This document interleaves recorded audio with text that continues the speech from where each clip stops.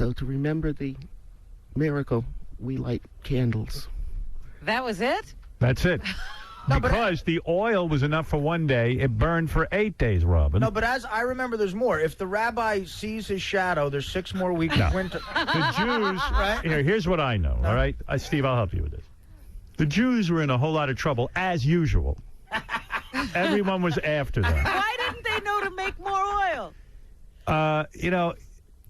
Well, let me tell you, they were on the run. Oh. Jews are always on the run in the Bible. We're in trouble Always again. running from They're something. running. Yeah, I this see. time they were running, I think, from what, Steve? Egyptians? They were fighting the Greeks. The Greeks. The Greeks All were right. chasing them this time. The Greeks. The Greeks happen to be the group of people who hated them in this part of the story. Right. After they got away from the Greeks, somebody else hated them. Yeah.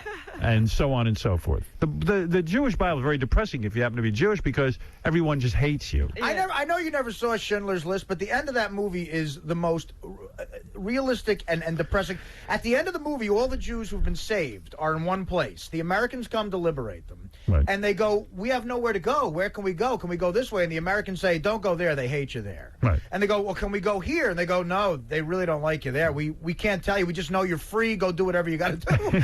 And Walk into the ocean. And right, they say Try to blend in. But every direction they point, they go, they don't like you there. So it's really bad. There's something going on. The Jews are just sending out a bad vibe to everybody. So, okay. So the Jews are on the run from the Greeks, and they come up to some temple. I guess they're hiding out in a temple. Now, that's the dumbest place to Well, hide, or if even the they- most brilliant place to hide. If they were running, how did they get a chance to restore the temple? Well, there was a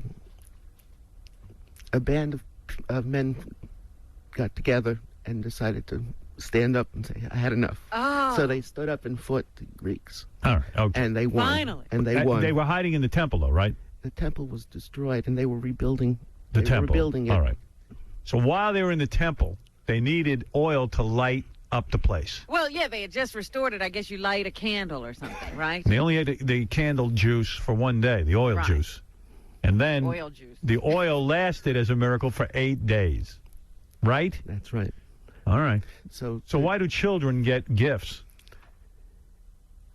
Well, we get gifts now, but years ago, they used to give them money or coins to. So when today we play a game called with a dreidel. All right. And I'm not going to get into the that. dreidel it says, the letters together says a miracle happened there. All right, all right. The gifts came about because of Christmas. Jews wanted to be like the Christians. Yeah, Yes, but yes. tell me about this. The dreidel game, I've never figured this out. Dreidel game? Yeah. I happen to be the master of Really? the dreidel game. What is the game? I'd like to see that. You get this dreidel, which is like a top, Right. and you spin it. And if it falls on a certain letter, you get to keep the chocolate coins. All of them. see. If All of them. And if you spin on another letter, you lose them all. And if you spin on another letter, you get half of all of them. And this goes on and on until you want to strangle your parents for playing a dumb game. Looks like the worst game. Right, it's the worst. How do you win? It's just when somebody has all When the your coins. chick has all her clothes off. You're naked dreidel. You get her down to her panties. How do you win? When you have all the coins. Okay. So if I spin the first time and get all the coins, game over? No. You could never win all the coins on the first spin, right, Steve? You don't usually know. You ante up, so it takes a Oh, it's couple sort of of like a game. Like, So right. it's like poker. It's the most boring game on the planet. It I know. sounds, I look at that dreidel and go, oh, what a waste. Yeah, that's some game. it sounds like Kids Getting Gifts came about when all the toy corporations tried to figure out how to make money off the Jewish people around Christmas time. No wonder everyone hates the Jews. They invented the worst game ever, the dreidel game. Now I know why. Now I figured it out. But anyway, so Steve, thank you. Is there a prayer or blessing you want to say? Yes. You do. We've never had this Some on the people- show. I'm only going to do the first. Usually they do the first night. They do 3 blessings. All right. I'm only going to do the first All right, one. do the first blessing. Are we lighting a candle? And Steve, please don't light yourself on fire. Honestly. All right, Steve has a little menorah. Oh, wonderful. It's the first time ever we've had this. Hold on a second. Yes, Brian, you're on the air. How you doing, Howard? Hey. Hey, I just wanted to say, when you talk, it would be nice if you could buy a microphone. Are you having trouble hearing Wood Ye? I can't hear a single word he said. I mean, I didn't know what the first part of the entire show was about. Really? You can't? How come you can't hear Wood Ye? It's very strange. You still don't know about Hanukkah? No, Hanukkah hasn't been made that much clear for me, though. But I do know that Woody likes the smell of sushi. Right. That helps out a lot. All right. Well, Thank you. all right. Thank you. All right, Wood Ye, you are going to... Gary, get the microphone close to Wood Ye. Maybe that's the problem. I don't know. I mean, Steve. All right, Steve. You're on. Here's Gary. What promoted his conversion or his increased interest? Why did you get in Why did you get so into religion all of a sudden? I think some of it had to do with me being out When you were ill? when I was ill. He was ill. Ah. I figured that out, Robin. Well, If you knew anything about Steve, you would know he was ill. I knew he was ill. You're so caught up in your TV shows. I've been ill. I never got religion. All right, Steve, you're on. I'm going to do the first blessing, which is thanking God for, Go ahead. which is He commanded us to light the candles. All right. Here's Steve being religious. Baruch atah Hashem Eloheinu melech haolam asher kitchanu b'mitzvot v'tzivanu l'hadlik ner shel Hanukkah. Nice And job. the candle is lit. Steve, do the commandment to take Robin's top off. The blessing. All right, good job, Steve. First time ever we Now, had in a... his home tonight, what will they be doing? Drinking. Drinking. Staring at a wall. Will you be doing something special tonight? Well, and Hanukkah people eat fried foods like fried potato pancakes or You'll eat fried food Oh, tonight. can I come over? I just got Jewish. Well, be careful. Not too much fried food for you. You were sick. I mean, that does get you... That'll put on the weight. You know. so Hanukkah's more like has religious significance more than we were attacked. We didn't die. Let's eat. All right. Okay. All right. There you go. All right, Steve, everyone, with the Hanukkah celebration. I hope somebody out there could hear what Steve was saying. It's very important. I like that. We didn't die, so let's eat. And there it is. It's a very Jewy part of our show. I show this one over big in Grand Rapids. Welcome to the Jewy Hour. Don't we have some Hanukkah music? Thank God. This is Hanukkah music, isn't it? Later tonight, you can see Steve on the Cabbie Show performing a bris, where he actually removes foreskin from a Jewish boy's penis. Actually, the song "Who Are You" is the official Hanukkah song. Is it? The Who sold it to them. Yeah. Right. Well, there you go. There you have it. That was very exciting. I'm going to take a break. When we come back, porn star Tabitha Stevens will get completely nude. She will hold an egg with her ass and then get in the robo-spanker. Hey, Howard, she looks hot, man. I just saw her in the green room. No kidding. She's looking good, tight, like really tight. Well, this is the... Robo Spanker. Yeah.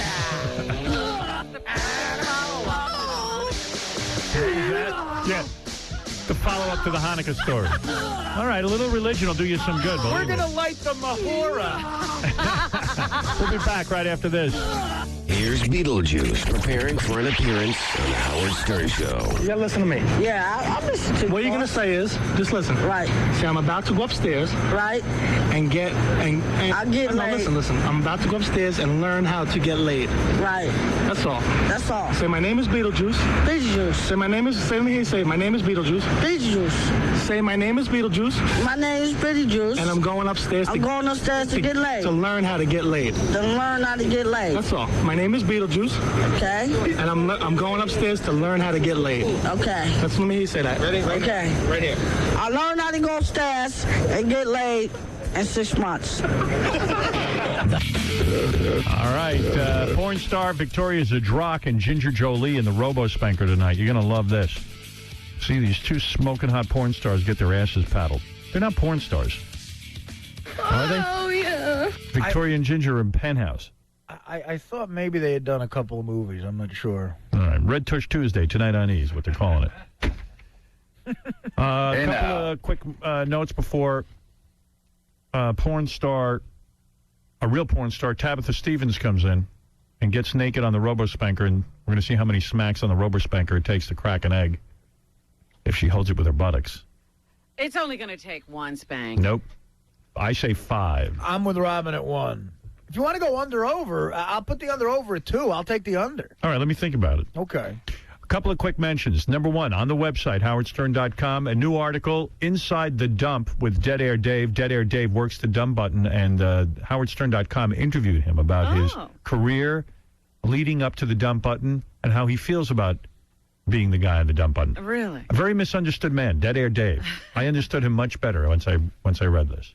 He is seen as the enemy. Maybe he's not. And I think he explains himself pretty well. Okay. All right. He's a nice guy with a horrible job.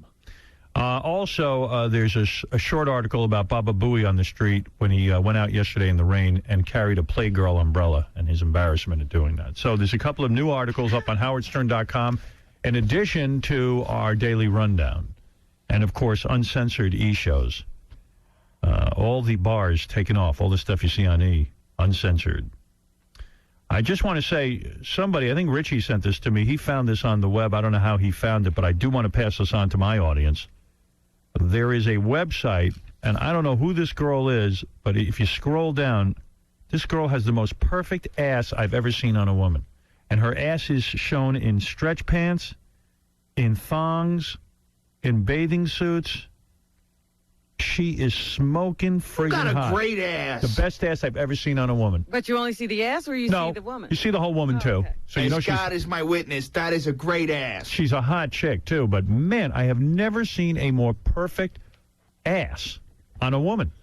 And I'm going to give out the website right now. I have nothing to do with this. It's just somebody sent it to me, and I thought I'd share it with you. It's astroxxx.com. Astro. ASTROXXX.com /wow.htm. And chick's got some ass. What constitutes a great ass? Go on his website and see. I've never seen Great ass. There it is. I got little pictures. Wait, here, look. Let me see. There it is. It's up on the screen. Oh. Look at her ass. Great ass. Oh, my God. Is that a great ass, Robin, or what? Great ass. I'll tell you what. Absolutely. That Show is... some of the other pictures. Wait a minute. Show her in a thong. Fantastic.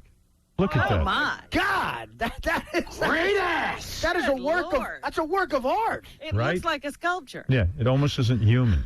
Show another one. One more. You can see by the reaction. I was on my, usually I just throw this stuff away, but I said, this is really good. Show her in the schoolgirl outfit. Oh, that little red short skirt. Oh, there you go. Look at that. Get That's breathtaking. Oh, my God. Right? I I was like, oh, my God. I'm speechless. I bet you that ass doesn't look like that in person. Get that girl on the show.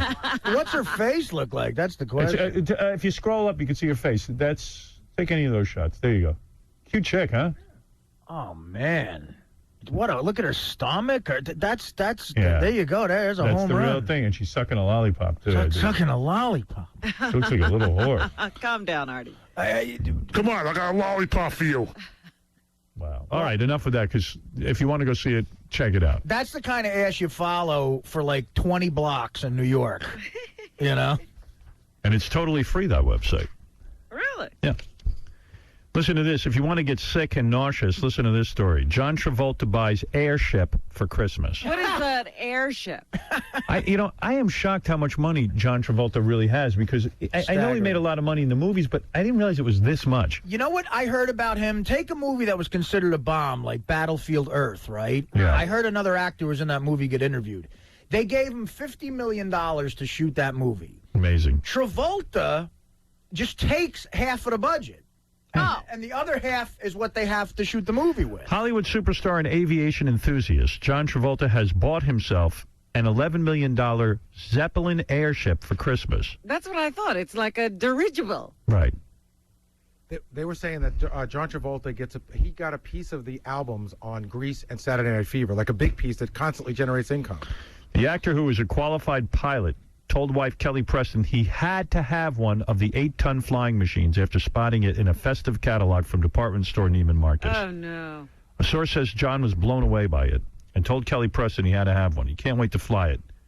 But she told him he won't get it until Christmas Day. She put her foot down. Now, where do they put that? That's a good question. The airship will be the third plane the 49-year-old star owns. He already has an $83 million Boeing 707. $83 million. a Gulfstream executive jet at his Florida home, which his home is designed to look like an old-fashioned airport with runway arrivals and a departure lounge. So I think it might even be at his house, this Zeppelin that he's buying. It's just amazing to me that guy has that much money. Speaking of the web also, this is an interesting thing someone sent me. I thought it was a pretty cool game. There's a website called Zoo Ass Fun and Games, and they do a Escape from Neverland. It's Michael Jackson's Neverland, and little boys run by, and you can bag them with a... You can't let the little kids off of the Neverland estate. Right. And as soon as one gets through, they throw Michael Jackson in jail because he gets out and testifies. I see. So it's trying to keep all the kids on the estate. Yeah, so that web address is zooass.com. And there's a picture on the web of Jessica Simpson as Daisy Duke from a new movie. I guess they're going to do Dukes of Hazzard. Yeah, they're doing it. And from what I understand, she's a terrible actress. The worst actress. But that's the picture right there. Oh, my goodness. She looks hot. I'd go see that just to see that ass. They're going to put up with her. Yeah, I'd put up with her. And bad acting. My agent called me, and the director of that movie wanted me to meet with him to play, like, Goober. Or what's the guy? Goober? What's the guy who's Goober's from Andy and Mayberry. the sheriff's deputy or something? Yeah, right. Like, that guy's name was... I forget his name. I don't know. Mayor McCheese or something. No. He's the assistant to that guy. Roscoe P. Cole was a sheriff. It would have been great. And then he had a goofy deputy. Should have done it. Well, I couldn't make it out to L.A. I said, if the guy's in New York, I'll do it. Yeah, they're not going to shoot Dukes of Hazzard in New York. No, but I'm saying I'll audition for him in New York. Dukes of Hazzard, come to New York. Hey, I'd make that. I'd direct that movie. Yeah, the guy... See, I was going to get off the radio in a year and become a director. I'm being serious. That was my plan. Oh, really? Because I own 2 scripts that I want to direct, and I've been saving. You should. I think you'd be good at it. Yeah, but then the satellite deal came along, and I went, woohoo! Yeah, well... This is the answer to my prayers. I got somewhere I can go and do my love radio and not get censored. But I thought about the guy directing Dukes of Hazzard is the same guy who directed the movie Super Troopers, and I'm telling you, you think of Super Troopers, you might want to make fun of it. That movie is hilarious. It's one of the funniest Really? Yeah, it's one of the funniest movies I've seen in a long time. It's like a really cool rated R movie from the 70s, Super Troopers. I'm going to have to check it out. Yeah, it's really funny. All right, let's get Tabitha Stevens in here. Oh, so let me give you the web address for the Duke of Hazzard thing. Filmrot.com/images/Dukes of Hazzard _Daisy1.jpg, JPG. It's a lot to type in, but she looks hot. She looks hot in that. Yeah. But the ass shots on that other chick are way better. Chick is awesome. Did you catch any of the Nick and Jessica Christmas special? Yeah, of course. Oh, my God. That's been on already? I missed it?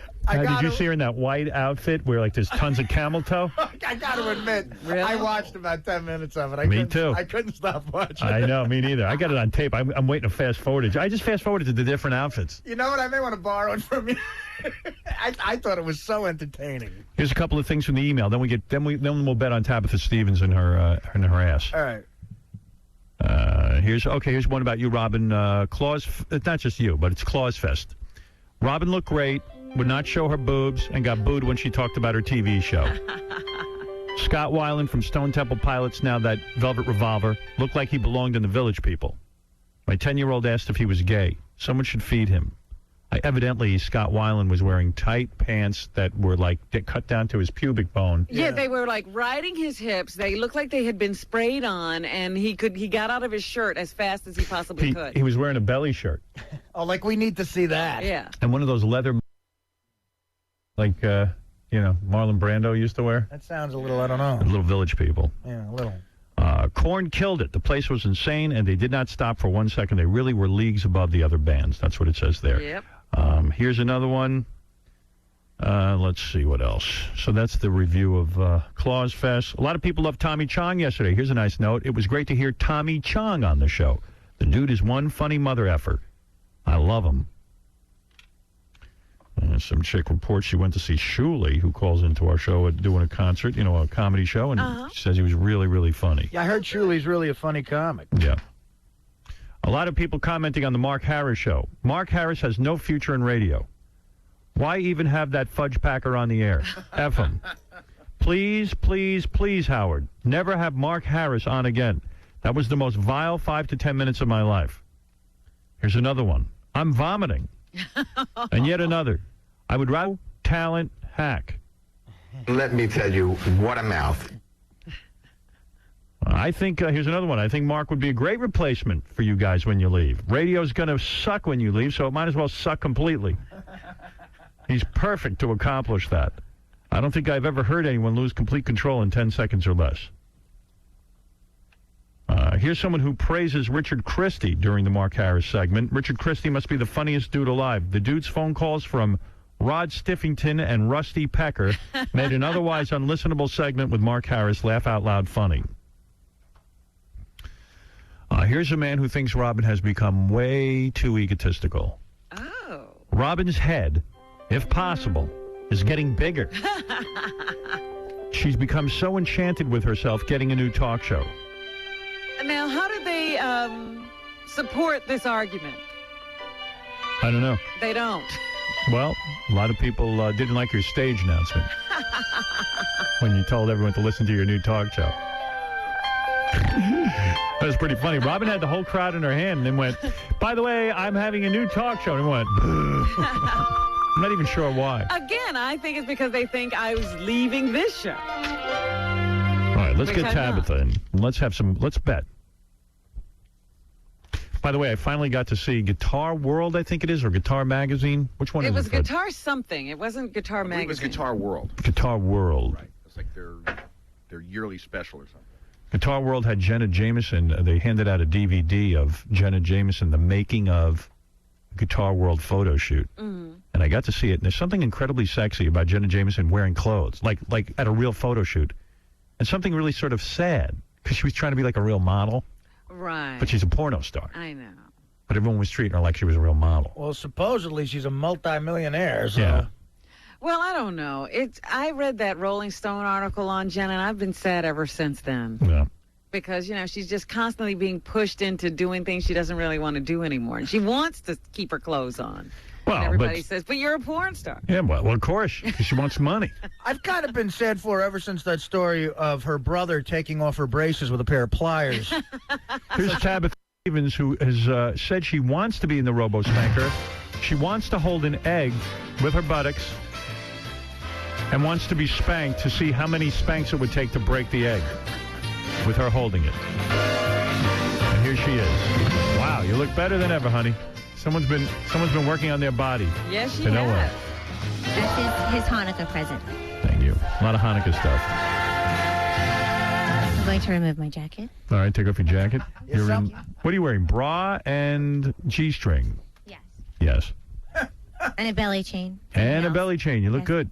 Someone's been working on their body, and it ain't me.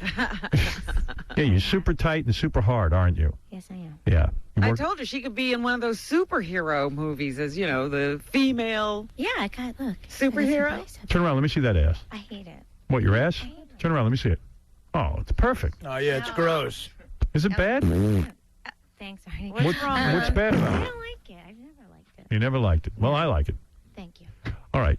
Tabitha, you've agreed to do something today that's outrageous. You can always see TabithaStevensRocks.com. You can see Tabitha on that. But you've agreed to get into the Robo-Spanker. Correct. And hold an egg with your buttocks. And we can bet on how many spanks it will take to break the egg. Yes. Is that correct? You're correct. All right. And you have no problem by that. By the way, this girl, such a trooper, she went to the opening of Scores down in Florida. I don't know if you know this. I don't know this. She got ill down there. Yeah. She vomited duty. Oh, what? No, right? I did. Yes, I did. Tell people about that. You vomited duty. How do you do that? Well, and this is it's true. If you don't go to the bathroom for a long time, it has to come out somewhere. And I got really sick that night. And she claims to have had 107 fever. 107 fever. And I just started throwing up. I called Doug, and I was crying. I said, I don't know what to do. I think I need to go to the hospital. Great. Doug's at Scores, and he's got a 10. When was the last time you had... gone to the bathroom? Probably 4 or 5 days. Took you for 5 days. You hadn't gone because I guess you don't eat that much. No, I eat. It's just what do you think happened? I don't know. But then it did. So what did Doug do? Did he wipe your mouth and your... No, I said to him, I said, you may not want to see this. And as he was looking at me, I just did it. I said, I am so sorry. I got a feeling after, Doug after did that. United scores, that was perfect ending. I got a feeling Doug did that for Hank the Angry Dwarf a few times. Same thing. All right, Tabitha, it's time for you to hold the egg with your buttocks. Okay, do you want me to take all this off? Take off all your clothes. Okay. Get naked immediately. Taking off your jewelry, now taking off your belly chain, and removing your panties first. That's a porn star. Most girls just beat around the bush. She gets naked quick, man. Oh, you're so naked. I am so naked. All Oh, right. my goodness. Leave the shoes on. What about that, Robin, makes you say, oh, my goodness, you've seen it all. It's just she's so willing, you know? Yeah. Again, we got to figure out a better angle because Robin always gets the best shot. here. Right. Why do you think you're so you're like a guy in one sense, not physically, obviously, but you love sexual situations, you love being naked, and you love getting off like a guy. You don't care. No, I don't care at all. Right. And what's weird is I haven't done a movie in 3 years. So now that I'm going to be 35 years old in February, I have decided to do another movie. Oh, that's That's an fantastic news. Yes. And, I think that it's time. We're pleased to announce the title of the film is Artie and Tabitha. What is the title of the movie? I haven't decided yet. I'm going to direct it, produce it, and star in it. Isn't it true you have a boyfriend? Yes. When did you get this boyfriend? I've had him for a few months. A few months. Are you in love? Yeah, it's new, love. He's a porn star, and I've never dated in the industry, so it's all new to me. And it's weird because a lot of people say, oh, you must have, you know, a wild sex life and it's kinky. And I said, actually, no, because he has to work all the time. So I ship him off to work. Did you meet him on the set? Yeah, I met him 4 years ago, and I wouldn't date him because he's really, really good looking. Right. And I don't go out with really, really good looking guys. So it kind of bothered me. I didn't want to go out with him. Right. And then I figured, you know what the heck? Why not? He's really nice. All right, he's on the phone. He wants something. He wants to say something to you before you do this, Robo Spanker. Yes, Nick Manning is your boyfriend. How many movies? How many porno movies have you done, Nick? Oh, thousands. How'd you get into porn? Actually, I used to be a real model, and I got called one day from Vivid to do a movie. All right, and you can make decent money. Oh, yeah, totally. How many Has inches? he ever done gay? Have you done gay porn? I heard that every guy in porn has to at least do a couple of gay porns to get into regular porn. Not this one. How many inches? Pretty big. All right. Yeah. All right. Yeah, I understand you want to say something to Tabitha right now, so go ahead and say it. Hey, baby. Hey. I'm calling to ask you to marry me. Oh, my God. Wow. Yeah. On the phone? I'm on the phone, on your show, before you get your ass spanked. Oh, my God. Yes. Thank you. Okay. I can't Wow. wait till you get home. Okay. Okay. Does that mean I get another ring? Are you nervous? Yeah, I'm really nervous, but I'm in shock. Is this unexpected? I kind of get the feeling maybe you worked this out ahead of time. No, this It's was a not. shock to no, you. see this ring I'm wearing now? This is mine. I bought this Right. ring. So this is like really weird Why is it weird because I didn't think this was going to happen. And that he would ask on you to the marry show- you? Now, what does this mean, marriage in porn terms? Will you be able to have sex with other men still? Can I still have sex with other guys? Your career's your career, baby. You do what you want. Thank you. What about in her private life? Well, that's up to her. No, I wouldn't. That's up to me. Oh, thanks. So, no, because I'm not big into telling you what to do, you know. Yeah. Well, there it is. What about for him? Is he going to be faithful? I got to work at 10 o'clock. That's a big no. Yeah, no. Are you going to be faithful in your personal life? That's up to her. That's up to me. If I want you to be faithful? Yeah. Okay. Because, you know, to me, it doesn't matter. It's like, No, I know. if you want, fine. If not, fine, too. That's why we're so cool. Yeah. Yeah. I We was, have a great relationship. Everything's okay. but isn't marriage supposed to be you vow to one another that you'll only be with each other? I mean, Yeah. isn't that the whole point? I think we should be faithful. Except off when camera. you're working. Work is work, and I've always Yeah. believed that in relationships. No matter what you do, that work is work. Right. So, babe, go to work, bang one out, and that's it. All right. Well, there it is. For love today. Hey, can I ask? It was a very unemotional proposal and acceptance. I'm a little disappointed, I have to say. I was gonna cry, but I just I mean, you've never been married. You were married a long time yes, ago. I'm choked up, but I took a Xanax because I'm gonna get spanked, so I'm like, and I'm in shock. So this is weird. All right. Well, congratulations. All right, congratulations, you two. Hey, Howard, can I ask Nick a quick question? Sure. Will you care what she does professionally? Meaning, now, if she wants to do a movie with 200 guys, is that an issue for you, or you don't care? I mean, really, given what I do, it'd be pretty hypocritical of me to cast aspersions on her career, you know? Who are you having sex with today at work? Jennifer Love. Jennifer Love Hewitt? No. No, that'll be in his private life. Yeah, exactly. I guess not anymore. All right, well, okay. Have you met each other's parents? She hasn't met mine yet. I haven't met his parents. But you met... He's met mine. He's met your parents? And my nieces, the whole family, yeah. Your mother and dad? Yeah, everybody. Do they want to kill themselves? No, they got a son-in-law who's in porn and you're in porn? No, my mom, it's funny because when we started dating, she said to me, you know, this is probably a good person for you because you were in this, nobody understands you, and you're always dumping guys. Robin, is that true? That two porn stars should be together because at least they understand each other? Yes, you do. I think so. You approve? I approve of it. All right, there it is. Tabitha, if you hurry up, you can meet Nick's parents just before they leap off the building. Nick, why hasn't she met your parents? Oh, at Christmas. Oh, I see. Just haven't had time to get home. Yeah, what will you wear, Tabitha? Were you dressed conservatively to meet his parents, or were you just Or you dressed go like, like this. a filthy little whore? Yeah, no, I'll dress conservative. You will. All right. I will. By the way, Nick, thanks for making it hard for me. Wear whatever you want. It'd be more difficult for you to have sex with Tabitha. No, I'm saying, Nick, thanks for making it hard for me. You're proposing. I've been going out with my girl for 3 years, and I'm, avoiding it. And porn stars are getting married. Yeah, but is it a? Don't worry, Artie. Everything's porn time. It just sped up, you know. Oh yeah. But is it a real proposal? I mean, he still gets to have sex with other women. He still gets to have sex with anyone he wants. It sounds like it. It doesn't sound like a real marriage. Why it's Well, not. here's the thing, Howard. Honestly, I mean, I've been in the business for 5 years, and I've never worked with Tabitha, but I always liked her from the minute I saw her. I just thought she was smoking, and she's been great since we've been dating. She's been very supportive, very understanding.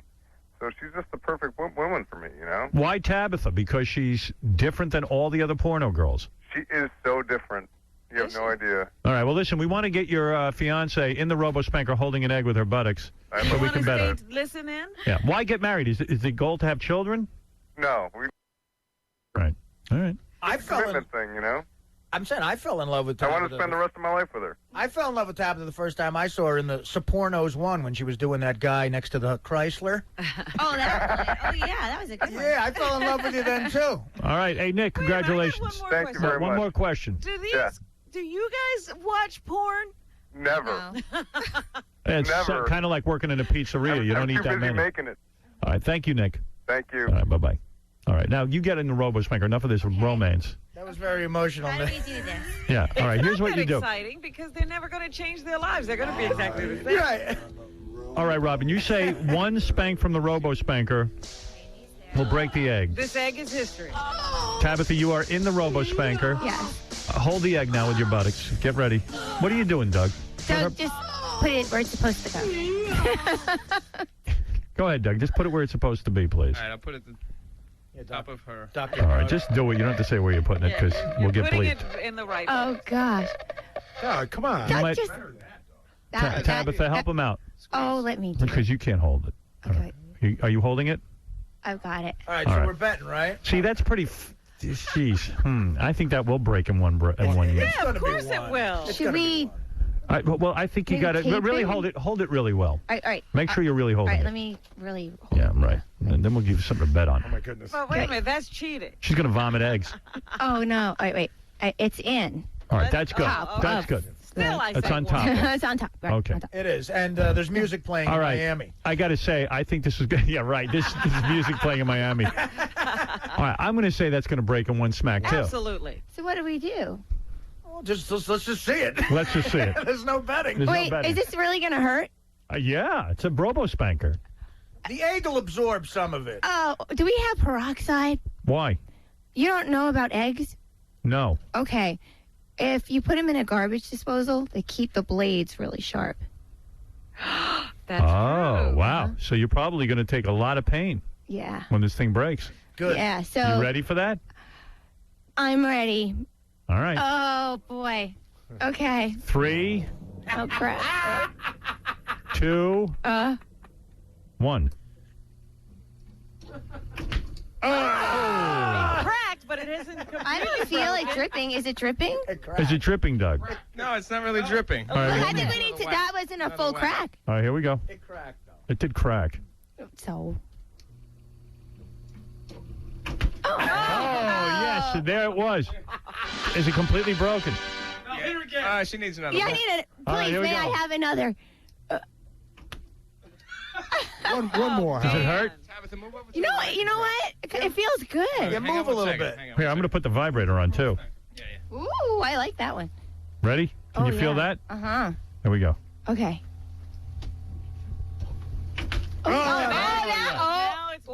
Oh, it's cold. Muzzle It's top. cold. Whoa. What? Oh, you feel it? Oh. It's dripping. Congratulations. It's everywhere. Oh, my goodness. Wow. Can I have one more? Oh.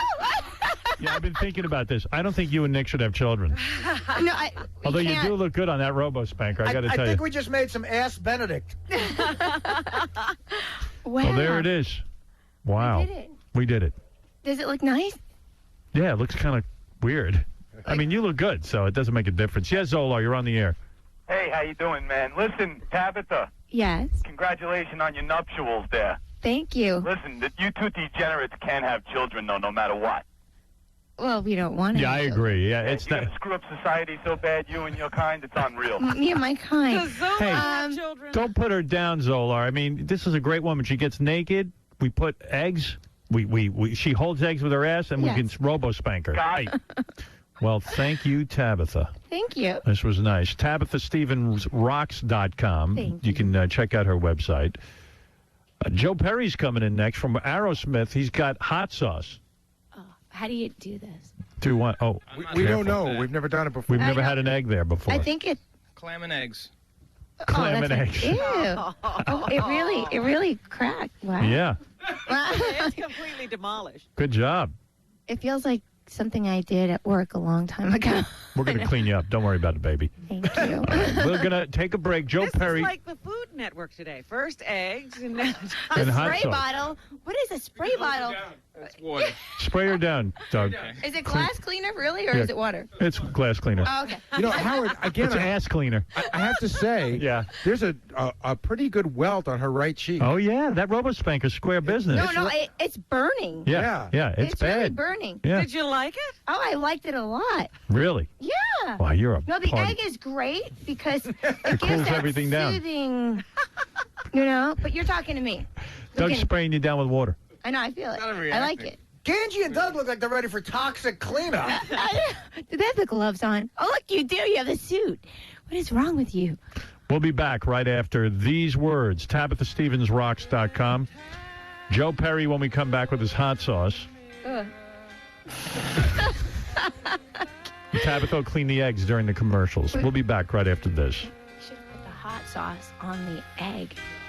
Putting the hot sauce on you when we get back. Don't worry about it. We're not done with you. You're listening to the man responsible for getting Arnold Schwarzenegger elected governor, Howard Stern. Hey now.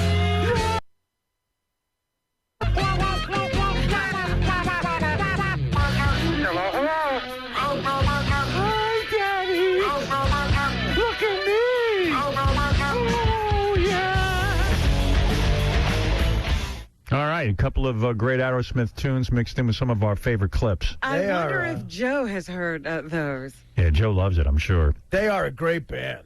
I always love when a guy like Joe Perry, who's in Aerosmith, starts a hot sauce business. I wonder if the guy could actually identify his own hot sauce.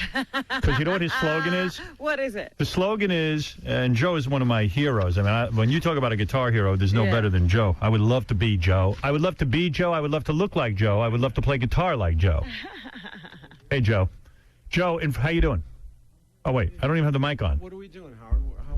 Here's what we're doing. You ready? Yeah. See that? There are 4 dishes in front of you. Yeah. Actually, 8 dishes. 8. Because Joe has 2 different hot sauces. Oh. His slogan is, he doesn't just slap his name on the bottle.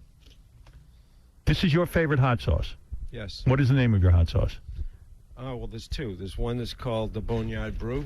Boneyard Brew. Boneyard Brew, and then there's Mango Peach Tango. All right. Which is the new one. All right. Now, the first four in front of you, which are the first four? What are those? Can you tell? These here? Yeah.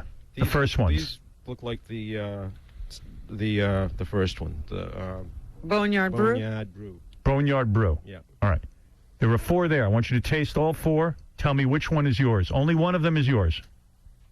Will you be able to do it, first of all? You know, I don't know. This will be interesting. Why did you start a... All right, that's the first one. Yeah, let him eat. You're going to question him now? Why'd you start a barbecue sauce business? It's just like being at the dentist, and I got all the tools in my mouth here, and then you start asking me about my kids. It's like... All right. He's still tasting. It's tasting. hard because, once you get some... Here's some water. Don't cop out and tell me it's hard. hot. You should be able to tell your hot sauce from the other ones. Good. Joe's looking very... Well, how could he not?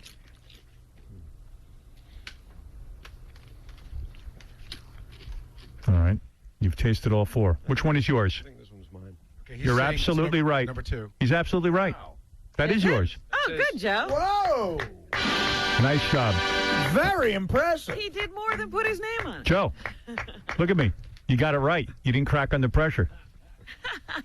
You knew your hot now. You don't know what's going on on the inside, Howard. All right, you see the four in front of But you? wait a minute, which one was the best? Which was the best one out of those four? Yours was? This one. Yeah. Yeah. All right, the four in front of you are your That's other... why I picked it, actually. I was very impressed. I didn't think you could do it. Now he's trying the mangoes. All right, try the mango. All right, that's number one. I'm getting hungry. No. Artie wants to help. Yeah. It's number two.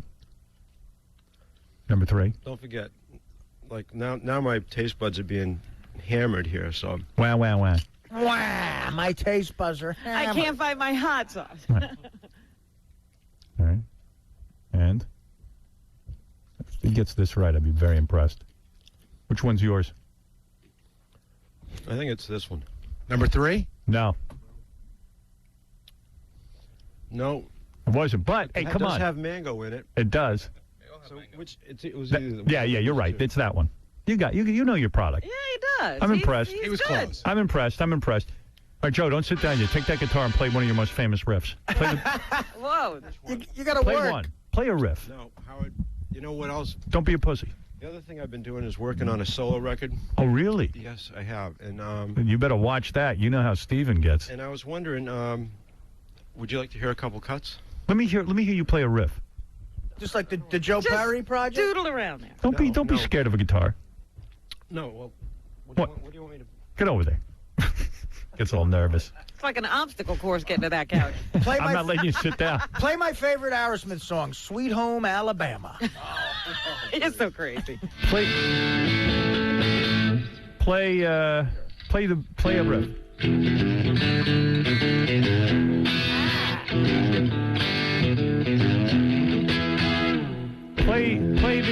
Play the song.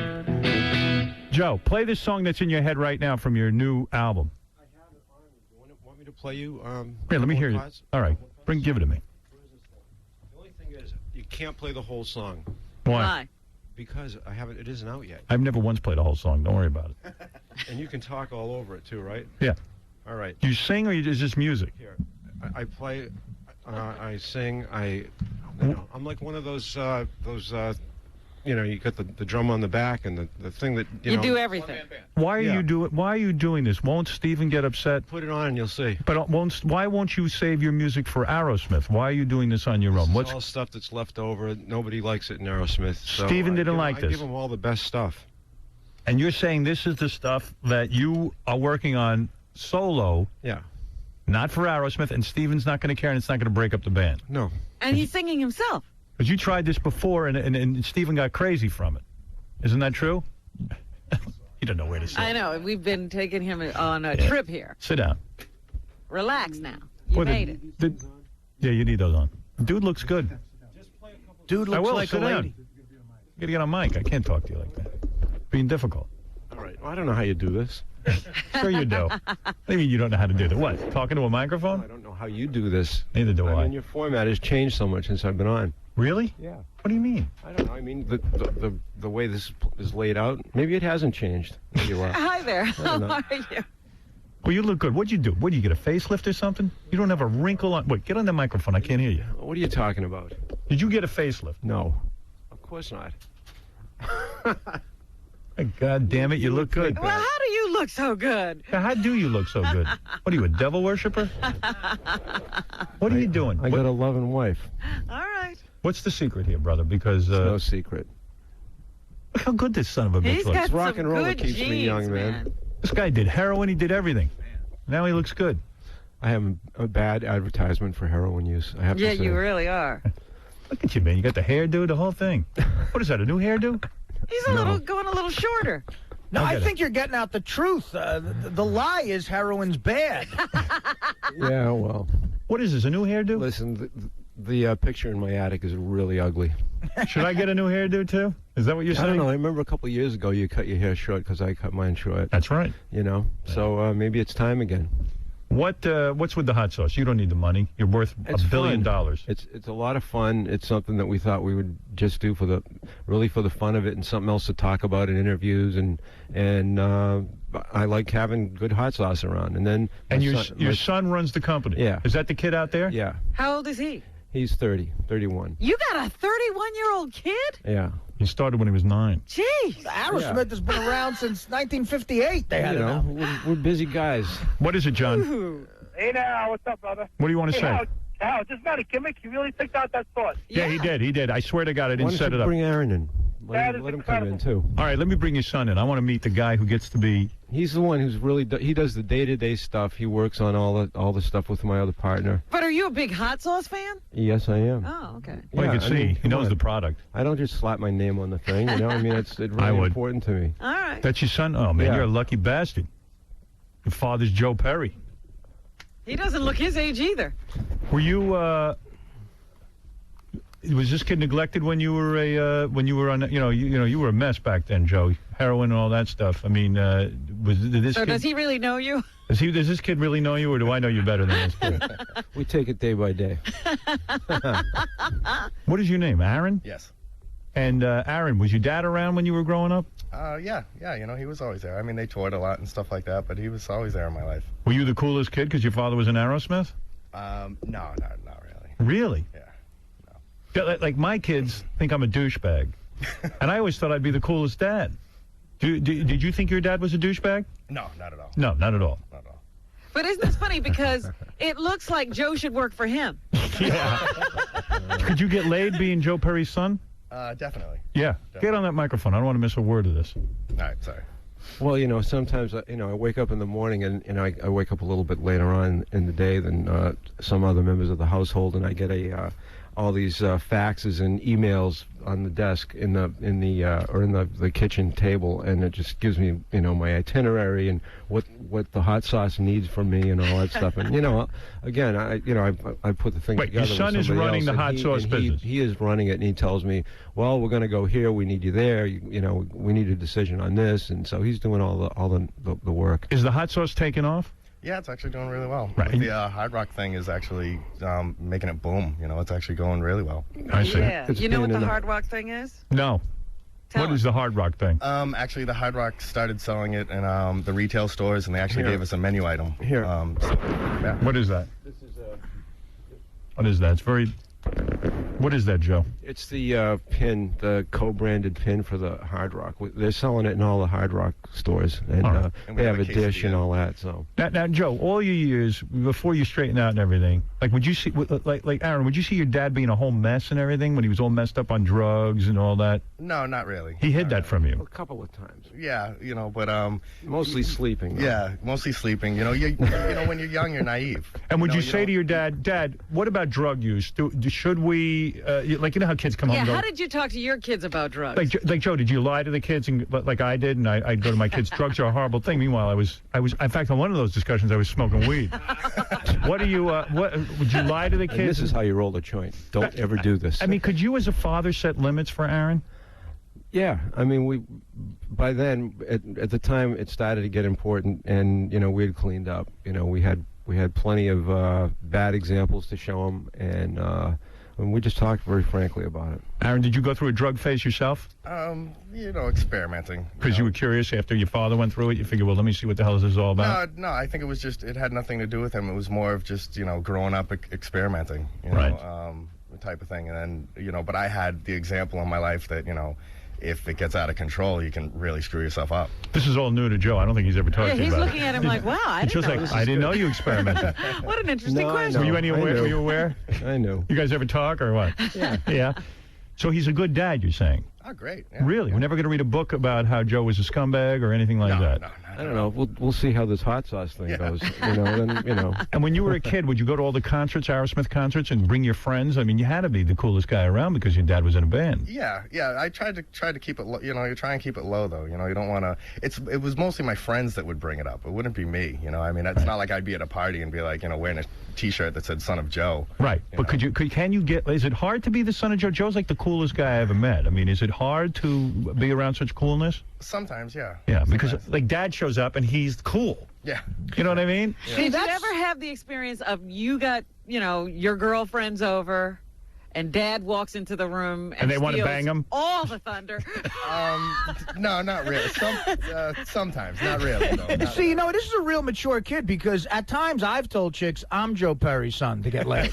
Right. Plus, around the house, I don't like walking around looking like rock star on stage. I mean, I have ripped jeans and T-shirts and just kind of dragging around. Did your dad ever have sex with any of your like friends, girlfriends and stuff? No. Never did. Never stole them. Well, that was good of you, Joe, because you could have.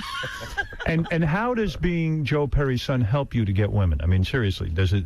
At what point do you bring it up? Right away, or?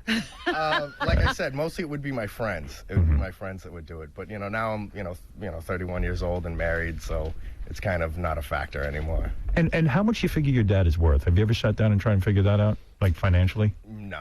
Have you ever asked him? No. Ever said, hey, Dad, what do we have exactly? I say we. Joe, what are you worth? Tell the kid. I don't know. A couple of grand. No. In cash, you mean? You're worth over $100 million, right?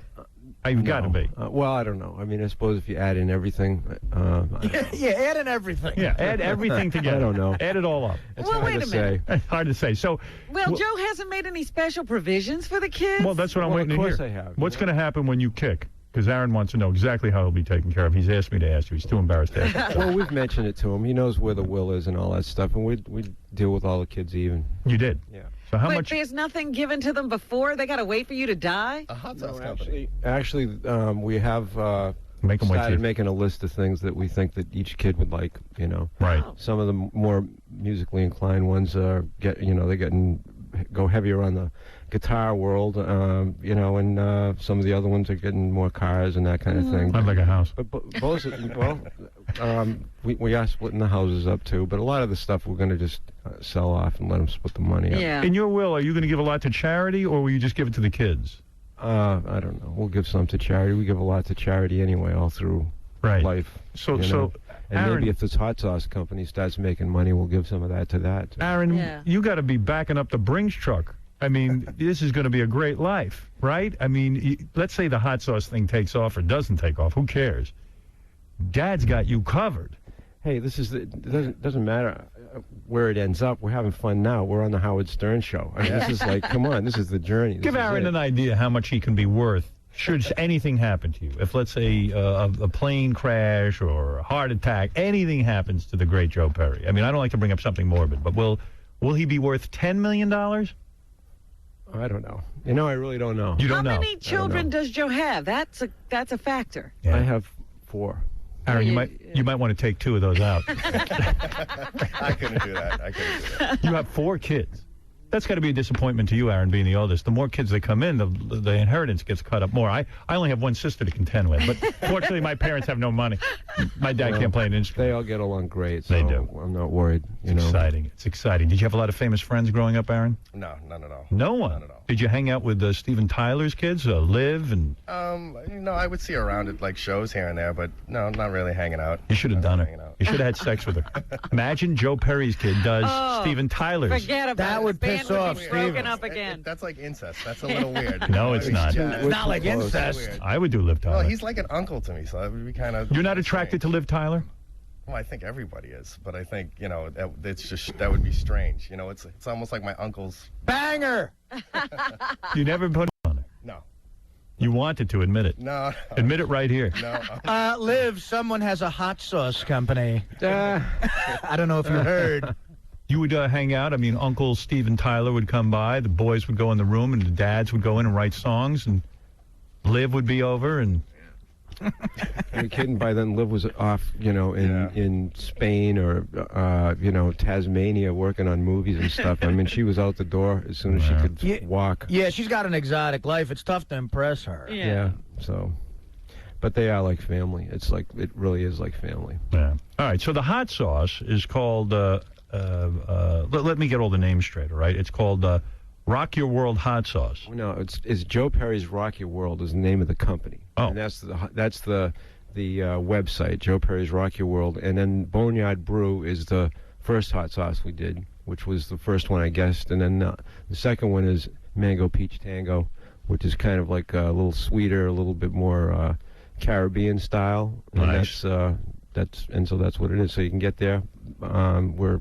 We're in the Hard Rocks, all the Hard Rock cafes. You will be signing bottles of your hot sauce today from 5 to 6:30 p.m. at the Hard Rock Cafe in Dallas. Yep. That's today? How are That's you going to today. get there? What, are you going to get on They a have plane? these things called planes You're that you kidding. get on later on in the day. and Private get guided jet. There. You see, I would never. That's too long a day for me. Yeah. Yeah. And Thursdays from 11:30 to 1 p.m. at the Hard Rock in Los Angeles. Will you Yep. sleep on the plane? Are you able to A do little that? bit. You will be able to do A that. little bit, yeah. And you can't take a sleeping pill because you're completely off any kind of substance. Well, I don't have any problem sleeping.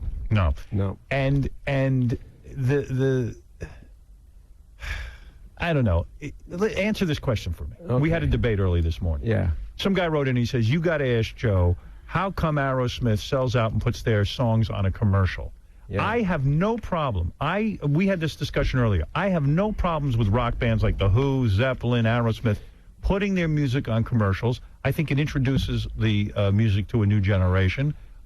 Puts some money in the bank too. Why not? Do Who you cares? think it's selling out? Not at all.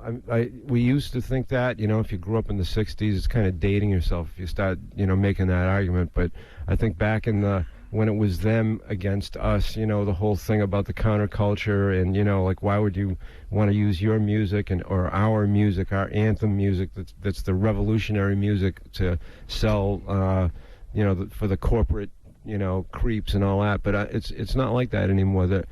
It's another avenue to get your music out there. And I love hearing Led Zeppelin on that I do Cadillac commercial. Every time I hear that riff, I go, right on, Jimmy. And it doesn't bother me at all. Artie, Fred, what do you think of the explanation Joe Perry just gave? I didn't get the memo about the thought being dated. I'll have to report my memo. But also, I wouldn't want to see, I don't think it would work for a Viagra commercial. I mean, that's, you got to pick which product you're getting behind. But I think that for the most part, it works. Who's in charge of that?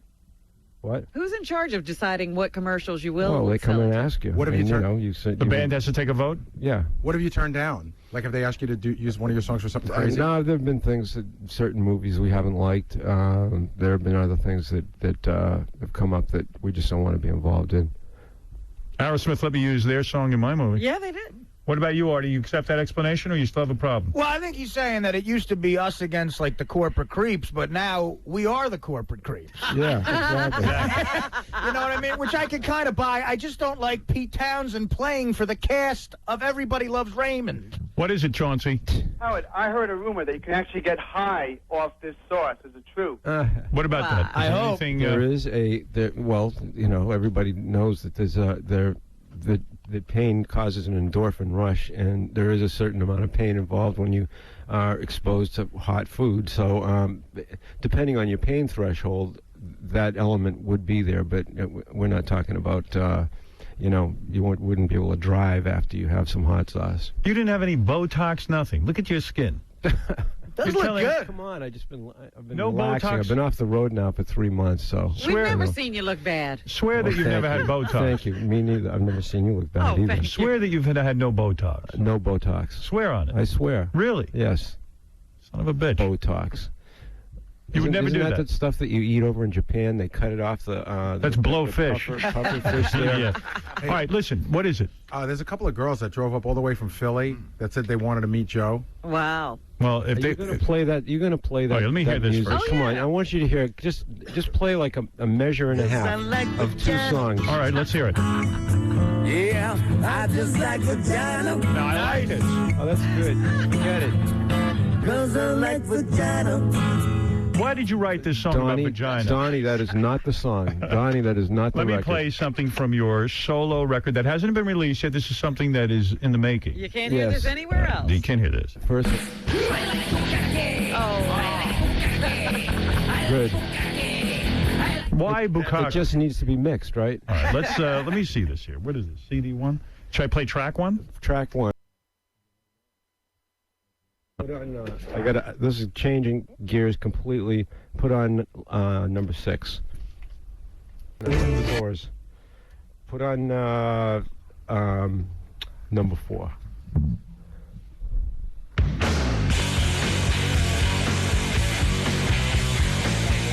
So why wouldn't Aerosmith record these? I don't understand. These sound like good classic Aerosmith songs. Well, these are songs that we didn't have time to finish. That's all.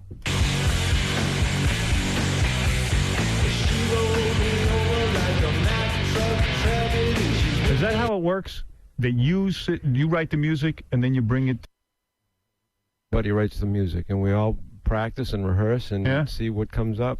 You know, so you have to split everything equally, huh? Well, not necessarily. It depends on how far down the road the songs have gotten. You know, if songs are completely done, then the guy who brought them in. Do you get pissed off if they don't use a bunch of your songs because it would mean more money to you on the album? No, we kind of got over all that stuff a long time ago. I bet you these guys fight like girls when they're fighting over which record. I'm telling you, man, it must be great. I wish I had No, tape let of the that. lawyers do that. Vinny, what's up? Yeah, I have a question for Joe. Joe, where do you guys draw the line on outside material? You know, Howard, they had that big hit with Don't Want to Miss a Thing. Right. Which was like, I mean, really commercial, written by a great songwriter, but frankly, she's like writes songs for Britney Spears.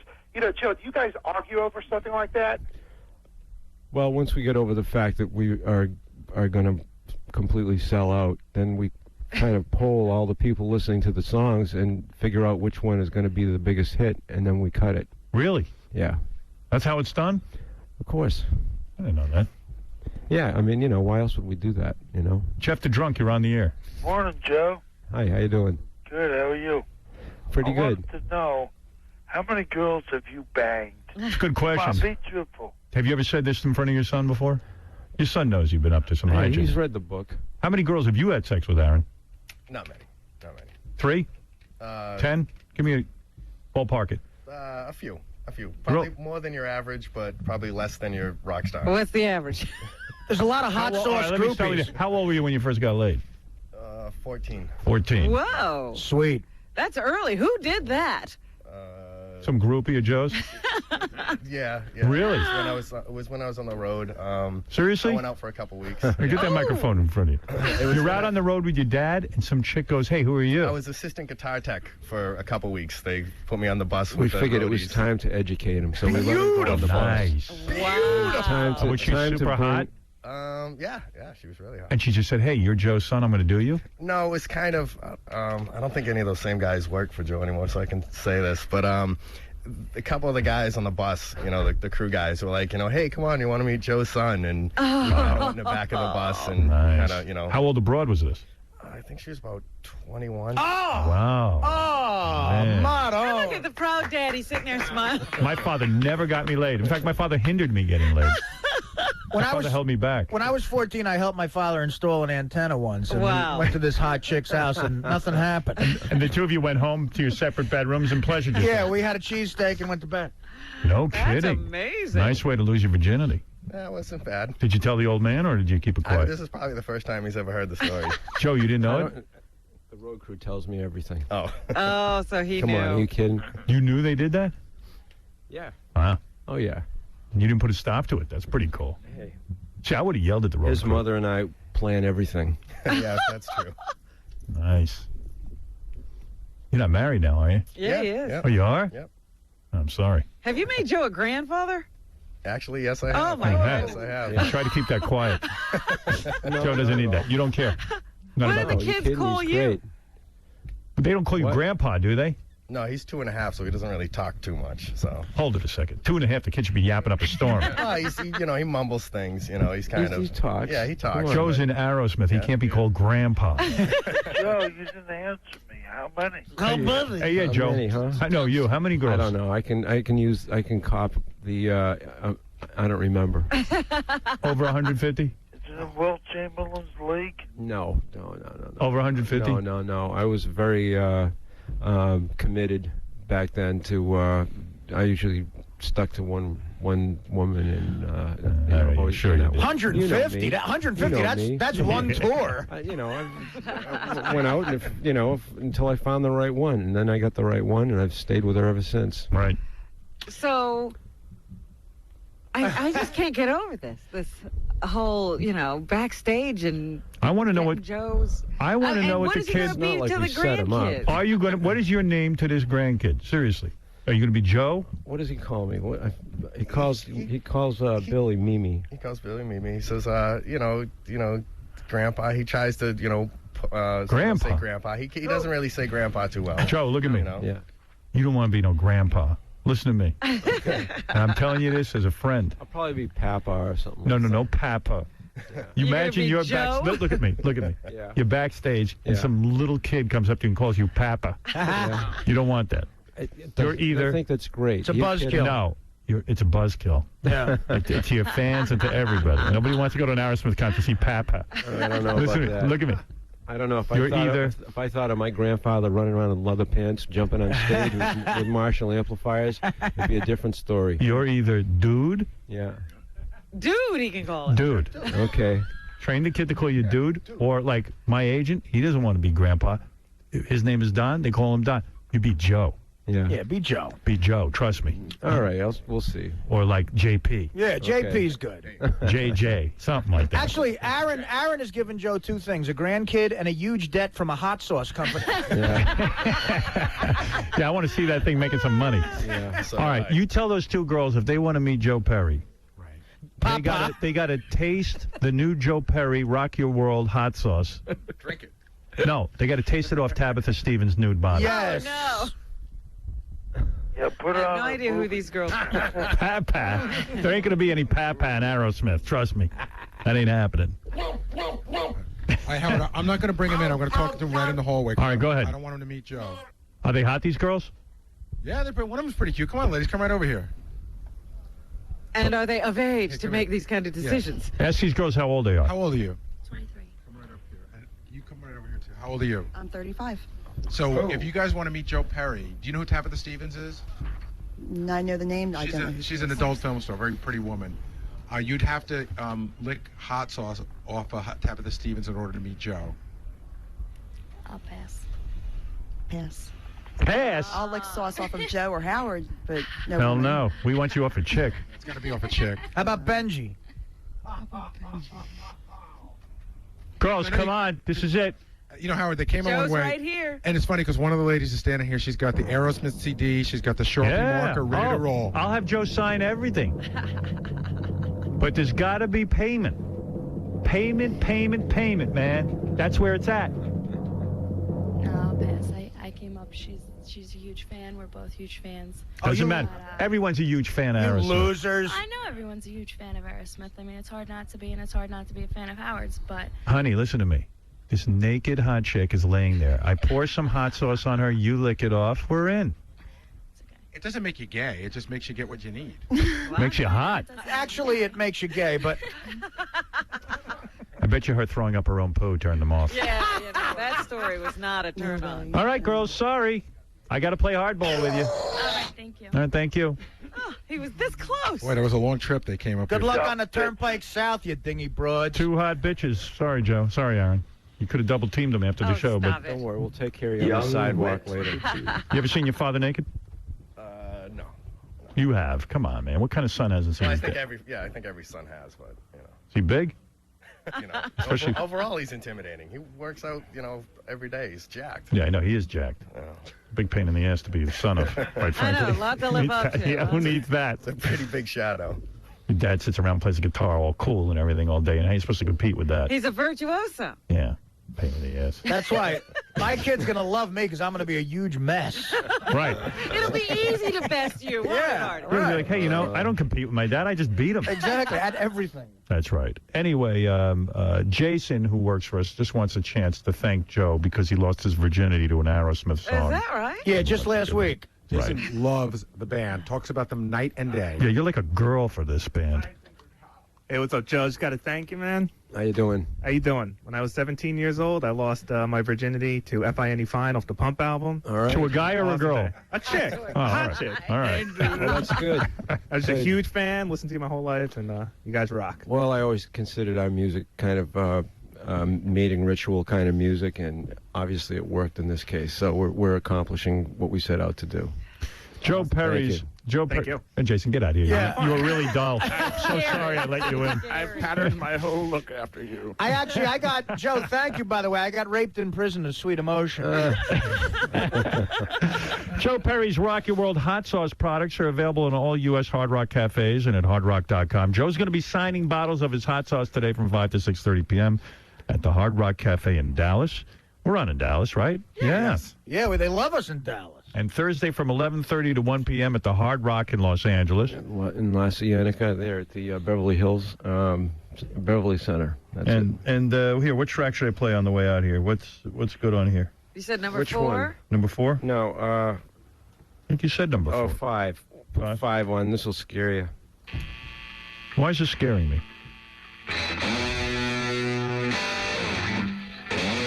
How does your hot sauce go with the Mick Jagger corn chips coming out? Are they any good? Yeah, look at you. Having a little tete-a-tete with Joe Perry during the commercials. We were very deeply engrossed in conversation. Yes, I heard something about a lake. What are you talking about? A lake. Yes, we were talking about a lake. I was asking him how he relaxes and where he likes to go. Uh-huh. We were talking about different places in this country where we find it to be mellow. I see. Oh, yeah? Mm-hmm. Let us in on that, no? I don't know. Like a Seemed like a private conversation. Well, it's like a celebrity thing. I know you guys don't want us to know where you go. No. Because Crazy. then Artie might show up there. And that's Yeah, not I mean, hot. you know, I don't know that Joe wanted me to talk about what... And it wasn't even that interesting in terms of putting it out on the radio. Right. Like, it wouldn't be something that we would talk about. No, I didn't know whether you were talking about homes or whether you were talking about vacation spots. I didn't know what you were talking about. So you were talking about places you like to go to relax. Yeah. Mother. Now we're going to get together, yeah. Oh, that's nice. After the new year, we're going to get together. You and the I'm significant others? I can't say spouses, but Yeah. that would be the same. Probably I'll write some songs when I'm with him. Oh, I'm thinking about starting in with... I'm trying to get a band together. I'm thinking he'd be a good guitar player for me. you think he... One of the... I mean, you know. Why not? You know what was interesting to me about listening to is if you close your eyes and imagine Steve singing them, Yeah. they're Aerosmith songs. Well, of course, he's Aerosmith. It's a hard thing. Yeah. Where the hell I've been? Want to do some news? Oh, sure. Let me get the computer fired up. See, it's one of these buttons. Hit and miss with me. There we go. Now I have to load the computer. That's what I'll be doing right this second. I can't believe I'm missing all the Christmas specials. I don't know where I am when these things are on TV. Yeah, the Nick Lachey, Jessica Simpson one was the best. It so was far. really good, man. It really was. Although you didn't watch Kelly Clarkson, Ruben Stoddard, and Fantasia Barrino's Christmas special. That I missed. I love that. Has Clay Aiken Christmas been on yet? I think it was, but I know I must have missed it. Yeah. I didn't see the Clay Aiken one, but Kelly Clarkson was fantastic. She really lost weight? She claims she didn't, but she looked good to me. Maybe it's because she's such a star now.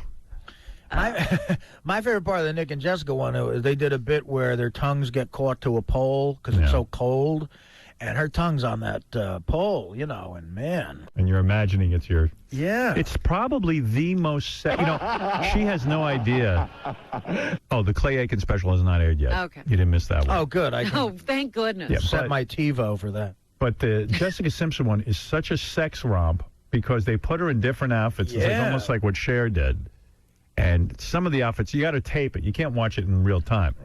Because some of the outfits suck. Like she's in a big, like, giant dress or something. And her singing is perhaps the worst singing I've ever It's heard. atrocious. But she comes out like a white stretch pants in the beginning. Yeah. And you could see camel toe, and it's just so happening. Her ass. Let me. After watching that, here's what I decided: I would last 3 seconds with her. It would be. Me too. It would be the quickest sex in the history of. Me too. I find her that sexy. She's moronically dumb, untalented, and hot, and that is just a great combination. And you know what's great about her husband? Right. He's such a frickin' eunuch. Yeah. That you don't even feel like there's a guy who's her husband sitting there. It might as well be like he's not there. Yeah, you know he's not giving her anything. It looks like they just met at rehearsal. Yeah. Well, I was going to ask you, do you detect any... Chemistry? No. Not chemistry, any cooling Yes. in the relationship? I do. You do? Yes, I do. Because there are all these rumors flying around. Listen. Even in the special, I detected. I sense some cooling. Let's face it. Same way you knew Sonny and Cher. Yeah. We're not going to make it. They've lost it. Same way I know that Tabitha Stevens and her porn star boyfriend aren't going to make it You either. think that won't last either? I don't even think they'll get to the altar. That's destined for disaster. Who would you bang first? Like, if you could have one or the other, I'd give you a great choice here. Okay. So really think it through. Okay. Jessica Simpson. Right. Or Lindsay Lohan. Did you see the pictures of her in the paper today? She's slimmed down. She looks Okay. awesome. Okay. Fred, you first. Lindsay Lohan. Really? Why? Jessica Simpson has a man's face. Sorry. Oh, really? Well, that's no man I've ever seen. I don't. She's like handsome. She's not even pretty. She's handsome. The She body, looks like her the father. body kicks ass. She looks like an Indian to me. I mean, that's why that Daisy Dukes picture is so cool, because you don't see the face, but the body is just out of I this disagree with you there, though. An Indian's face. Yeah, like she looks like one of those cigar Indians, you know, the wooden She's got Indians. this major Kirk Douglas cleft in her chin that really just irks me. All right. Well, I've always been attracted to Kirk Douglas. Who would you be with, Lindsay Lohan or All right. Now, Jessica? based on what I just said, the review I gave Jessica before with less than 3 seconds, this is going to sound weird, but I'm going to agree with Fred because I think Lindsay Lohan is filthy. Right. I am going to say I bet she's a dirty, dirty girl. Like I want Lindsay Lohan too. Yeah, I mean, in the sack, I bet she's like stripper dirty. Because she's a filthy little whore. Yeah, that's what it seems like. Yeah. Howard, always go with the girl with family trouble. Always. Yeah, Well, that believe old me. man did a number on her. I think Jessica Simpson's family's somewhat troubled But too. Jessica Simpson seems sexless to me. She's Yeah. gorgeous, but she Look, seems completely She would sexless. just Yeah, have to and she's lie a- there, yeah, and it would yeah. be the funnest thing ever. But Lindsay Lohan, man, she'll like make you a sandwich while she's doing other stuff to you. I mean, yeah, she's good. She's going to be really needy. She will work. Oh, she's sexy. Plus, she's in one of my favorite movies. What is it? The one with Parent Trap. Parent isn't Trap. it? Yeah, I love that. That's not one of your favorite movies. Yeah, love it. It is? Love You don't Parent know Trap. this girl. I love Parent Trap. I watch it with my kids all the time. And for me to go home and tell the kids that I banged Lindsay Lohan would be a great honor. How old that is would she? impress them? I think the kids would be really impressed. But in Parent Trap, how She's old like is Lindsay Lohan? 11. Yeah, she's a real little girl. Yeah. Well, I wasn't hot for her then. I didn't know she'd grow up like that. What is she now? 18? She's legal. Yeah. She has got big cans, and she looks filthy. Like really, like she'd do a lot of Yeah. good stuff to you. You wouldn't have to argue with her. To try Yeah. and do And things. she's like cuckoo. And she, Yeah. like you could talk Lindsay Lohan into vacuuming, I bet, or something. Even though she's a movie star, like you know. She would do your laundry. Next week, we're starting a contest where one person has the chance to win $20,000 courtesy of the WWE's Tough Enough. And not just anyone can succeed in WWE, as you know. Now, how do you win the $20,000? Well, I'm not saying yet. Oh. If you want to get in on it, though, What? I don't even know that I have to say that. I think we got our people already. I don't know. Yeah, we're good that way. You just have to let people know what's happening. All right, so that's brought to you by the WWE. Don't miss the $1 million Tough Enough on WWE SmackDown every Thursday at 8 p.m. Get it on UPN. Okay. Yeah. Hey, Zolar, what's up, pal? Yeah, dude, you just said right now, I heard it go over the air, filthy whore about what's her name there. And when I said it to Tabitha Stevens, Tom the a-hole bleeps me. He bleeped whore? Yeah, I said that God bless the whores, and it didn't go over the air. Yeah, but I think we said she seems like a filthy whore. We didn't call her one. Well, listen, this is what I got for Tom. Hey, Tom, you. Right. You bag. Piece of shit. I hate your guts. Hey, that's pretty cool. Tom is an hole. Nice, Zolar. Zolar, up. Here's Tom to respond. He's on fire. I'm back. Number one, I could care less with Zolar. Good one. You missed that one. Sorry, I think you did too. I don't think he missed it, but he didn't do it great. You could just say, here, do it for me. Suck my... That's right. There you go. And we did not edit what he said. Yes, you did. It didn't go over in New York. I listened to it back. Guess what? We didn't edit it. How did it happen, Tom? I don't know, Zolar. You're the genius. You figure it out. You piece of shit. You're an ass. Stupid ass. I hope you die of cancer, you fucking bastard. Oh, come on. Keep going, you stupid idiot. You piece of shit. I hate your fucking guts. Believe me. Hey, he's getting good at that. Yeah, he is getting good at it. You got to hand it to him. Something out. For an idiot. We found something he can do. Don't call Zolar an idiot. Please. Zolar is a valuable member of my audience. Xanax and figure out how to work the button better. You look like you're dying of AIDS, you fucking bastard. Actually, you know what? I survived cancer, Zolar. What have you done? I hope cancer comes back and bites you in the ass. You know what? You can wish all you want. If it does, it does. If it doesn't, it's got nothing to do with you. I hope a truck hits you. You should die. Thank you. All right, Zolar, thank you. I love you, Howard. All right, thank you. All right, that's Zolar, Tom. That's my pal. No, wishing the return of cancer. I don't. My pal Zolar. I don't think that's right. No, I don't think that's right either. No. But, let him have at it. What do I Let him do what he wants. Exactly. It doesn't bother you. Nothing bothers Tom. I'm rubber, you're glue. Everything you say sticks back to you. Bounces off me and goes back to Zolar. I'm rubber. I'm rubber, you're glue, Zolar. Thank you.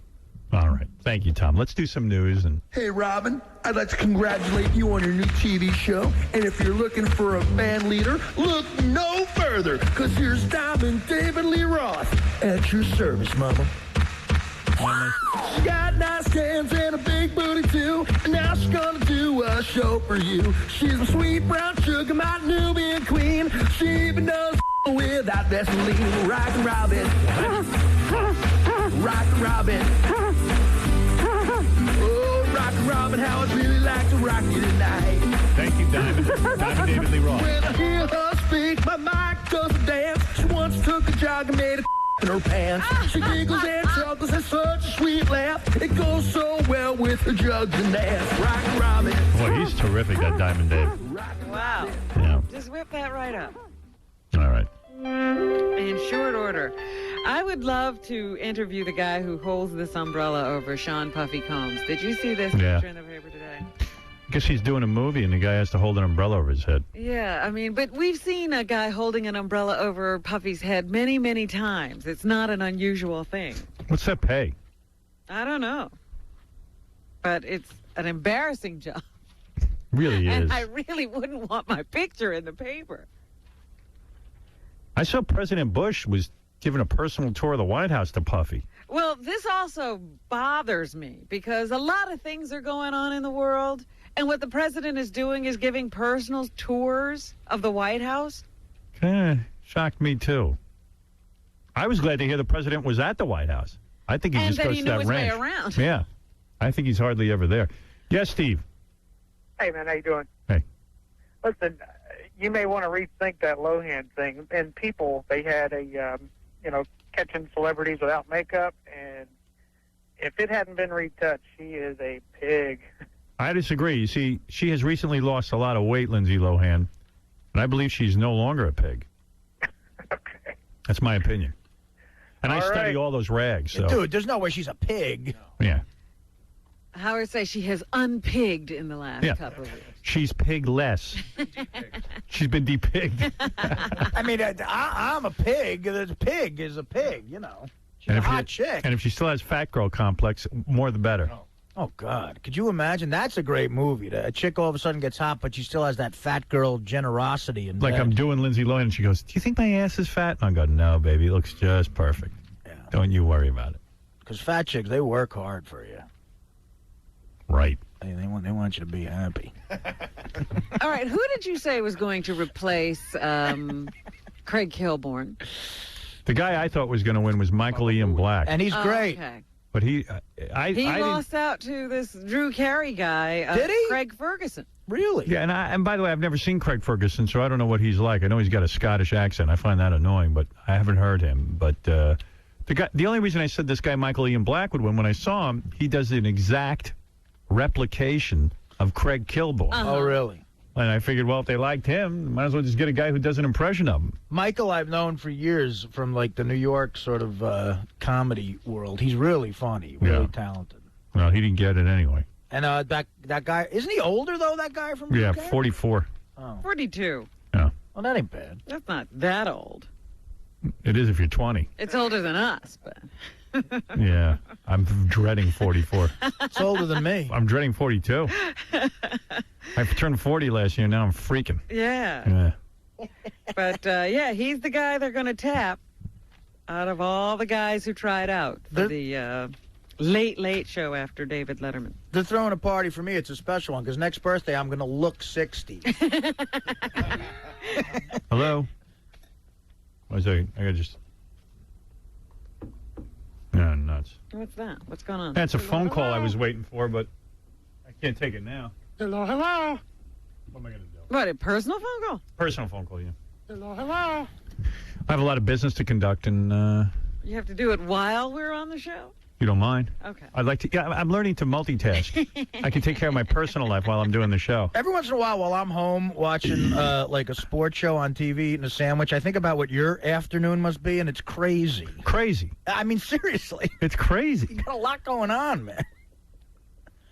Yeah, I do. I mean, I fall asleep eating a sandwich at like 1.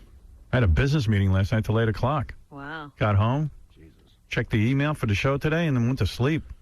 And that's Work right up until bedtime. Right up into bedtime. But like that's just the professional part of your life. There is no personal part. Yes, Not during the week. Yes, Mm-mm. Sure, there's the Not kids. really. Yeah, that's true. Yeah, that you got to make time for. That's right. You put that in there. It's on the schedule. I got to have a talk with those kids and tell them there's no time. You got to give them up. You guys are smothering me. This was some news I couldn't see coming, but it's frightening and scary nonetheless. Clear Channel, the nation's largest owner of radio stations, has selected Fox News Radio as the main news supplier for Perfect. about 100 of its news talk stations. Well, that would make sense. Yeah. It's a conservative right-wing news service for a conservative right-wing radio group. Yeah, so they're basically saying don't look for fair and unbalanced over here, even though Fox uses that as its slogan. Mike, you're on the air. Hello. Yeah. How you doing? All right. I went to school with Lindsay Lohan, Yeah. and I don't even know how you could put her in the same category as Jessica Simpson. Really? Oh yeah. I mean, she was she could have been the contestant for the Swan back in the day. Really? Oh yeah, she was so disgusting. But haven't you seen her lately? Oh yeah, I've seen her lately, all airbrushed up. Oh, you think? Oh, she's disgusting. In 7th grade, Yeah. 7th grade, we were taking bong hits, and we made her drink the bong water out of the bong. 7th grade. But that's what I mean. Like she's willing to do that. Like imagine what she's willing to do in bed. And she's hot now. She kind of Yeah, she is kind of hot, but I mean, come on, Jessica Simpson. A lot of chicks were ugly in high school, really blossomed. Yeah. Dude, Jessica Simpson ain't drinking the bong water. So, dude, why? If you're so special, why didn't you do Lindsay Lohan when you were in school? Because she looked like a mop. She was disgusting. Really? Oh. Who are you? Yeah, I want to see who he was doing then. If she was the This might be- dregs of their high school. This might be a good-looking dude. Oh, well, she was. Let me just tell you, she was. I'll come through there and I'll show you yearbook pictures, and you'll be like, "Who the hell is that?"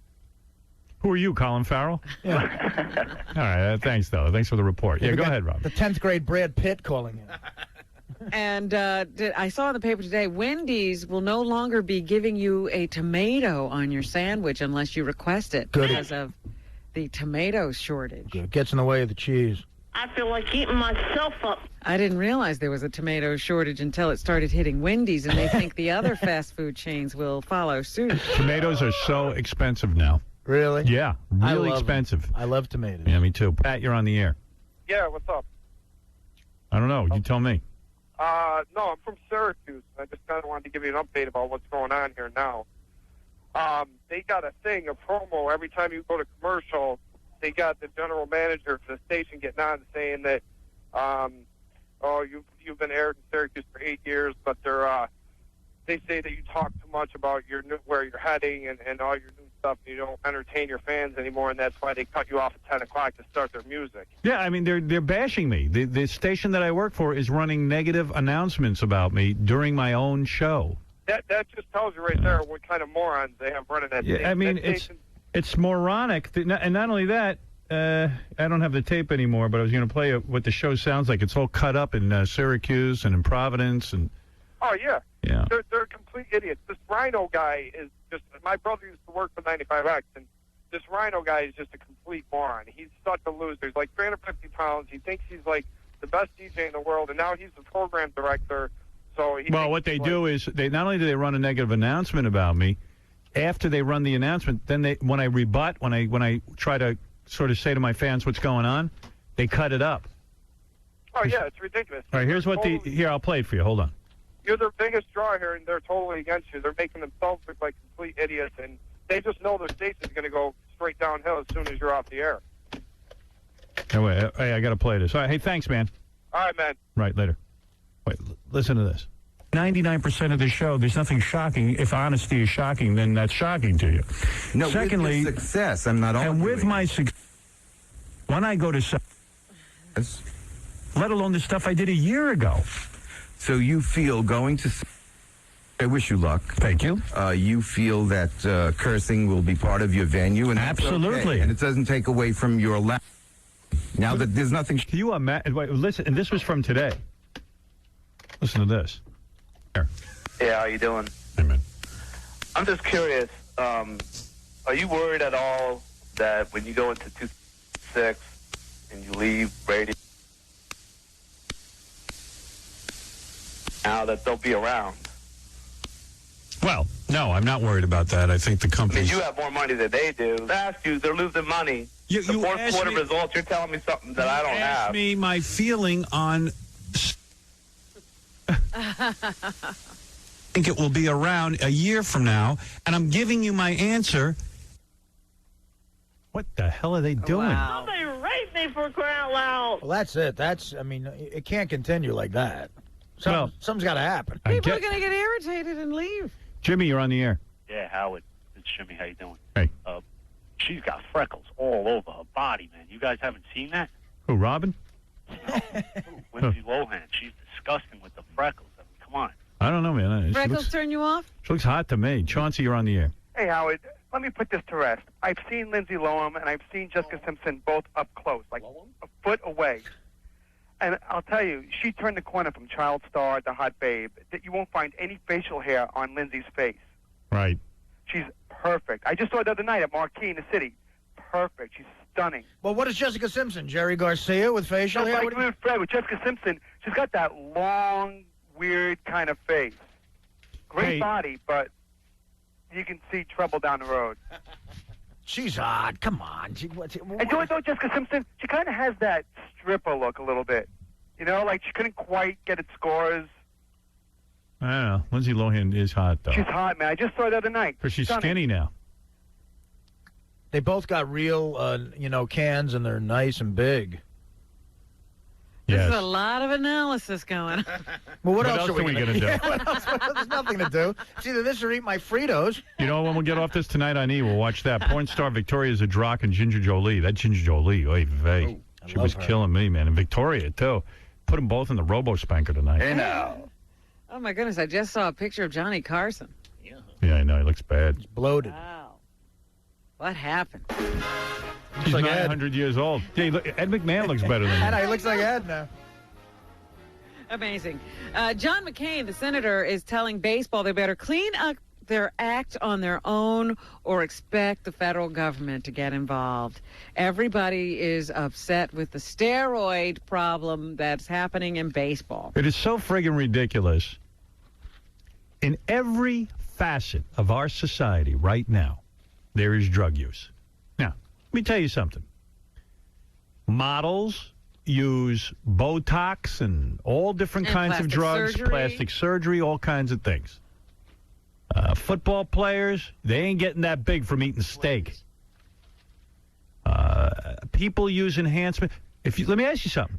You go to your job and your boss says to you, I need you to do this. You're exhausted. You drink a cup of coffee for the caffeine. Caffeine's a drug. People use drugs. There are people, 40%, 50% of the people in this country right now take some sort of pill, whether it be a Xanax. They said or a- 44% of the country is on prescription medication. That's right. So, a baseball player decides to take steroids. Is that good? I could take all the steroids in China. I still can't hit. I can't hit a wiffle ball, let alone a hard ball. Nah, you're right. You still got to hit the ball, man. It's hard to do. I'll tell you that. And I'm going to tell you, to single out baseball for some bizarre reason, a bunch of guys who hit a ball, they should. I don't advocate anybody do steroids. I don't think they're good for your body. But the fact of the matter is, all the other drugs everyone's taken are horrible for your body. And there's no indication that steroids are any worse than all this other crap people are taking. So I think it's outrageous. I think it's just a bunch of people who want to, again, regulate. Who gives a rat's ass what these guys do? I don't care if they're on coke.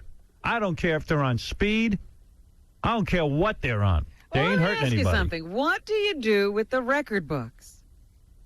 You take those record books and shove them right up where the sun don't shine. Who cares? You know what this is baseball is as much to blame. They looked the other way. After the strike in 1994, they wanted ratings. They wanted popularity. That means home runs. And a lot of guys started taking steroids, and home runs were flying out of the park, and they didn't care. So now it's coming back to bite them. It's just, I mean, the record books, whatever. Do you feel, as Howard does, that it doesn't matter? Of course it doesn't matter. I'm not the only one saying it. There's a guy in a paper today. I wish I knew which paper. Who posted Daily News. Right, the same thing I've been reading. saying. What's wrong with players on steroids? That's right. It's in the Post. Opinion, page 31. It's the same thing I've been saying for 2-3 days now. Yeah, but I mean, maybe all the players should then be on steroids. Do Wouldn't whatever you you have an want. equal competition? Yeah, who cares? But Robin, here's the Hey, thing. you know what? But don't lie to us and say, "Oh, I'm not taking steroids." Well, if you are, they gotta lie because they'll throw them out of baseball. But Robin, here's the thing about the. Make us do it, because we will. Well, this is a big year to watch now. I'm excited because there's no way Bonds is going to take steroids this year, and you got to look at his numbers. What does he do? Right. And this is the year he's going to break Ruth's record. He needs like 12 homers, and he's the all-time home run champion. Well, Jason Giambi got smaller, didn't he? Giambi got very small. He was almost disappeared. That was very I like to noticeable. see baseball players hopped up on speed so the game would go faster. Maybe I'd watch. Look, my point is, I'm not a drug advocate. I think you should live a drug-free life. I truly do. And steroids are brutal for you. They destroy your liver. That's right. Yeah, they kill bad. you. But my point about society is government can't regulate everything, and it's certainly baseball, a bunch of dummies hitting a ball. I could care whatever they want. Hey, Robin, you were saying. Do whatever you want. Hey, my tickets cost $82 a pop. I want home runs. Right. Juice up, guys. $8 for a hot dog. I want an 800-foot homer. That's right. Juice boy. Thank Let's see that leather fly. Yeah. Bastards. Chairman of NBC Sports, Dick Ebersol, and his son were released from the hospital in Colorado yesterday. They were both suffering from injuries as a result of a plane crash in which one of Ebersol's sons was killed. They did not say where they went, if it was to another hospital or home, but they are continuing their recuperation. Robin, we've been told we must take a break. If we are cut off in Syracuse and Providence, hey now. Is this show over yet? No way. It is if you're living in Syracuse. Yeah, it depends on where you are at this point.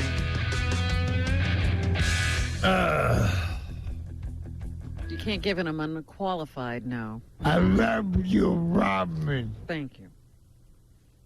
What's in the news, Robin? Well, Afghanistan has its first popularly elected president. Hamid Karzai was Karzai won? inaugurated. He was inaugurated. He took the oath of office yesterday John Kerry should have run. in Afghanistan. Yeah. You think you're going to beat Karzai? Probably not, but it's worth a shot. He had the whole machine ready to go. There you go. It's there. You might as well use it. Here's Mr. Karzai, who was just sworn in. We hear him through a translator. C1. Okay. I'm confident and proud that this nation is determined to rebuild Afghanistan. Buchanan got 30% of the vote. And they're determined to rebuild it fast, to live in security. And they long for a country that stands on its own feet. Why is the translator better mic than the president? I don't understand. Yes.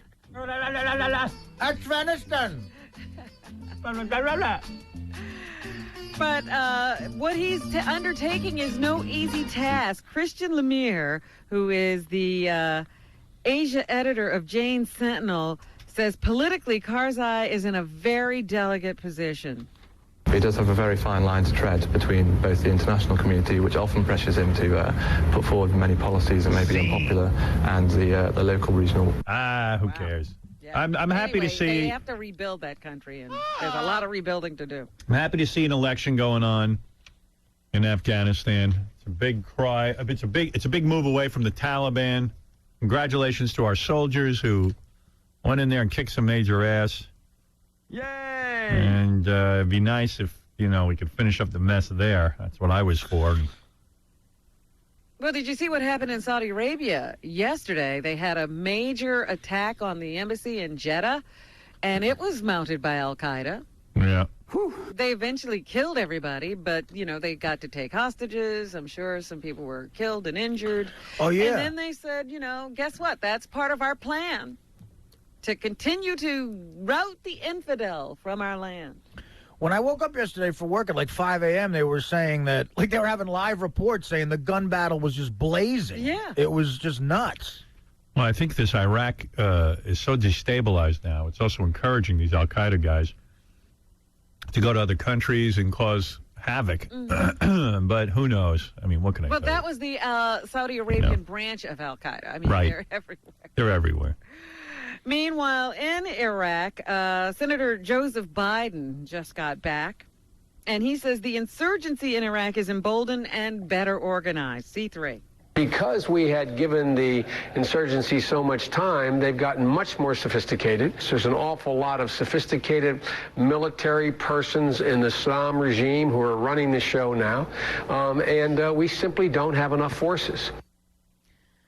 He says upon flying out of Fallujah recently, he was approached by a concerned U.S. military official. C4. One major officer, as I was getting into the helicopter, they waited till the noise of the helicopter was so loud no one could hear, ran up, grabbed me, and said, "Senator, anybody who tells you we don't need forces here is a GD liar." GD. Nice. My So keep putting that support our troops ribbon on the back of your car. Right. They need more people over there. Hey, don't put a ribbon. Sign up to go. Need you to get on over. Supporting them over here isn't necessarily all that helpful. The president's daughters should really go to war, I think. Well, if it's that important. If I was in better shape, I'd go. Would you really, Artie? Plus, your job is making people laugh here. Oh, it is?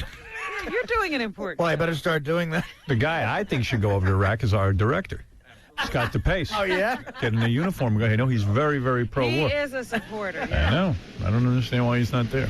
He should go and take his two sons with him. Yes, absolutely. Kyle, you take the point. Very brave man. Sitting in the control room, he's brave. Oh, yeah. Very easy to support the war over here. And Jeter, you load the gun. Jeter. Now, I am noticing what I consider a backlash to all the politically correct stuff that's been happening around holidays for the last several years. People saying happy holidays instead of Merry Christmas.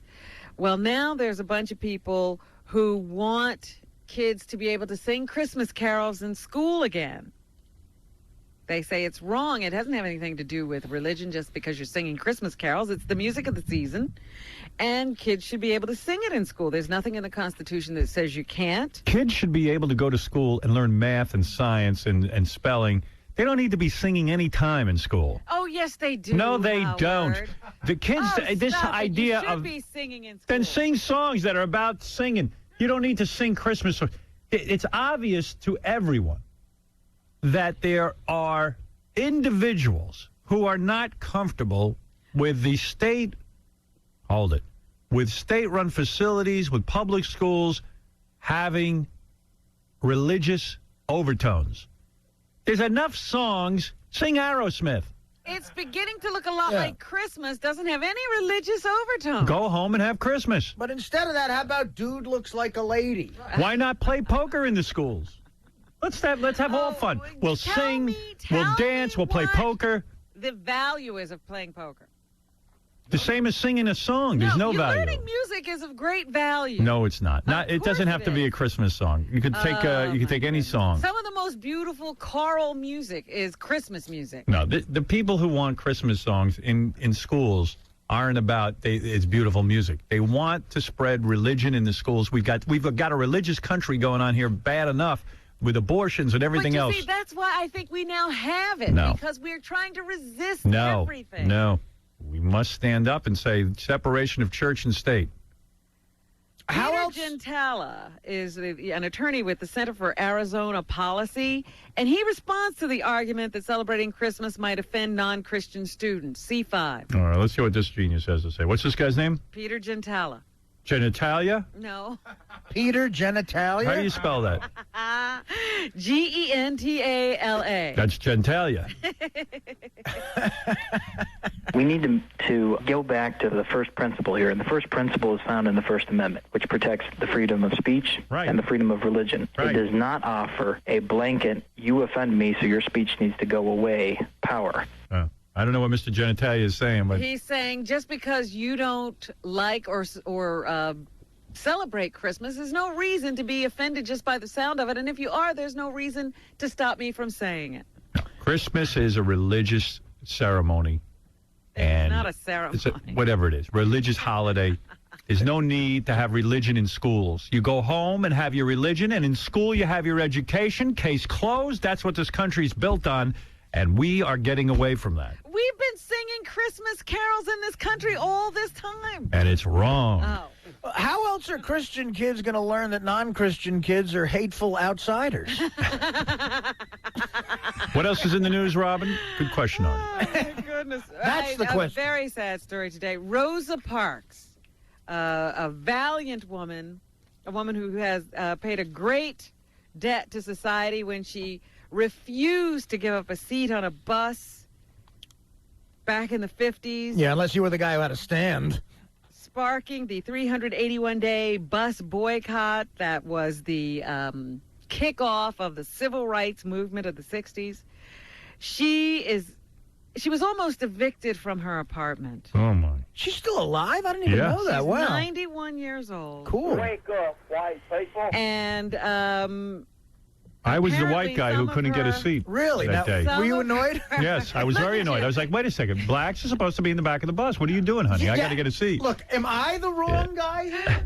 Am I the jerk? It's clearly written. I agree with you, ma'am. You should be allowed to sit in the front, but that's not the rule. Now get back there. Yeah, right. You're making me look like the bad guy. Stick to the rules. well, apparently her caretakers missed a few of her rental payments. Oh, my. And so the person who owned the apartment was threatening to kick her out. Oh. But the landlord has offered to let her stay in the apartment rent-free for 2 years now because, I guess, of the outcry. Well, she's Rosa Parks. And I think it's really sad because she is now suffering from dementia. She can't possibly do this stuff on her own. She needs other people to help her out. It's a shame.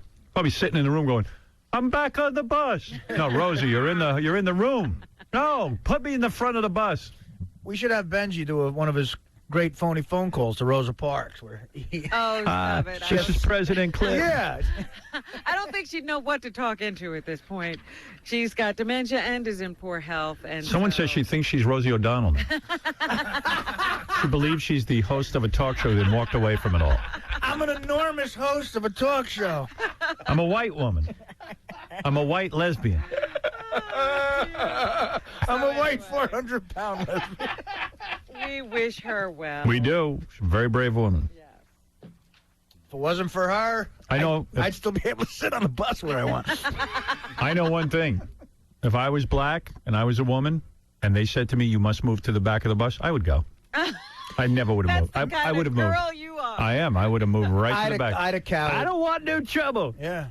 So she's a brave woman. Anything else in the news? Rachel Hunter is rumored to be engaged. Thank God. She was seen wearing a sapphire ring. She has been estranged, well, actually, aren't they divorced already? Yes, from she's a divorce. Rod Stewart? Right. They're not estranged. Anyway, she's been dating a hockey player, Sean Avery. Oh, I know Sean Avery. Another failed marriage under her belt. So there you go. She's found someone else. Yeah, that 2 years. Done. Really?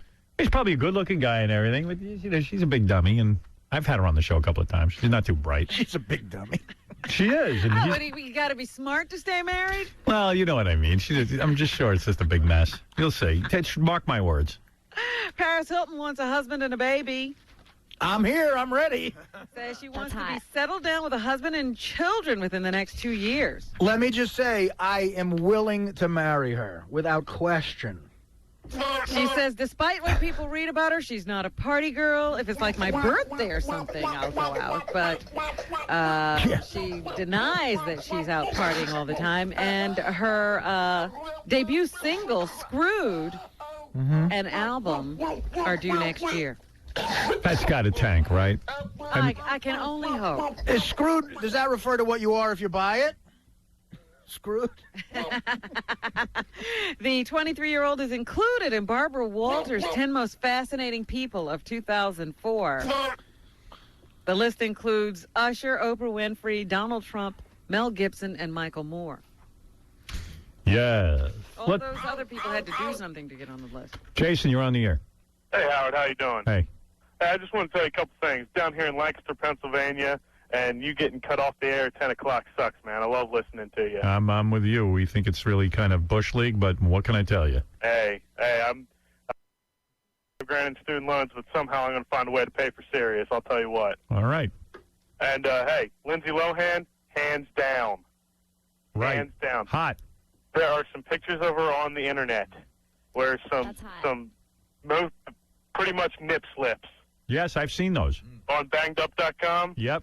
Yep. I saw that. I'm on that site a lot. I'm on there a lot, too. Those are some great pictures, man. Thank you. And, hey, Artie, you're the man. Thank you. Travis, you're on the air.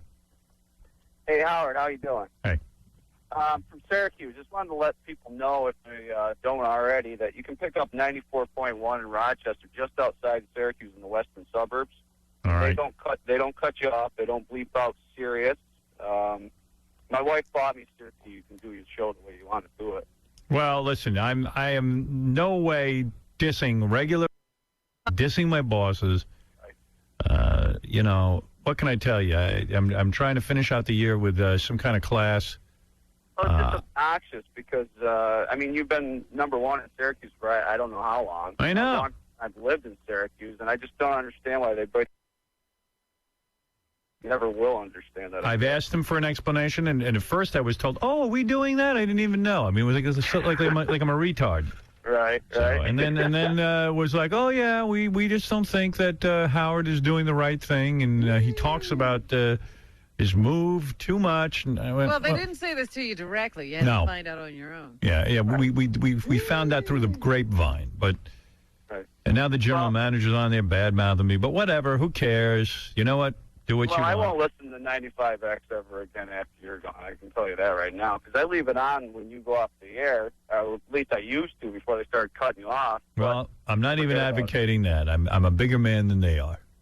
Well, I just to get in, since we're not on in Syracuse right now, just wanted to say a couple times, serious. Well, all right. Okay. Hey, listen, I got to go, but thanks for the nice words. Later. Bye-bye. It's turned into a silly mess up there. And for once, I didn't start the mess. Yeah. For once, I think, innocent. These people have, they've created something, and now they, I'm sure, regret it, but they don't know what else to do but stick with it. Right. Anything else, Robin? Kelly Osbourne says she's not fat. She says that her TV drama, Life as We Know It, dressed her to make her look fat. Nice. She's playing a fat girl, but in real life, she is merely... Artie, too. I've been dressing fat for years. Julia Roberts is in the new movie Closer. She's also the top paid female actress in the country. And she says the film is more about intimacy than just sex. Jude is just great. He's really charming. I'm sorry, she's kissing Jude Law's butt. Ass. That's what she's doing. All right. Charming and sweet and just available. Just completely and utterly available. Whatever that means. Yeah, I don't know. As an actor, he's available. He's available to her for some reason. They're all great, but we're all, kind of like Mike's puppies. Just put us on. Oh, shut up. You're so lucky to have that career. Just shut up. Complete luck. We're all Mike's puppies. Mike's the director. Mike Nichols, yeah. Yeah. You're lucky to be one of Mike's puppies. Yeah, we should make me a puppy. At $20 million. Goddamn puppy. Fucking puppy. Shut up. We're all like Mike's puppies. Oh, I hate her. I think I hate her. Shut up! Yeah. Shut up! Jude Law was asked where...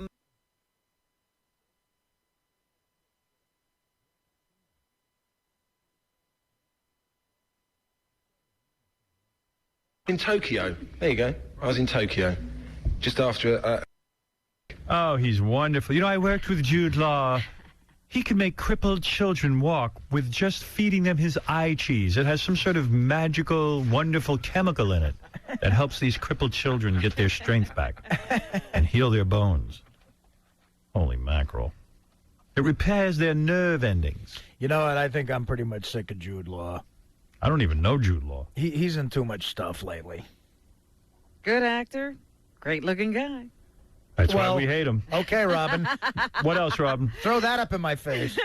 Brad Pitt is in Ocean's 12, which is about to be released. Here's the difference between shooting Ocean's 12 in Europe as compared to Ocean's 11, which was shot in Las Vegas. A4. I'm not really sure how to answer it. They're just antithesis of each other as far as... How many times a day does Brad Pitt say, I'm not really sure how to answer this? And you believe it, don't you? Yeah. Yeah. A lot of reports about the set of Ocean's 12. Apparently those guys had a great time together. Yeah, I wonder how good a movie you make when you're having that good a time. They just love each other. I thought Ocean's 11 sucked. Yeah. But I'm sick of hearing about the great time they had while they were making it. Jenny McCarthy wants to tell us what big things happened for her in 2004, A5. I would say the war, to me, was really big. It just drove me crazy that anytime I turned on the TV, it was about...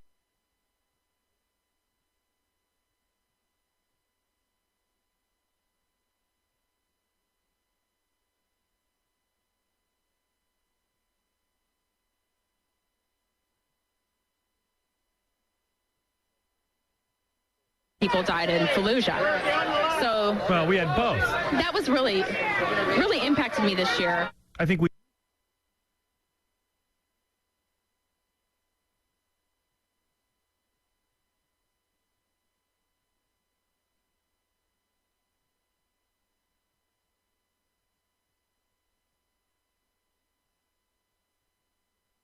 how many people died in Fallujah, but we also have Paris Hilton and her dog. I mean, we can't keep repeating that number over and over and over again. Yeah.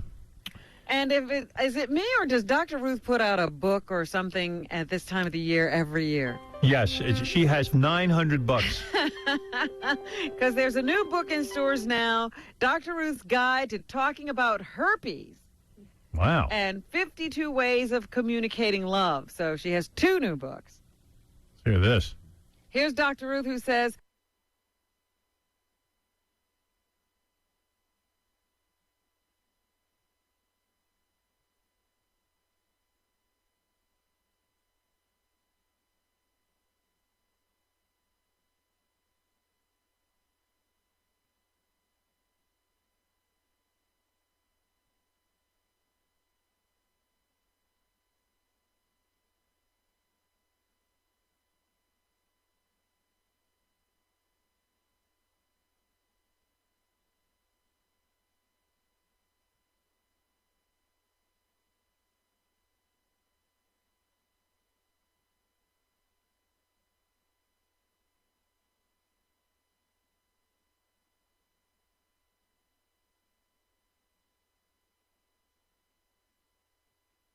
two new books complement each other. B1.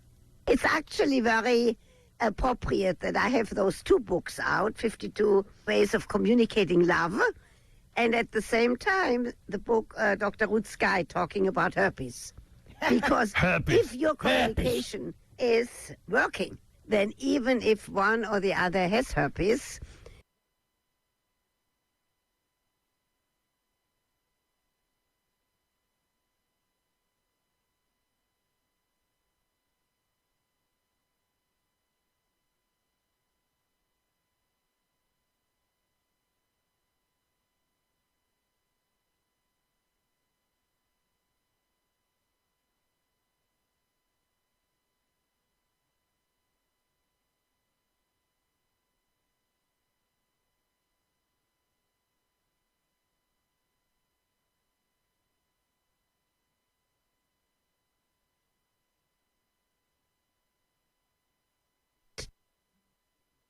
easy. But it's going to be an easier way of doing it if you really like each other. Herpes. And here she gives tips on telling someone you have herpes. Anybody does have herpes. Has to tell a prospective partner, look, I did have a relationship, I did get herpes, I have to tell you, it's not easy. That's why I say one should practice in front of a mirror.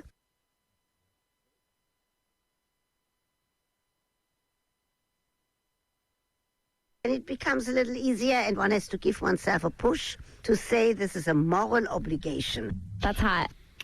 The sequel book is Let's Talk About Chlamydia. And what should you do before starting a relationship if you have herpes? You have to go to a health professional. You have to get some guidelines. There's a medication available, no cure, but some medication. And just by that fact that you were honest and told your partner, it really might actually make the relationship a stronger one. So there you go. Check out Dr. Ruth's new books. And finally, congratulations to Jon Stewart for his book, the Mox textbook, America, A Citizen's Guide to Democracy in Action, earned a real award. It was named Book of the Year by Publishers Weekly. Oh, my God. Yeah. The accolades just keep on coming for Jon Stewart. I couldn't have a better career. So that's what's happening. All right, we'll see you. Hey, Joe Perry, go meet him in Dallas. Oh, one more thing. Did you see that Motley Crue has reunited? Yeah, I'm very excited about that. I'm so glad for Vince Neil. He can get off reality television. Well, I hope Tommy Lee gets a chance to get laid on the road. Joe will be signing bottles of his hot sauce today from 5 to 6:30 p.m. And Tabitha Stevens has a website called TabithaStevensRocks.com. Tonight on E! Victoria Zdrok, Penthouse Pets. Victoria Zdrok and Ginger Jolie in the Robo Spanker. Two hot pieces of ass in the spanker. Well, Ginger's in the spanker. It's good. Tomorrow, William Hung will be here. Oh, you're kidding. The guy who can't sing? Yeah. Who's that? Who's William Hung? He's from American Idol. He was one of the guys who didn't make the contest, but he's got some kind of a career out of it anyway. Oh, the Chinese kid. Yeah. I want to talk to him. Oh, I like him. Yeah. Him I like. Him I like. We'll see you tomorrow. I'm waiting. In February. Is she hot? Yes. Hey, retard, is your prison girl a guy? No, it's a woman. Have you made love to her? Yes. You're kidding me. No, I'm not kidding you. You're saying before you went to jail, before she went to jail, you lost your virginity? Yes. You slept with her? Yeah, I slept with her. She slept with me, too. Is she retarded? No. Wow. Wait a minute. She slept with you, too. Are you talking about just sleeping? Huh? Did she sleep or did she do it? She did it. Oh. Did you use a condom? No. Hey, Wait a minute. Hey, retard, the condom's on your foot. You be quiet, Arnie. Aren't you afraid you got her pregnant? I don't know. She can't get pregnant. How do you know? Because she had the tubes tied. Oh, wow. You do know some Look stuff. at you with your tubes tied. She had her retarded tubes tied. Guys get laid. All of a sudden they know stuff. He got smart. You told us yesterday you didn't have sex with her, though. On the phone, you said you did not have sex with her. I didn't have. It's been a long time, but she comes to visit me. But we always go D. Gary, do you know what sex is? Yeah, when you get to go in bed and have sex with them. But do you know what it means? You take all their clothes off and you have fun with them. It's when you give them money. No. I don't give them money. She told me sex is when you pay the phone bill. Yeah, right. So you actually had it? Yes, I actually had it. Wow. And she became your girlfriend, and then all of a sudden she came to you one day and said, look, I'm in trouble. Right. They're going to take me to trial. The police arrested me, and they're going to put me in jail. And she's up at Coffee Creek. And how do you get up there? Her mom takes me up there. Wow. I go on the retard bus. The chick's got to be retarded, though. She's got to be. But if she was retarded, she wouldn't go to jail. No, she and would. she wouldn't be a forger. I don't think retards can forge. Howard, can retards forge? Howard, if Wendy the retard was caught for forgery and she went to court, they would say, if look. Wendy the retard or Gary the retard killed somebody, they'd go to jail. Go to prison. Right. And I don't do that kind of stuff. No, I know. You know enough not to. Right. But this girl that you're with, you're claiming she's not retarded. No, she's not. And she's attracted to you. Yes, she is. Has she ever had any other boyfriends? No. Oh, boy. She's a retard. Honey, you better sit back there and keep quiet. Did you park your retarded car in her retarded garage? I don't have no car. I don't have no car. Well, he's using a metaphor. It's a retarded metaphor. Do you have a picture of her, Gary? Huh? Do you have a picture of her? Yeah, I got a picture of it, but yeah. I'd like to see it. How long is she in jail for? She's in jail till hope she might get out. Hope, she told me the other day when I went up there, she hopes she gets out in July. In July. All right. So you'll go to visit her. And when you go to visit her, do you have conjugal visits? Yeah, we just sit there at the table, and I sit across from her, and she sits across from me. Oh, but you can't have sex? Nope. No. All right. Not in prison, you can't. No. Sometimes they allow for someone to have a room where they can go and have sex, but you'd have to be married to her. Right. Are you going to marry her? Not right now, I'm not. Why not? Are you in love with her? Huh? Are you in love with her?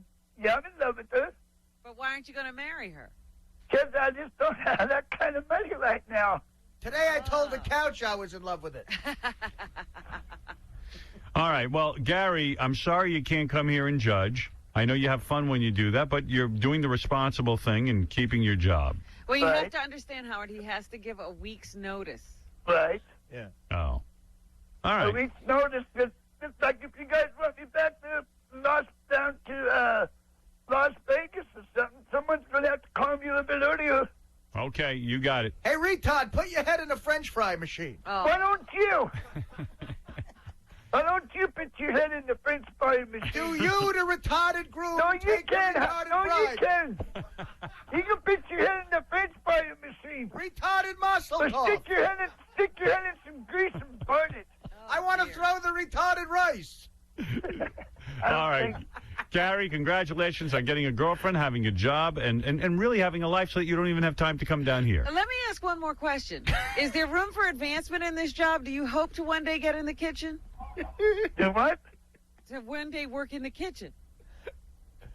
Will they do the hamburgers and stuff? Yeah. Yeah, I'll go back to help clean up behind the kitchen sometimes. Yeah. All right, Gary, I got to go. Thank you. Okay. Good luck on your retarded honeymoon. Yeah. All right, Gary, thank you. Bye-bye. Go to retarded Niagara. Bye-bye. Bye-bye. All right, so Gary the retard won't be here for the interim beauty pageant. You know, people are growing. He's got a lot going on. He's very responsible. A job, a girl. Hey, guys, where's my tapes of the announcements that were made at Claus Fest the other day? Anybody got those? Prison visits? He's visiting a prisoner. Can you imagine? Conjugal. Do you think people make fun of this woman about her choice of boyfriend? Hey, I hear your boyfriend's coming. I hear your retard's coming. Because, you know, they're so sensitive in prison. Yeah, they absolutely. Yeah. Because Wendy the retard made some stage announcements. I think we have that. Oh, she did? Yeah.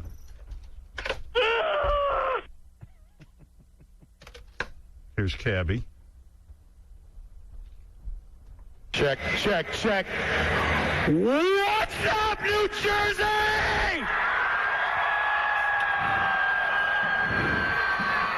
I'm fat. I'm not Santa Claus. I am in red and white. Happy Claus Fest, mother. By the end of the night, he had no voice left. Yeah. By the end of the night, he was like a frigging mess. All right. Claus Fest 2004. That's Ben Harvey. How we doing, everybody? Yep. Let's make some noise. Let's make some noise for Chevelle. But dear Cabby's whole voice is shot. 2, 3, 4. Test 1, 2, 3. Let's make some noise for Papa Roach. Let's make some noise for Franz Ferdinand. Let's make some. Don't boo Franz Ferdinand. Let's make some noise for Jimmy Eat World. Let's make some noise for Korn. Let's make some noise for Velvet Revolver. My name is Ben Harvey from K-Rock. Let's give a warm welcome back to Mr. Chris Booker. Let's give a warm welcome to Cabby back from jail. And the boobalicious Julie Slater. Hell of a warm-up right there. Hell of a warm-up. Listen. That's Booker. Thank you for listening to our little radio station. We appreciate it. Wait a minute. Julie, do you have something you want to share? Show your. Gee, I'm sorry I missed this.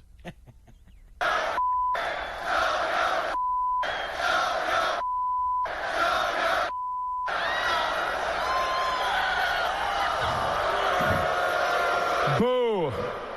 Friggin' boo. Listen, thanks for listening. Thanks for coming out tonight. We have one more band that we'd like to showcase for you tonight. But guess I'm not getting a Cabby anytime soon. No, it sounds like everybody's on. I just wanted you to hear Cabby's voice at the end of the night. Never heard of Velvet Revolver before. But thank you for coming out. We appreciate it very much. Cabby, give him the noise. What the is up, New Jersey?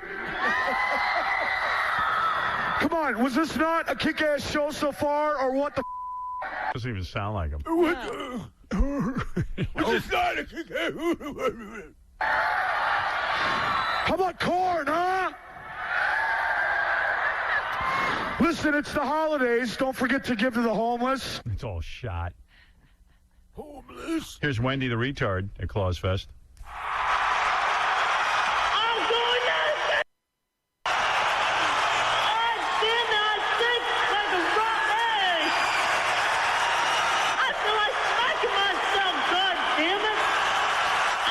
Keeping myself up.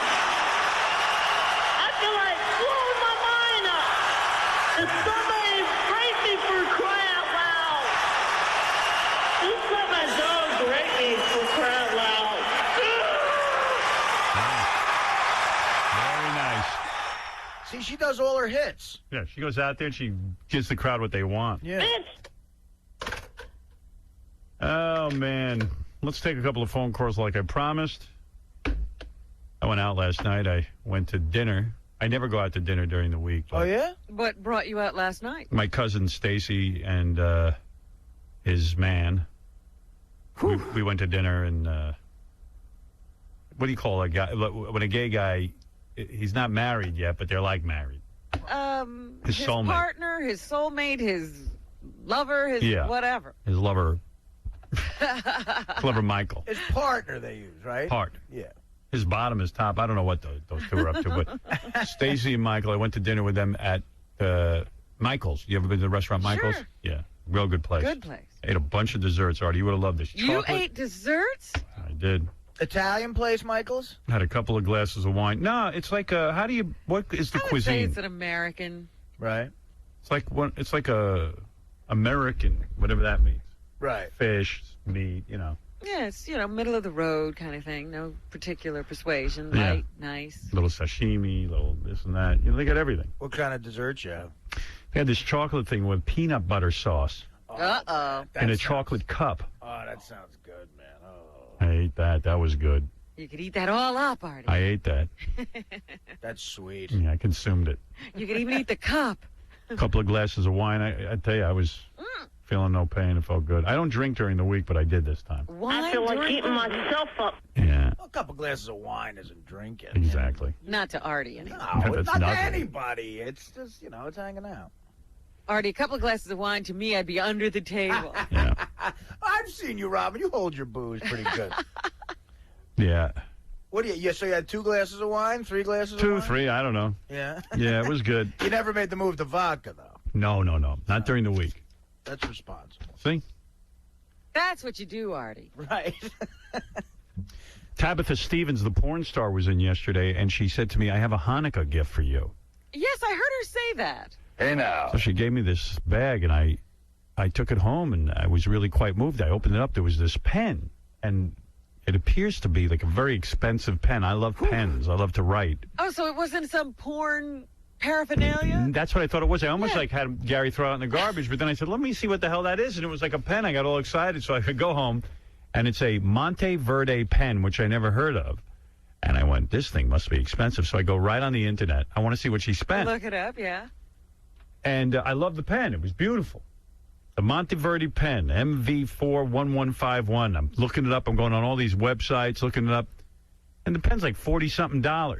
Oh. My goodness. Then I didn't like it anymore. I didn't. I mean, it's not a Bic, but... Yeah. Maybe 50 at the most, I think. Wow. Because it looked to me like it was like a $300 or $400 pen, and I went, "Wow, that was." I guess and she wrote in the letter, "I want to thank you because it's a porno business to get on your show." Here's $40. Yeah, here's $40. But it's a really nice pen, actually. I'm going to save it. But yeah. Well, what's the big one? The Mont Blanc. Mont Blanc. Yeah. I got one of those. I got the classic Mont Blanc. I even brought it in the store because it chipped a little, the top, and the guy goes to me, "Oh, you have the classic." I go, "Yes, I do. They don't make this one anymore. It's limited." That's the Leonardo da Vinci. I go, "Yeah." He goes, "Would you like me to repair the pearl top?" Sausage. I said, "Yes, please." I will take a chubby pickle. Yeah. So, but Monteverde looked very expensive. It came in a case and the whole thing, and I went, "This must be some friggin' pen." Yeah, they can fool you with that nice packaging. Yeah. It wasn't more than $40-something. That's terrible that I went and looked. I know, It's the thought that counts. because I was like, well, could she be really spending all this money on me? She seems to be loaded, Tabitha. I don't know. I don't know that she is. Well, let me say this. That was pretty crass of you to look up It the was. price of your gift. You like the pen. Yeah. Does price mean everything? Yeah, now I like it less. I'd say it was- I'm just trying to point out how shallow I am. I'd say it was stunningly rude behavior on your part. I mean, I open it up and that second go right on the internet to price it out. And then announce it Yeah. on the radio. You gave me a cheap gift. But it's a nice pen. Monteverde. Yeah, when you're not signing, really important documents, you could use it. Yeah, I have some important documents. I have no important documents. The nicest pen I have is that one you gave us a couple years ago. Maybe you gave us a little the book thing. Yeah, and then I got you a nice pen. and Yeah, a that pen was a couple $100. I still have that. Yeah. See, that's amazing. Yeah. And I would buy people pens for gifts, but I don't know if people appreciate pens because there was a time in my life I didn't, and if I got a pen, I just throw it right in the garbage, not even realizing that it could be a really great pen. Right. But now I love that as a gift. But I always think other people won't. They'll be like, "Oh, that's not personal." But to me, it is personal. It depends on the person because you are giving them a pen. It's not just a pen. It's something you want them to have and use. I got your Christmas gift already this year. You're gonna kiss my tichis around. Really? Yes, I think I got you a good one this year. Well, you've been doing very well lately. But this one's real. And it's not as well. It's not cheap, but It's more than the $40. it's more than 40. Yeah, You guys are aware of the insane competitiveness you have with gifts. I right? know. I know. I hate it. I've never seen two people. I mean, you try to Because play then it I gotta off, think, oh my God, what did I do? but it's Cover your ears. I don't want you to. I'm gonna tell Artie what I got you. Oh, You ready? you better not. A tiger. wonderful. A tiger cub. Montecure. Yeah. No, I actually Yeah, bought. you got me Montecore. Yeah, I got inspired. I was reading about John Travolta, and I bought you an airship, an $80 million airship. Bought you a blimp. Just went right to Neiman Marcus and ordered that. Yeah, $8 million. I think it was. Wait a minute, you can buy. That's that thing about that story. You can buy a blimp at Neiman Marcus. Yeah. Yeah, that catalog at Christmas time has the most outrageous things in it. Jesus. bunch of years ago, I went. This is like the only cultural thing I ever did in my life. A friend of mine, this guy Louis Lonzo, owns a restaurant called Citrus. He owns a bunch of restaurants. So he says to me, "Would you do me a favor?" He says, "I got this guy I know. He's doing a one-man show in my basement of my restaurant." I go, "You're kidding me?" He goes, "No, come see it. I'm telling you, it's really good." I take my daughter because she's into theater, and I take Beth, and we go, and we're sitting in this basement of a restaurant. And there's about 25 people in there. And this guy just walks out. It was really bizarre. Like, he walks out and he starts doing this one-man show. Like, it's almost like your living room, you know? Well, but what is he doing? Is he talking? He's talking. Oh. And he did, like, this whole thing about his dad and everything. It was really unbelievably moving. And the guy goes, "Yeah, I'm trying to get off Broadway. And Louis here's trying to help me." And I go, "Man, it was really good, but I don't know. You know, I don't know how to help you. I don't know how to help you." And when you see a guy in like the basement of a restaurant, you go, it's just not going anywhere. You're not thinking it's going to go to Broadway. Yeah, you're like, dude. So meanwhile, I'm in the city the other day, and I'm done with work, and I'm in my car, and I look out the window at the bus, and on the back of the bus is a sign that says, "Who is Floyd Stern?" Stearn. And that's the name of this guy's show. Who is Floyd Stern? The dude's on Off-Broadway. See there? Yeah. He got out of the basement of Citrus, and now he's on a regular Broadway schedule. Broadway. Wow. So anyway, Louis wants you all to go. So Oh, okay. I don't know if he's backing it or what, but the guy's on Broadway. Oh, that's good. Yeah. Good for him. Well, now if this guy wins a Tony, he'll have to thank Louis. Here's a bunch of email that came in, and I will get to phone calls. And also, William Hung will be here later. The guy from American Idol. I don't even know if I should look forward to that. I think you should. I'm looking forward to it. I am. I don't know. I think about it every night and day. I like that he would have presented an award with Jenny McCarthy because he called for him to kiss her. Yeah. I'm surprised his mom will even let him come here. Yeah, doesn't he understand this show is evil? This show's very evil. The Howard Stern show. Should get him a couple of score strippers so he can get laid. Gary the There you retard's go. getting laid from prisoners. I mean, good for him. We can get somebody for William Hung. Aren't you scared for Gary the retard? Like a con artist is dating him? Absolutely. But really, what's in it for her? I don't know. Maybe he's got some stuff in that house that's worth money. Well, maybe she brings him around and then people feel bad for her and give her money. Oh, you think? Like, oh my God, this is my brother. That would be low. Like maybe she's using him in a con or something. Oh, that's the lowest. I hope not. I don't know this woman. When she gets out of jail, she's coming in here. I was going to say, can we send somebody to prison to check her? Yeah, I mean, don't you think it's a guy? Yeah. Come on, yeah, right? You It's know. a dude. Oh, hello, Gary. oh, where's my retard? Oh, hello, Gary. How's my little retard? Today I was in lockdown. Where's the other girls? Oh, they're busy out in the yard. But you're looking healthy today. What's that in your pants? That's my retarded vagina. Do you think that that's a normal? Absolutely not. If she's normal, I got to figure there's something in it for her to be around Gary. See, you hope it's not a con. I'm even more cynical. I think there's no question that's what's going on. It's definitely a con. Hey, Baba, get that Gary the retard back on the phone. I'm hoping she's just a little bit smarter than Gary, and that's why he thinks she's not retarded.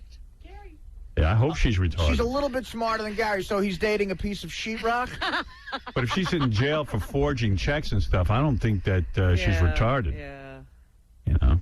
You're telling Gary he knows better. No, he wouldn't know how. All right, in the email, some people think Artie would have been great in Dukes of Hazzard. By the way, in the New York Post today, there's a giant picture of Jessica Simpson on the set of Dukes of Hazzard. She looks really good in a pair of short shorts. I agree completely. You're taking Lindsay Lohan? Well, turn to page 6 of the New York Post, and they got a picture of Lindsay Lohan sitting there without any shirt on. Yes. And they got her in like black stockings. She looks like a young Anne Margaret. Wow. I would definitely do Lindsay Lohan over Jessica Simpson. Put it this way, you're not losing with either one of them, but Right. I think Lindsay might be a little more giving. Right.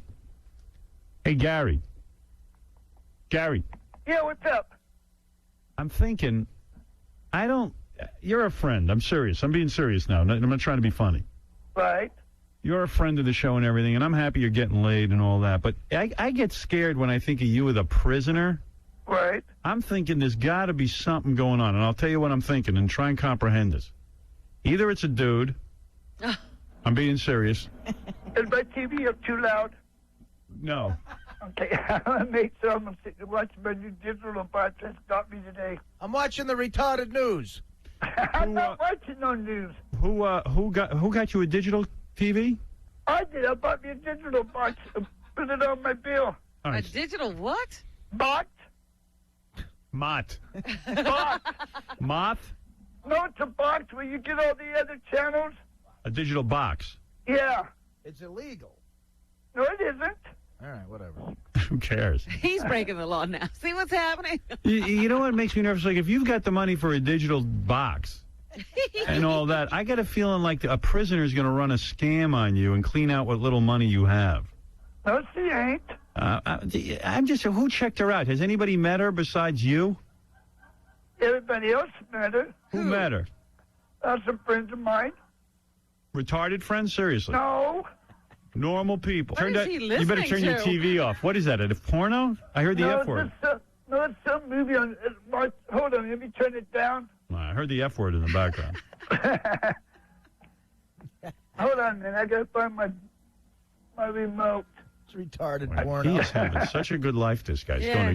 He's going out to California for the holidays. He's got a girlfriend. He's got TV. I always say I would love to come back as a retard. It's like you're always drunk. You Right. just have a good time. Yeah. He's watching movies. Yeah. God knows what goes on. Just about everything on TV. So, Gary, the woman's never asked you for money. No, she never have. You don't think, because seriously, I'm not trying to put you down or anything. I mean it. You're a friend.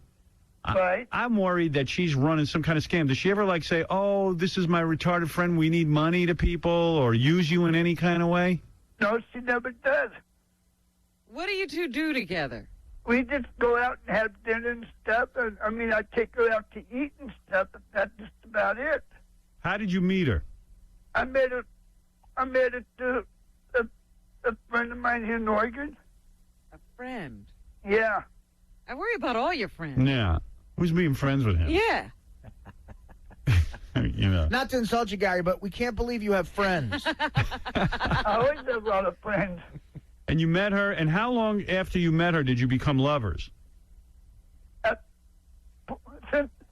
Since I lived over on 6th Street and I moved from over there to my new apartment. So how long has that been? I mean, like you met her, and then the next night did you sleep with her? Yeah. Oh, so right away you slept with her. Right. Like Warren Beatty. Has she asked you to sign over any papers or anything? No. No. Yeah, she's not ready to close the trap yet. No, she's not ready to close the trap yet, but she comes over and visits and stuff, and I take her out to movies and stuff. And she sleeps over. Yeah. And you pay for dinner? Yeah. All right. And her mother hasn't asked you for anything? No. And nobody's tried to sign power of attorney or anything? No. All right. She doesn't tell you what to buy?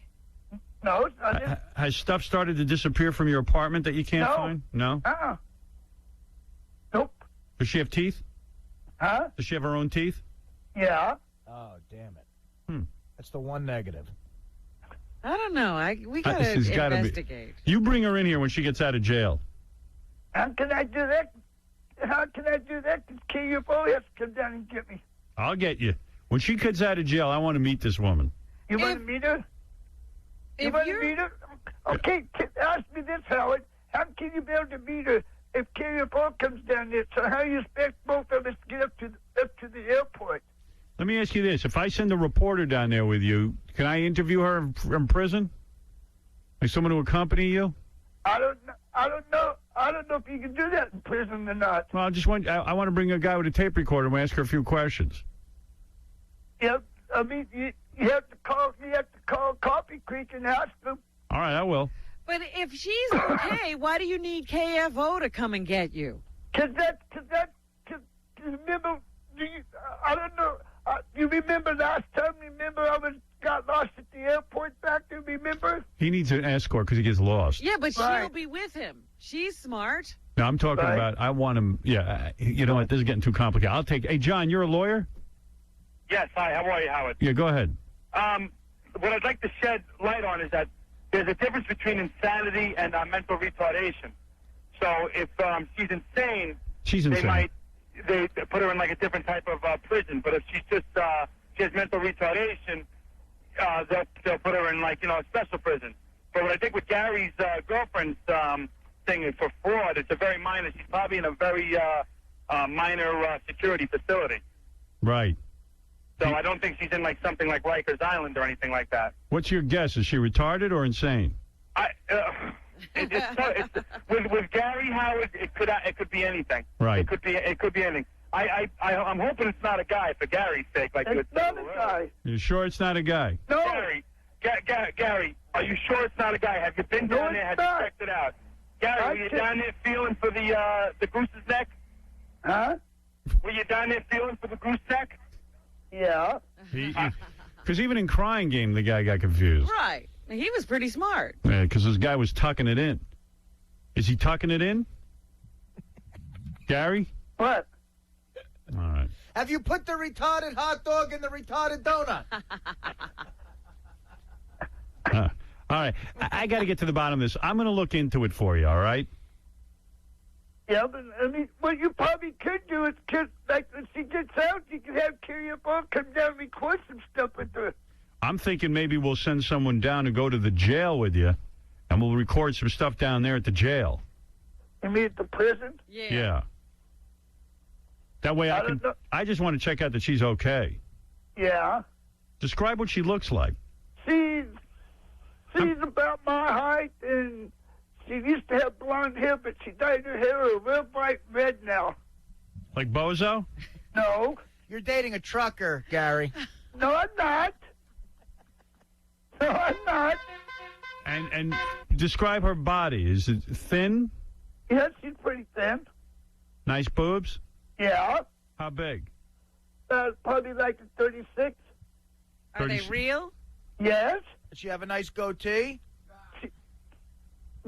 She has like two goatees. She has one on the arm and two up on the boobs. What? I think he thinks a tattoo is a goatee. Oh. All right, Gary, I'm going to look into this for you. I'm not going to forget. I'm going to look into it. Yeah, I'm going to check this chick out. I'm going to make sure she's okay. She's okay. I mean, see, like I told you on the phone a bit earlier, the only thing she got it for is that forgery and stuff. Well, that's not good. Whatever. What did she... Hold on a minute. That's what I wanted to say before to you, Howard. Why do they always put these women in prison and keep them there for so long? See you gone to court so many times and fight over this stuff. You know what I mean? What did she forge? So, I guess she checked somebody else's ID and forged it. And I told her, and I went up there, because I went up there when I went with her mother, and I told her, you know what? When she gets out, she's going to get a job and get the stuff. She told me in the letter she's going to get her life back together. Well, I guess you're in a letter. In a letter. You're dating Sammy the Bull Gravano. Has she been in jail before? Is this her first time? Yes. She has. She's been down here before in Albany. Is she white? Yeah. Yeah. Does she drink a lot? Whenever we get drink, she can't drink because she can't drink because she's on probation and stuff.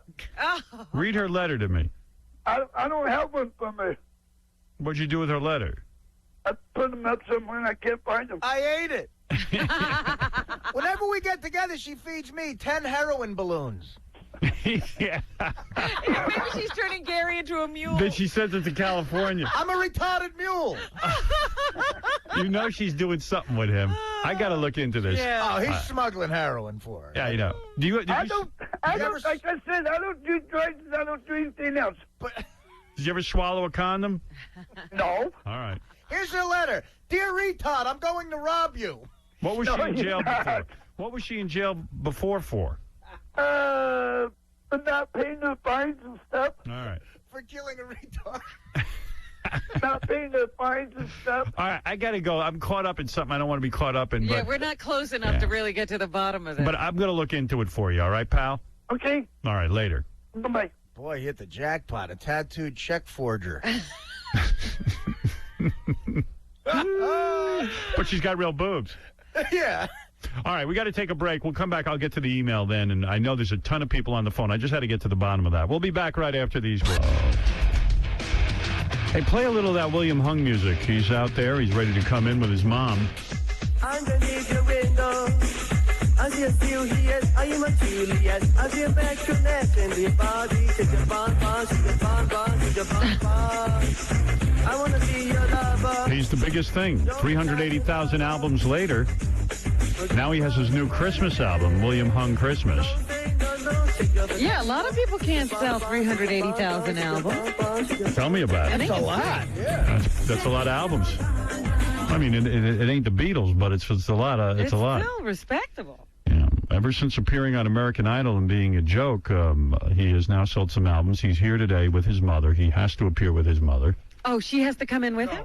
No, I would like her to appear. She doesn't want to come in. She doesn't? No. I would like to meet the mom. Yeah, you know, I told her that. She doesn't want to be on camera. Oh. Who's she hiding from?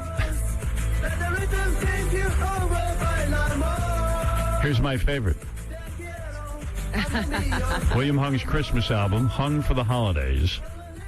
He's in the stores now. Let's find out about this phenomena known as William Hung.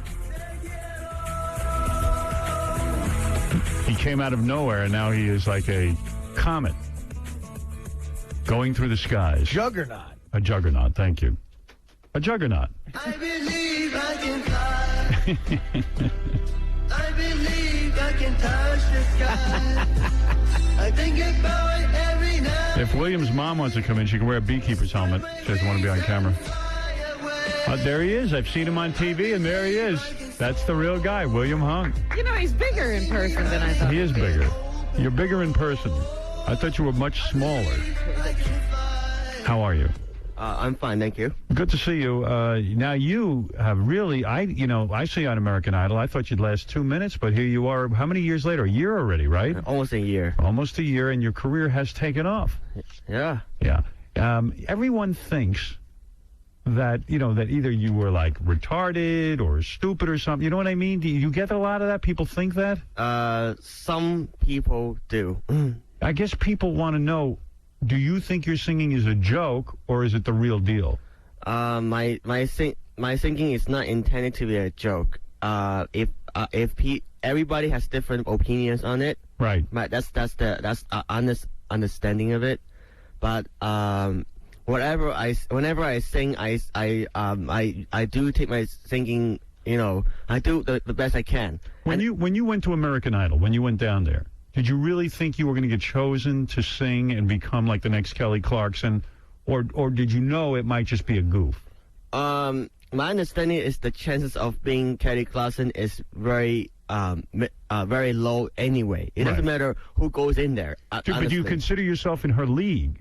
I consider myself to be I don't know if I'm gonna be in anybody's league. Right. But I just I really put 110% effort out there, and no, I know that. Okay, the question then is, why did you go? Why did I go? Yeah. Okay, good. Good question. Yes, it's because I won a talent show in UC Berkeley. I sang the same song she bangs. And people loved it. And do you consider yourself? Do you? I don't know if you know about the guy Tiny Tim. You remember Tiny Tim, Tiptoe Through the Tulips? You ever hear his stuff? He was kind of a funny kind of guy too. But and he took himself seriously. Right. Do you consider yourself an oddity or a legitimate singer? In other words, are you a special kind of singer or are you a real singer? I consider myself a legitimate singer. Right. I put a lot of effort into the Christmas album. Where did you grow up? When I grew up, I grew up in Hong Kong I was in Hong Kong for 10 years. Right. I was born there, and I spent the rest of my time in Los Angeles. In Los Angeles, your parents moved here from Hong Kong. Yes. And then when you came here, were the kids mean to you? Because I could see where they might be, because you don't speak the language all that well, and that, perhaps with your singing and everything. Did the kids goof on you at school? Well, there's always bullies in school, but right. I handled it. I believe I handled it pretty well. But did you get beaten up?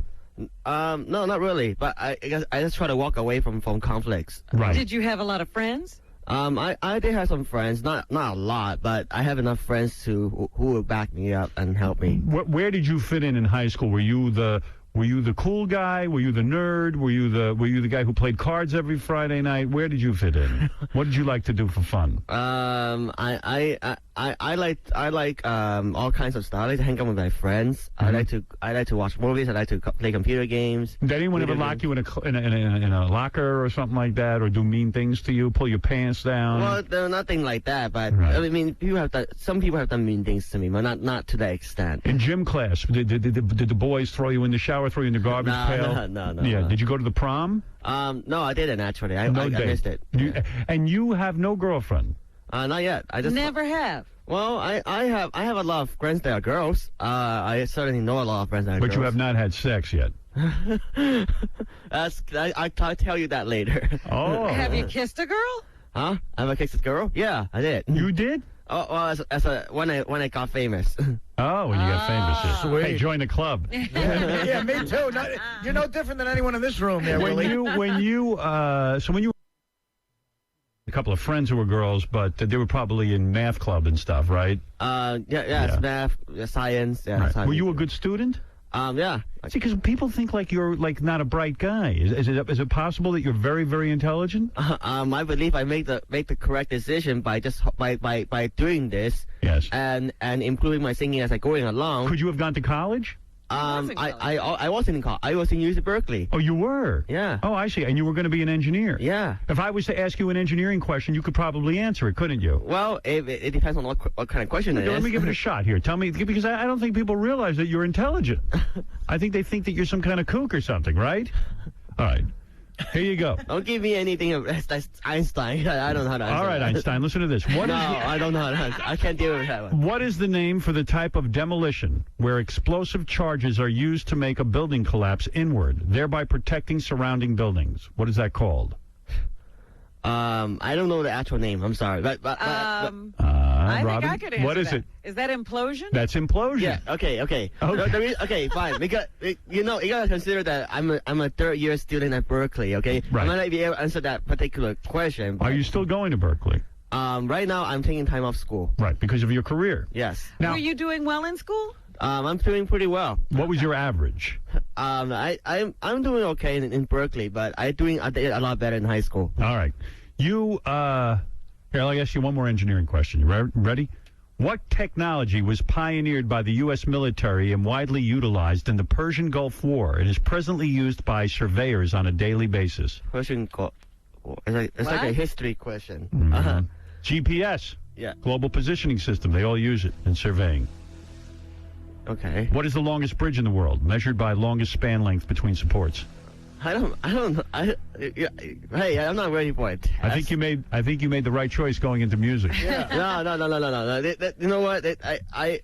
I may be not able to answer it this right away because Right. I'm not even ready for it. But if you studied, you would know. Yeah. Well, the thing is, I do study. Otherwise, I wouldn't be able to last that long. I would be kicked out by the first year. You know what, Are William? you what? I'm sorry, just take a week and get back to us with the bridge answer. Are you studying music now? I am studying music. I am taking vocal lessons from a music teacher. Why take vocal lessons? Your style has gotten you to where you are. I think if you perfected it, it might ruin your appeal. No, I don't think so. I think that my fans expect improvement from me. I think. How many degrees is a right angle? How many degrees? 90. Yeah, okay, all right. Did you do Finally, we that? got it. Okay, We got a okay. baseline going. You wanna make- are Einstein. Hey. So let me understand something. So when you were in high school, you liked girls, but you weren't the type that got the girl. Am I correct?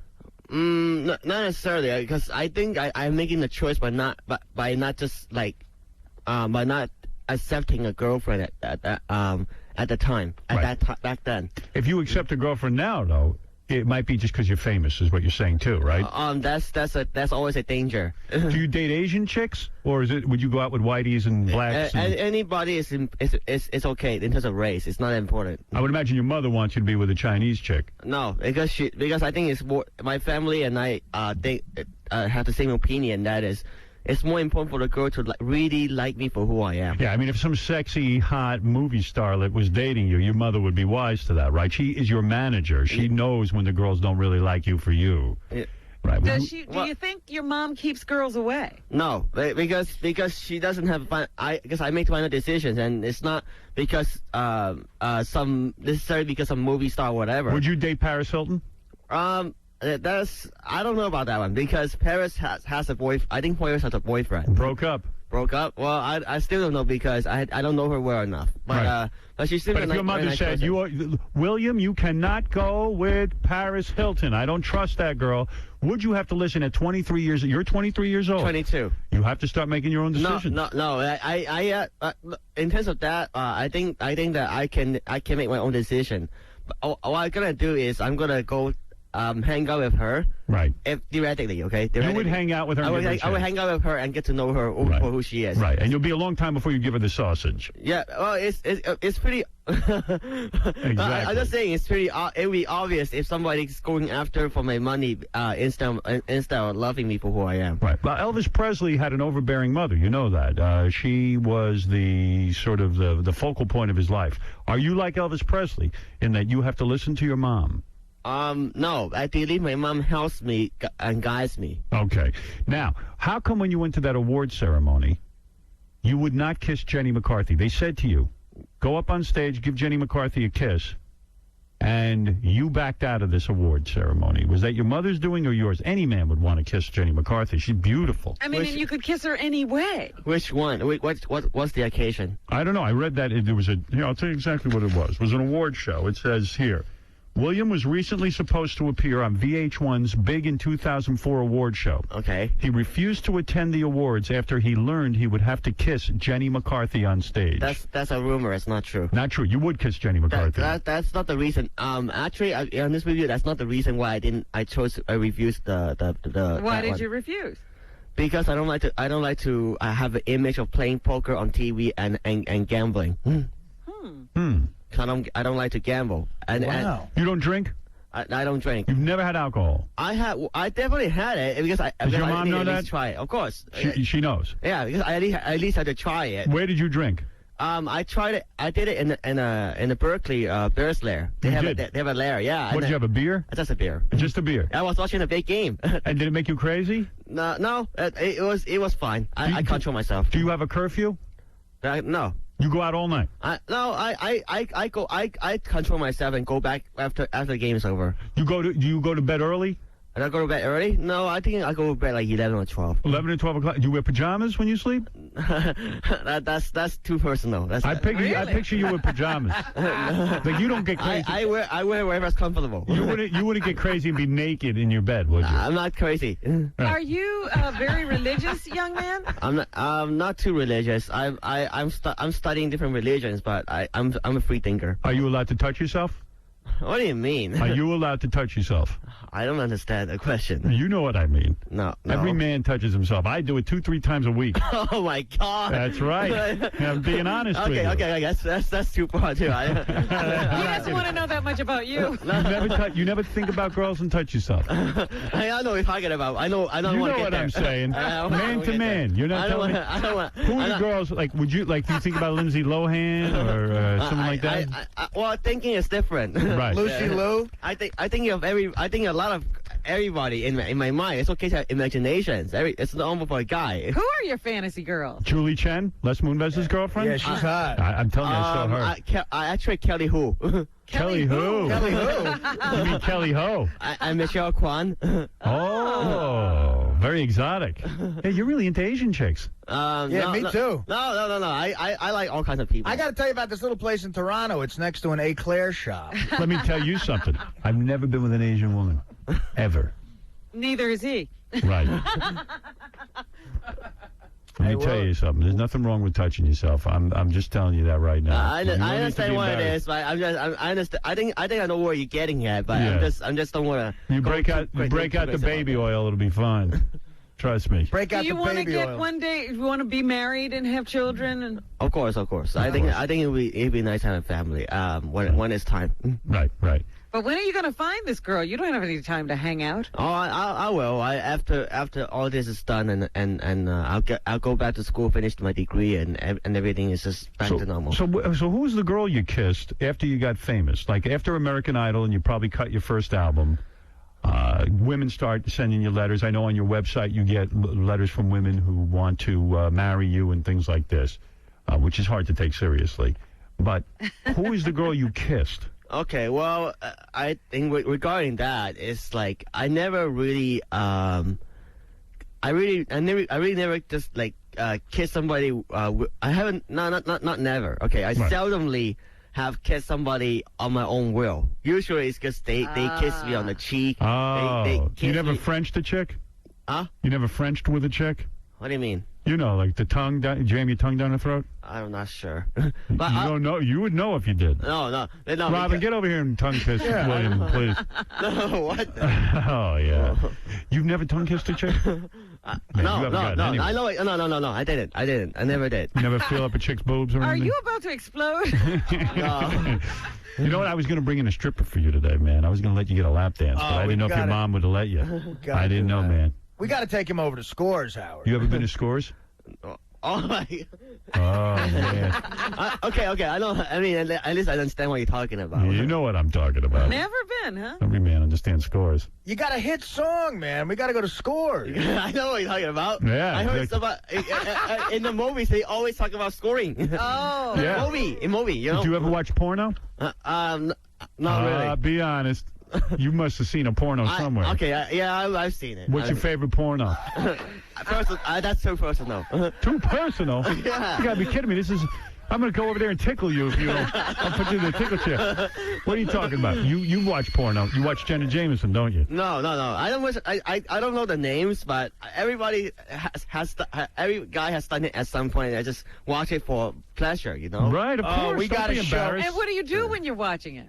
I just see it and enjoy it. Yeah, in and my, you in didn't my pull your mind. pants off? No. Oh, come on. You don't expect me to believe that. I want to meet the man who watches porno and don't pull his pants off. No. Okay. You watch it alone or with your friend? Oh my. Why do you want You to know watch all your that? porno with your friends? All right. Hold on. I'll stop there. Wait a second. Did you watch porno with you alone? Stop it. You know we'd like Tara Patrick. We got to show him some Tara Patrick. Oh, my God. No. Yeah. Okay, this is getting too far. We could ruin you. No. That sucks. All right. I don't want to go any.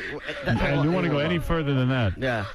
So you're kind of a... Change the subject, you know. Really? Wow. What do you want to talk about? What else is there to talk about besides broads? There's so much stuff you can talk about, Howard. Like what, physics? No. like my career, my like what I do. It sounds to Well, me... how much money have you made? Yeah, all right, let's talk about your career. I'm trying to figure out how much dough you're getting, because I saw here in the notes, your mom turned down, because she's your manager, $10,000 to appear in Vegas on a weekly basis, $10,000 an appearance to just sing 2 songs on stage. Is that true? Well, that's true. That's it is true. Let me hear. I'll read you exactly what it says. It says here you turned down more than $250,000. Oh, wait. You turned down more than $250,000 for 30 personal appearances at different nightclubs because of death threats. Who would threaten you? You're such a nice guy. Did you really get it? There isn't any death threat, so that's also a rumor. They wrote it because it's because I personally don't prefer not to perform in nightclubs. Really? Yeah. What do you have against nightclubs? Depends on what the occasion is. According to Star Magazine, William turned down an offer of $10,000 per week to perform 2 songs a night, totaling 20 minutes of work, 6 days a week at the Aladdin Resort and Casino in Las Vegas. I don't know what. I think I already know what it is because we dealt with it. And, Okay. And the point is that I think I want to try to establish a healthy image. I see. So Really? You're staying away from Vegas for your image? yeah, Really? You're crazy. No, not because of that. Oh. But because of certain nightclubs, you know, I'm not sure. Well, let me tell you, the Aladdin Resort and Casino is Aladdin Resort. very, very reputable. It's Aladdin Resort. Well, I don't know. That's something personal that I have to, you know. You check into with your mom. Yeah. Well, that one was, they said he was making more elsewhere. It was not a big enough offer. Are you a millionaire now? That's not yet. Not yet. You're not a millionaire. Are you almost a millionaire? I'm getting there. Wow. I don't know. Now, did you say to your mom, what are we going to do with this money? Are you investing it or is your mom investing it? Well, we make decisions as a family, and I need to pay off my school loans first. A lot of kids, though, but then this is a terrible thing to say, and I don't think your mom would do this, but a lot of kids get ripped off by their parents. They're not intentionally, but like everyone takes a piece of the pie, management fee, this, that, the other thing. Yeah, how much do you pay your mother? What kind of contract you got with her? How'd you work that? That's personal, and we work as a family. We trust each other. That's all. But that has to be an uncomfortable conversation. I assume you had to have it with you. Say, hey, listen, Mom, I love you, but I ain't giving you more than 10%. No, that's not how it works. My mother took 15%. I whack her. Yeah, you understand? I just say that's in terms of that's kind of confidential. And first of all, and why? We might as well get it out here now. I'll help you with it. No. If it's uncomfortable for you to talk to your mom, I'll help you with it. No, that's not the point. The point is, I'm comfortable with my mom being my manager and my parents working together as a family business. All right. Who did she manage before? Nobody. Exactly. We work as a family. If we can't trust family. Who are we gonna trust? But why don't you get an agent, a legitimate agent?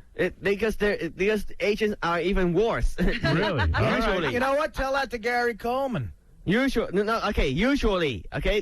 know that there are agents I could trust, that there are good agents out there. Asians or agents? Agents. There's not a lot of Asians you can trust, right? You can trust a lot of agents. There are some I can trust, but not a lot. Do you, how steeped are you in your own culture? Do you eat with chopsticks? Or a fork? Chopsticks. You eat with chopsticks? Yes. Interesting. What? Say again? Culture? No, do you eat chopsticks? No, I don't eat chopsticks. No, I mean, do you eat with them? I eat with them for food, yeah. You do? You never use a fork? I use fork, too. You do? All right. I'm just trying to understand. He's bicultural. Start using the fork Yes. more. It's America. He was using his hands when I started eating that giant Egg McMuffin about 5 minutes ago. Yeah, you like Egg McMuffin? What about endorsements? Have you gotten any commercial work? Yeah, I already done them for Walmart. I did a demo for PlayStation. Yeah. Oh, now I know why he's so straight-laced. Walmart. Yeah, you got to keep your image. You're right. You can't You're talk right. about anything. You can't even talk about pleasuring yourself. No, so that was enough. Want me to show you a Playboy magazine? No, that's You okay. want to see? Have you ever looked at Playboy? Have you ever looked at Playboy? Of course, I've seen it. I would lie to people if I didn't see it. Where did you see a Playboy? You bought it, didn't you? No. You got all of them, don't you? I know, of course not. I seen it on some channel or whatever that was. You never had a Playboy magazine in your room? No, I don't. I honestly don't. You swear to God? I swear, zero. Woe to God. Yeah, right now I really don't have one. But didn't you have one at one point? Never. I only saw it on TV at one point. You never opened it up and looked at the girls? No, never. I didn't even look at it on the magazine store. Why? I don't know. It's just not me. You've seen it on TV, though. I've seen it on TV. Kiss Walmart goodbye. Oh. He's joking. You're clean as a whistle, kid. yes. Don't worry about it. We're impressed. If you looked at a Playboy, no one's going to care. It's okay. Yeah, but I only saw it on TV, so that's pretty honest with you. I got every Playboy. Everyone in this room can name every Playmate from the year 1984. That's the point. The point is, I only saw it once on TV, and I think that it's just like flipping channels on the hotel. Did you ever see a woman's private parts? What do you mean? Like in a porno? You saw it? You saw people doing it? No, I don't. Okay, I think let's just stop there. Talk about something else besides that sort of thing, because really, I'm not comfortable. Blowing your mind. It's blowing your mind. It's not comfortable. Wow. You know, William is the only guy in the room with an endorsement deal, and it's clear why. That's true. That's yes. right. Why are we sitting here? Hey, if you want, I'm just going to tell you something. I'm going to be honest with you. I watch porno. I just watched Jenna Jameson, Tara Patrick. I watched Devin. I watch them all. Yeah. And I watch them, and I pull my pants down, and I have fun with myself. And I'm being honest. I'm just being honest with you. You want to know? I'm that way. Everybody has different personal preferences. Okay? I can't believe you never, ever have fun with yourself. It's crazy. You're allowed. Look, we're all nice people. Occasionally, I'll bang a couch. I don't care. Oh, my. I've done that. Oh, dear. I think that for my interest of my image and my career, I think I'll stop talking about this. You're like the new Andy Williams. Andy Williams is impressed with him. Yeah, I mean, I'm impressed. You're very godlike. No, I'm not. Who's your god? Are you into Jesus, Buddha? Who are you into? No, I'm studying Buddhism. I'm studying God, but that doesn't mean I'm necessarily believe 100%. Oh, kiss you're Walmart still, goodbye. Questioning. Smart. Smart. I like your answer. Now, what is your life like now? I mean, what do you do? What is your career? My career is singing and shooting movies and doing commercials and doing just entertainment stuff. Well, William Hung is got a Christmas album out, Hung for the Holidays, available in stores today. That's big. And also, William Hung bobblehead is also available in stores today. Now, this is the thing you put on your dashboard, and your head bobbles up and down. That's got to impress some chicks when they see that. So you're already merchandising yourself. Yeah. Yeah. The weird thing is, Hung for the Holidays is the name of a porno. I know. No. It is. It is. No. I read one like that. I just rented one. That's right. That's a very seductive name. Hung for the Holidays is a play on a sexual term. Yeah. Hung. Yeah, what's you know going that, on? right? I don't think so. Oh, yes. Hung for Holiday is intended to be for family. You know. No. I can't Hung take for that. the I made the Holidays. Christmas album for family purpose. But my main audience is just for families to be happy. I when they wonder. listen to it. Yeah, I'm telling you. What about your big song, She Bang, He Bang? What do you think they're talking about there? That's right. You know what She Bangs is about. Of course I do. You know what that means. Of course. When you were swiveling your hips, you knew what you were doing. You knew. Okay, well, honestly, everybody performs different love songs. She Bangs. I was very surprised a proper man like yourself, who was don't even touch himself, right, would sing She Bangs. Oh, okay. I that understand. freaked me out a little bit. Okay. Especially the way you do it. And the way you shake your pelvis Okay. and pubic area. Okay, in terms of having fun with myself, Yeah. that's that's So you do personal have fun between with us. yourself. That's personal between us. All right. Okay. Okay. That won't go anywhere. In terms of She Bangs. Now you know what a bonbon is, don't you? Yeah, it's the butt. The butt. No. No. Vagina. What? Yes. Okay. You used your sexual powers to seduce a nation, didn't you? No. Well, okay. You got little girls all aflutter. What you were doing. Okay, maybe Ricky Martin does, but I don't. William will be signing copies of his CD today at 6 p.m. at the FYE on 6th Avenue in Manhattan. This is a big career. I mean, it has to be... us all to be a buzz. Right. Let's go to a couple of fans of yours on the phone. Let's hope they're fans anyway. I'll start with line 9. This is Andy. Andy, go ahead. You're on with William Hung. Hung for the Holidays. Hey now. Hey now.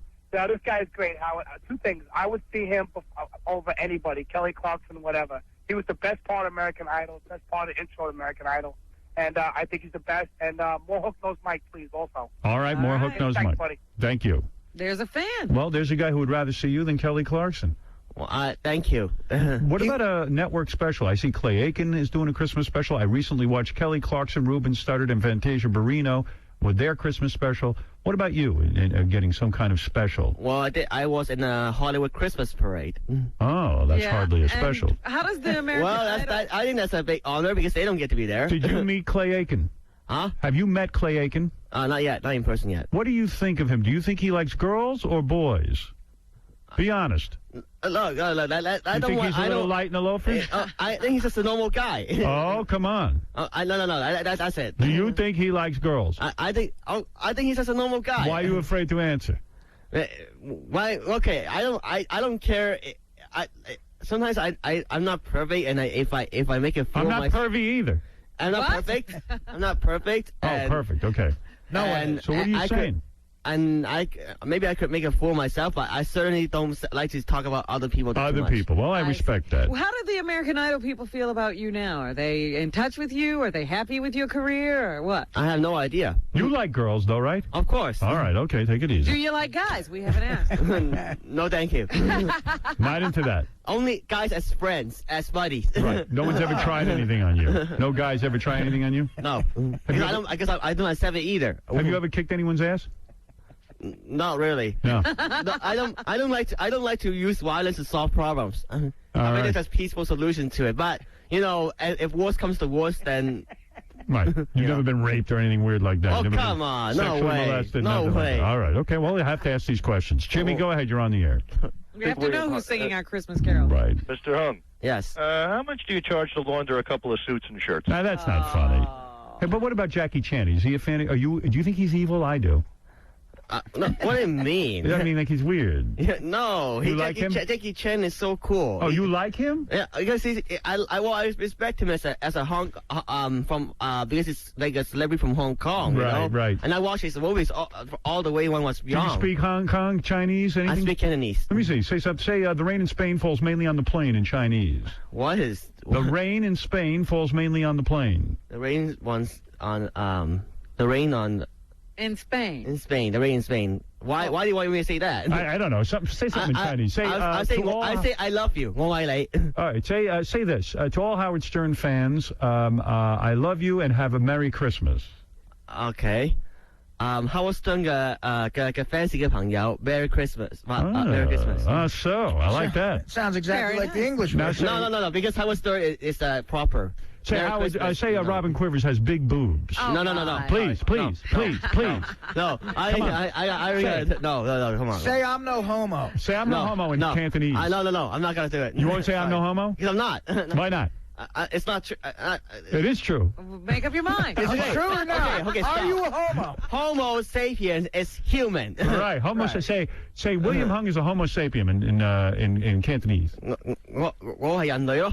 Oh. 係人類㗎。Everybody's human. Everybody's human here. You know, Homo sapiens. Thank you very much. Well, Everybody's human. Unbelievable. We have our questions about Benji. Yeah, the jury's out on a few people. Let's go to Zolar. Zolar, you have a question for William Hung, and then we must move along. Hey, William, great to speak to you, man. Thank you. Yeah, listen, have you ever been officially tested?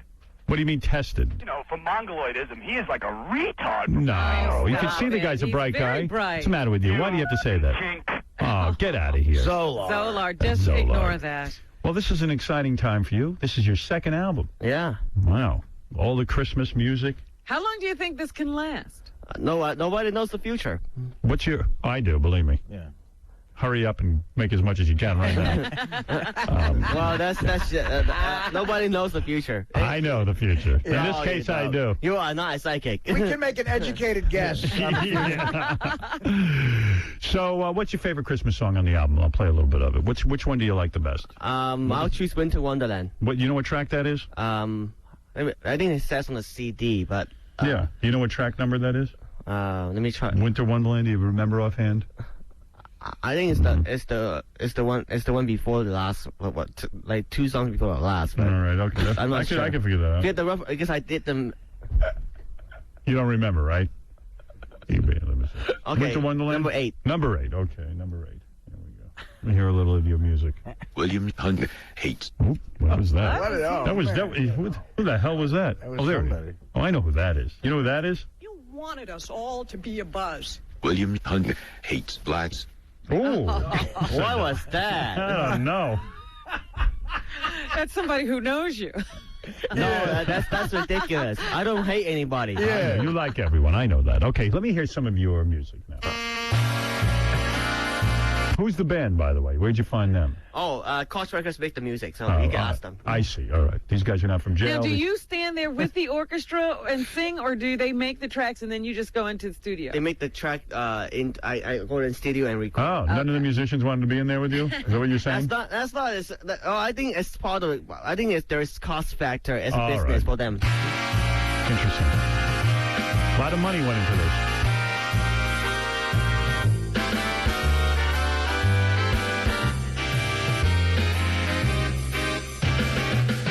Sleigh bells ring, are you listening?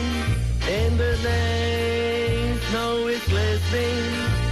A beautiful sight, we're happy tonight. Walking in a winter wonderland. Gone away. Beautiful. Is the bluebird here to stay? You know what song you got to do next? What? You ever hear I Like Bukkake? No. You got to do this one. Yeah, it's a good one. No, that's not. You wouldn't do it? No? Why? Well, I don't know because I tend to I'm actually trying to become legitimate singer. Yeah, like a crooner. Across the world. Yeah, okay. Now, do you ever think somebody will give you an original song to sing? They already did. And Inspiration, they already did it. The first album. Well, good for you. I Well, got a listen. good name for your band. What? Chink Floyd. Oh, Get out of here. That's an insult. I'm sorry. That's insulting, right? You ever get that crap in high school and stuff? No, well, I already get insulted a lot of times today. Today has been the worst day of his life. That might have been the worst insult. No, I'm already used to it because as a singer and celebrity or whatever, right? I can't get everybody to like me. I like you. And would you ever, for $1 million now, would you be in a porno? No. With Anna Nicole Smith? No. You will not? No porno for me. Do it. Ever. Do it for $1 million. No. Come on. It's not. I don't do it for money. Money is not the most important thing If in my somebody life. offered you $10 million to be with a horse, even something horrible, would you do it? Nothing horrible. I won't do it. You will never do it. You never sell out for money. I have rejected movie offers because of that. Wow. They wanted you to do a horse? No. What movie is that? It depends on Mr. Ed. It depends on what it is I'm doing. What's your favorite TV show right now? My favorite TV show? Yes. I like Amazing Race. Really? Yeah. I like The Biggest Loser. Biggest Loser. You watch that? Yeah, I saw. I heard about it. I love it. I love it. Okay. And I like Lost. Lost is good. Yeah, Lost is pretty. I think Lost is pretty good. Yeah. And I like American Idol. Yeah, of course. Do you still watch? I do. Of course you do. The most important reason being I want to see what else they come up with every season. Yeah. I'm a nerd too. Trust me. You might think I'm cool. I'm not. I watch nerdy shows. I play cards on Friday night. And believe me, And you didn't date either. I hardly got laid. I don't think William thinks he's a nerd, though.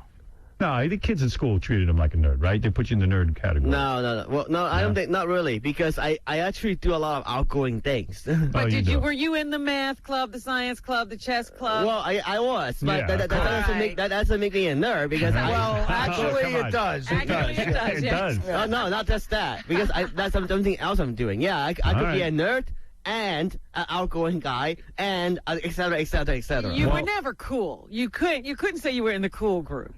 I did a lot of things, You're cool now. That's all that matters. Yeah. William Hung, I want to thank you for doing the show. Thank I you. wish you luck with your new album. William will be signing copies of his CD today at 6 p.m. at the FYE on 6th Avenue in Manhattan. I bet you get a big turnout. Thank you. And good luck to you with your career. And I don't know. I wish you well. I Hey, do. look, 380,000. I mean, that's a lot of CDs, man. Yeah. Did you make money? Congratulations. Did you make money on the record? Of course. Well, I'm just wondering where the price range was where you have actually start to make money. I can't disclose that one. But I wish I can talk about money, but Talk about money next time you come. Yeah, maybe next time. What's your real name? I mean, William is your American name. What's your Chinese name? Hung Hing Chang. Hung Hing Chang. See, I would rather he go by that name. I think you should do like a John Mellencamp. You know, John Mellencamp used to be known as Johnny Cougar. And he said, I'm throwing out that name, and I'm going to go by my real name, John Mellencamp. And you should become Ching Chang Chong. No. I mean it. That's not good. Or Puff Mao. I need. How do you say your name again? Okay. In Ching Hung Hing Chang. Hung Hing Chang. Yeah. Well, Hung Hing Chang. I got news for you, buddy. Your name should be Ka-Ching, because you're selling a lot of records. That's right. That's very nice. William Hung Ching Chang, whatever. Yeah. I'm happy for you. Thank you. And I'm going to tell you something. This gives everyone hope that they can one day be a star, a superstar.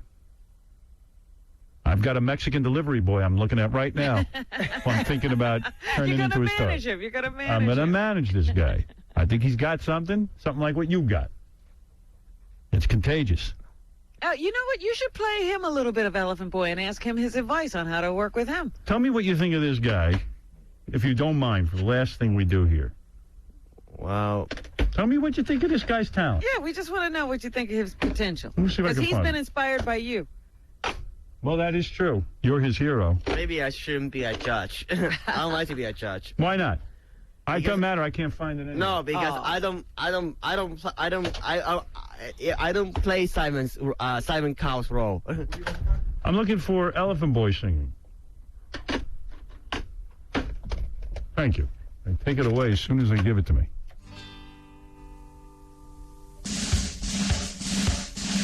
Jessica, keep your hour, don't get confused. Sense upon return. Listen to yourself. Don't listen in uniform. Book funny. But I let you from step down. Watch your heel, cross. If it's no fear, carefully recognize it clear. A tournament of love. Off the solution. All from the world as we know it. Is there enough? Unusual phrasing. I know what you're thinking, but... Does he have a chance? Well, everybody has different styles. Everybody has different... Not that kind of style. Everybody has different... every style has different audiences. Yes. So you would tell him to go on. Go for his Keep dream. singing. No. Well, I think that everybody that if it just loves singing, they can just continue singing. Hook-nosed Mike, you're on the air. But in terms of where they could, what level they are singing at is different story. Right. His name is General. His level very low? No, that's not the point. The point go is, ahead, Hook-nosed Mike, you're on the air. Yo, Howard, one thing before I get to what I called about. Good morning, Howard, you hook-nosed you bastard. Listen, William Hung, you should definitely give him a slot on your satellite deal, dude. If you want your own radio show, in a year I can give you one. Even before that. This guy's as bright as a cave, Howard. I just call up and harass this dude. It would be a good show. You should.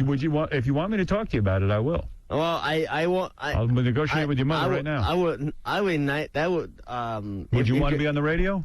If you're serious about it, then I could think about it. But I am serious. I am serious. Dead serious. But I won't do the same style because the William Hung show could be the William Hung show. You could be Seacrest. I don't care. Yeah. All right, you like Seacrest? Ryan Seacrest is the kind of guy. Ryan Seacrest, you want to be like? Yeah. Hung out. We'll call it Hanging Out with Hung. Yeah. Well, you use your Chinese name. I don't care. I'm gonna contact your mother. You'll give me information, and I'll contact her. I'm building a channel over there, and I want you on it. Okay, we'll talk about it. I'll give you a half hour a week. It'll be no sweat. Yeah, we'll talk. I'd like to know what you're listening to. I'd like to hear your opinions. Well, we'll talk about it after. All right, I'll talk about it with you. Yeah, you'll have a business meeting. You don't get all hard-nosed with me. He drives a hard bargain, this kid. Yeah, he's acting like he's not interested. He's jumping at the chance. Now he wants the world. Like the Asian Mike Ovitz over here. Right. You're blowing me off, aren't you? All right. Hey, William Hung, good luck tonight. Thank you. And good luck with your Christmas album, Hung for the Holidays. Available in stores today. Get it. And the William Hung bobblehead. Available in stores today. Christmas gift. That's a great stocking stuffer. That I'm gonna get. And 6 p.m. at FYE on 6th Avenue, Manhattan. Now get over here and kiss me. Give me full tongue. No. Man on man. Give me tongue, Hung. I'm sorry. Come on, Hung. I'm sorry. I can shake your hand. I can give you a hug. Come here, sit in my lap. I'm going to show you a good time. Come on. I go both ways. Let me grab your ass. Come on. No. You don't want it? You've never been come on to this like this look at me. before, huh? I'm a big star. I know you are. I'm big. But I'll pass on that one. I tickle you. I'll pass on that one. Come on. No. Give me a little kiss. That's the price for doing the show. I can make or break you, kid. No, it's not. All right. It does not say I have to do that. One hand washes the other. Ruben Studdard made out with him. Yeah. Crush my lap. It doesn't make me have to do it. It doesn't matter what other people did. You should have seen what Clay Aiken did. Listen, honey. Oh, yeah, Listen, honey. He was giving. I'll make you reach high notes you've never reached before. Hey, it doesn't say that you can't do that in the show. Let me lick your nose. You want to bang? We'll bang. We'll bang. You want to bang? I'll bang you. We bang. She bang. Congratulations on everything. Thank you very much. I'm a hetero. I don't go that way. Trust me. Just fooling around. That's, I'm just I hope fooling you around. didn't take it seriously. Yeah, I'm not really. Come sit on my lap for a second. Like you, he's no homo. That's right. Yeah. All right. I could reach spots you never even knew you had. Come back and see me sometime. I like you. Right. I'm going to talk to you about a radio show on a different on satellite radio. Okay. All right. He could do a lot for you. I'm going to take you under my wing. This kid is great. I'll kiss you in places you don't wash. Maybe you don't want to turn down his overture so quickly. I'm just kidding. I don't go that way. Okay. You understand. Did you ever come across the casting couch, William? Did anybody ever come on to you to try to give you a part or something? Huh? Don't be afraid to be alone in a room with me. I'm totally straight. Seriously. As long as it's like it's just for a novelty show. It's not. Novelty show. Yeah. All right. Whatever. All right. The great William Hung. I like you. Thank you. You're my kind of guy, if you know what I mean. Come over here. No. Oh, yeah. Get over there, Fruity. I'll introduce you to the loving knuckle. You know what that is, right? That's wrong. Don't get crazy on me now. You can handle it. No, I don't. You've been in showbiz. You've been around the block. You know what this business is like. Yeah, but I don't have to do things like that. Oh, yes, you do. No, I don't. You want to get to the next level, you do. No, I don't. Come on. No, I don't. Yes, you do. No, yeah. For me, I would have a problem if I do something. Oh, you should have a big problem. Everybody in showbiz has a problem. You're playing hard to get. You're in with the big leagues now. No. I think that's not a guy to a guy. We'll make it look good. Don't worry. I'll set you up with Paris Hilton for the picture. No one will know we're up to monkey business. You little tease. Do you think Paris Hilton would like me to do something like that? You're over there teasing me, aren't you? You're a little tease, You William. come in here looking all cute. You expect him not to come on to you? Don't you rub your thighs like that. Très joli, William. Très joli. I'll let you be the man. You want to be the top? William, look at me. I'm kidding. I'm so totally hetero. I got a girlfriend and everything. These are jokes. Okay. Come over here. Let me touch you. All right. William Hung, the album is a Christmas album, good for the whole family. Am I correct? Yes. All right. That's the idea. William Hung's Christmas album, Hung for the Holidays, available in stores today. Go meet William. He's a nice guy. FYE. FYE. What does FYE stand for? For your entertainment. I see. It's store name. On 6th Avenue in Manhattan. All right. Good luck tonight and good luck with the album. Come back and see me anytime. Thank you very much. All right. And we'll He's going to run out of here. Don't run out now. I want to get my hands on you. Hang out, buddy. Come on. We just got started here. Blink twice if you're interested in this. We got some cocktails All right. We'll coming be back right after these words. And we're sorry that he's leaving broadcast radio. Lately, his show seems to spend too much time talking about his new employer, Sirius, with over 120 channels of amazing radio, commercial-free, instead of entertaining his listeners. So we've started the music at 10 o'clock each day, and we hope you'll keep listening to 95X and support our advertisers. Hello. Hey, what's up? What's up there, Gary? Oh, sitting at home. It's been cold here. Drinking a cold beer? No, I said it's been cold up here in Oregon. It's been cold and foggy almost every morning here. Yeah. Hello? Hey, Wendy. How are you doing? I'm doing pretty good. So what did you think about the basketball people all beat up all the fans? Right. All the black guys. All the black guys? Yeah. I call them niggers. Call them niggers? Hey, you niggers! They savages. That's what I've said all the time, and they just proving me right, ain't they? Yeah? Yeah, that's right. They need to stop doing that with all the audience. Because, you know what? Because they can easily go to jail for that stuff, you know? Well, they ought to, but they won't. They don't put them famous niggers in jail. They don't, huh? Nah. They should. They'll get away with it. They're going to suspend them a few games, but... They should. They should. Well, they should prosecute them, but they won't. They should. Yeah. I think one of them threw a chair into the audience. They said it may charge him, but they probably won't. They should. Hit somebody, that's assault. Yep. They should be charged with it. Yep. They should. Yeah, they should. They ain't going to put them in jail because they got too much money. They should. Yeah, you can't give a nigger enough money to make him behave. No, you can't. Daniel. Yeah. I meant to ask you, has Howard ever fight a black dude before? Did Howard ever fight a black dude before? Yes. I don't think Howard ever fought nobody before. Nope. I was just curious if he ever got in a fight with a black dude before. I don't think he ever got in a real fight. No, he had. I don't know. I'm not let you go. My girlfriend's trying to call me. No, okay. Okay, yeah. Okay, bye-bye. Bye. Bye. The Wendy the Retarding Gary the Retard Show, interviewing Daniel Carver of the Ku Klux Klan. Yes. When I put that show together for them on another form of media, do you think I should make it a threesome, that Daniel Carver should always join them, or should he just be a guest? He should be a guest. I think you'd like to see them interacting with a lot of different people. All right. I think he's a good sidekick. I don't know. I got to think it through. As a guy in charge of 3 channels now, I've got to think it through. Maybe he should be the leader of the band. How about that? We now know that Gary's girlfriend was probably calling from prison, too. Yeah, we didn't realize that. Yeah. We doctored up that general manager's announcement over in Syracuse. That's great. Meanwhile, I kept saying, gee, wouldn't it be great if we could sneak into the Syracuse station and just sneak that on the air? Meanwhile, I played it this morning, and they must have been asleep at the wheel because they played it. Oh, they let it go. They thought it was the real announcement. Oh, that's funny. So it aired. Oh, great. That's awesome. Yeah. 95X. I'm Darren Smith, the general manager of 95X. I want to share our thoughts on Howard Stern. I got it. I snuck it in. They're probably like, Yeah, you didn't even have to go there. no, I didn't have to drive up to Syracuse and sneak it into their rotation. Because they probably play it like in a computer. Right. Just have it slotted in. Mm-hmm. I fooled them. So silly, isn't it? I like that William Hung guy. I'm going to try and get him his own show. Great, yeah. Yeah. He's getting raves out in the hall. Everybody loved him.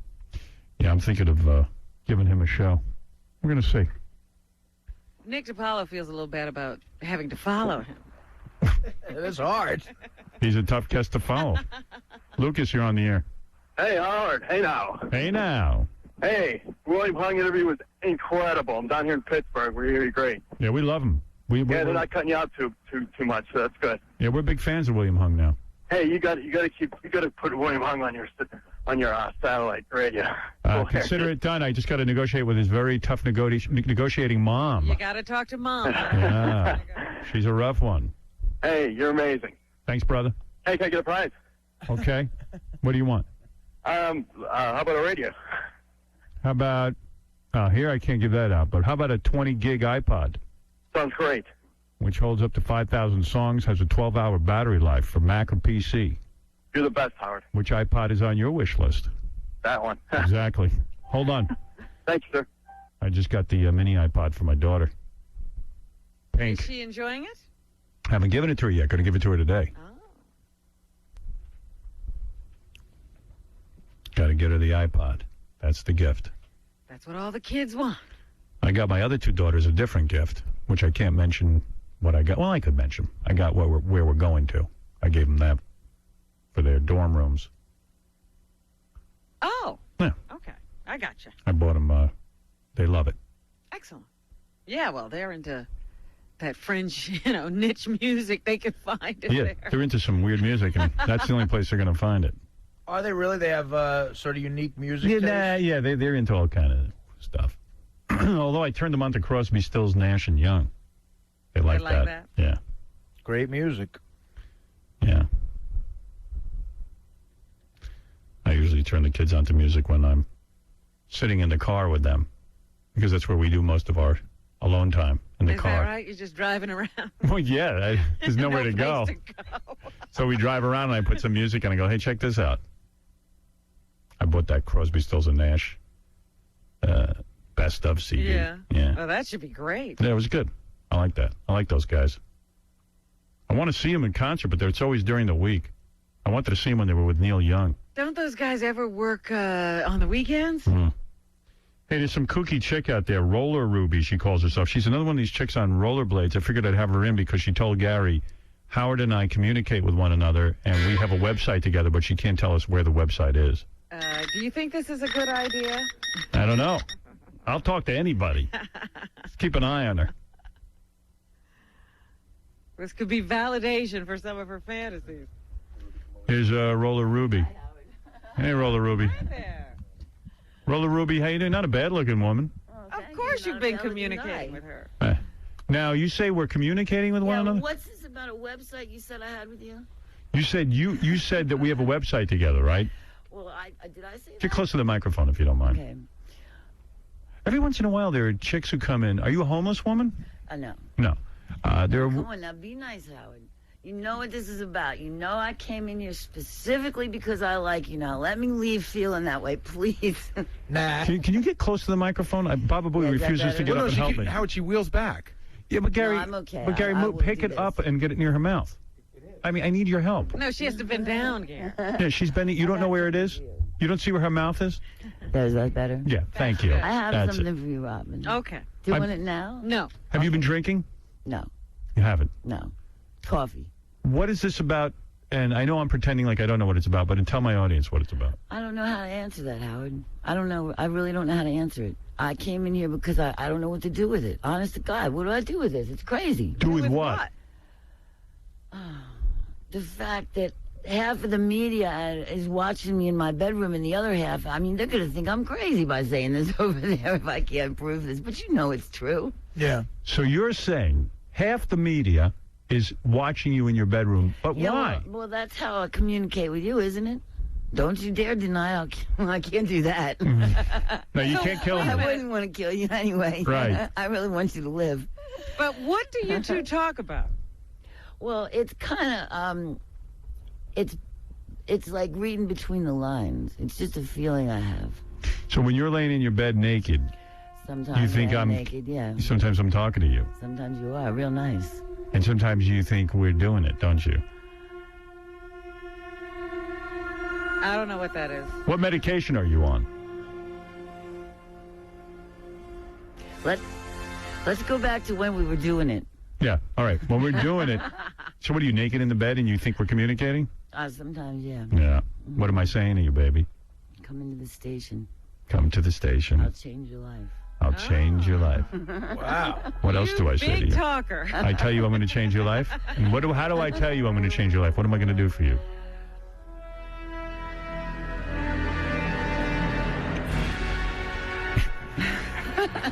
Do I use my fingers? Digitize? Do I digitize you? What's digitized? Well, do I use my fingers on Oh, you? come on, let's get real about this. Now, you were talking real nice to that other guy. Why don't you deal with me? I'm dealing nicely with you. Wholesome and innocent and sweet. Let's start this interview over. Okay, let's start What over. am I going to do with all this attention? I don't know what to do with it. All right, you're feeling self-conscious because the media is watching you in your bedroom. Yeah, and don't make it sound like I'm going to come out here looking crazy, because I have enough problems with that. I'm Have you been not crazy. institutionalized? No, Never. never. Are you under a doctor's care? No. Have Do you you- have a job?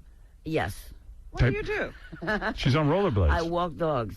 Oh, do you? You're a dog Yeah. walker. Oh, that makes complete sense. You have sex with dogs. What? No, she walks the dogs. Right.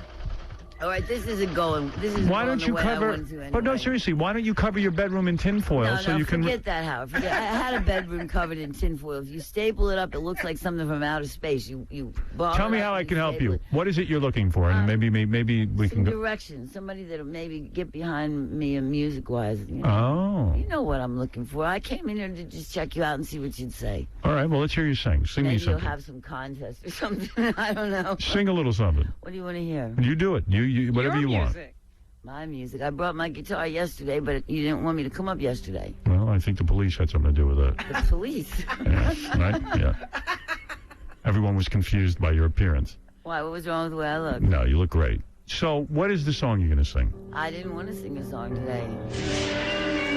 Well, I was going to help you with your music, but it's impossible if you don't sing. This was the life-changing moment. This was This our was it. Um, you're rocking the treetops all day long. Uh-oh.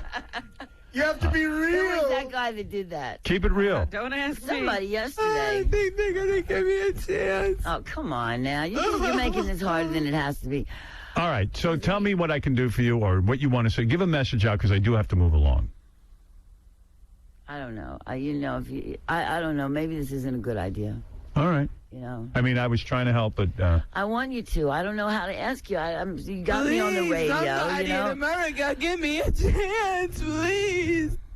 so Did you think Howard was going to see you alone? Is that what he promised? He didn't promise anything. You know, I came in here on a hunch. You know, I'm going to go visit some other people and see what happens. Okay. You know, I don't know what to do about this, Robin. I really don't know, you know. Yeah, I all don't right. know. Well, I'm sorry if you're disappointed. I tried, but it doesn't seem like we're really having that connection. Maybe not. Right. All right. You know who you should go see is Regis. You think so? Yeah. Why do you say that? I think he's more your audience. I understand the media's watching you. Regis is there? Hi, Regis. Seriously, I would, as a colleague of his, I can recommend that show to you. I don't know what to do with this. You know I'm not crazy. I don't even know what this is. Robin, don't say Now, you're that. clearly You not do crazy. No one's so, suggesting you know what it is, and don't sit there and tell me you don't. You do so. Everybody in the media knows what this is. Okay. All right. Okay. All right. Would you like me to write a note of introduction for you to Regis? You can write me a check. How about that? Oh, that I'm not interested in.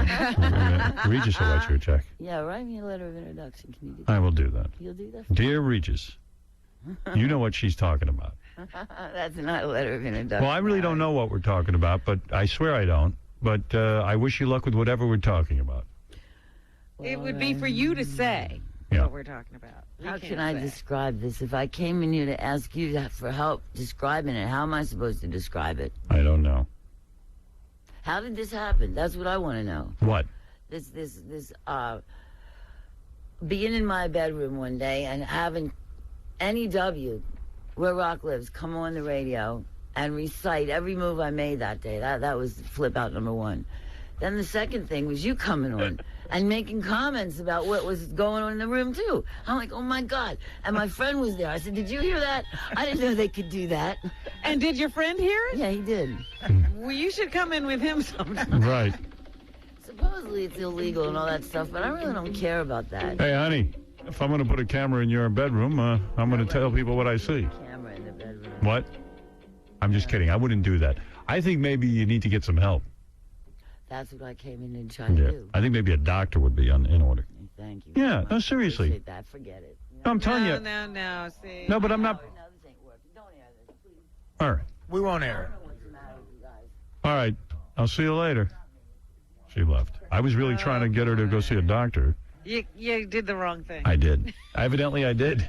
No one wants to hear that. She's still talking. Well, we try. Wow. Yes, Chauncey, you're on the air. Hey, Howard, how's it going? So last night, this is kind of a funny story. I ended up going to Nobu. Hey, ask her if she wants how an iPod. What's that? I was going to give her an iPod. Oh, she's only going to hear people All right. telling her what's going on in her bedroom through it. How did she look, by the way? She wasn't bad. I mean, she's an older woman, but nice, attractive. She looked like an actress, and I'm trying to think who. Sounded a little bit like rapping Granny. No, but she looked a little bit. No, you're going to call me nuts, but Patricia Arquette. And No, I don't think Patricia Arquette. older, though. I mean, yeah. Older Patricia That Arquette. woman on CSI. What's her name? Mark Helgenberger? Yeah, she looks like that. I'm more like William Peterson.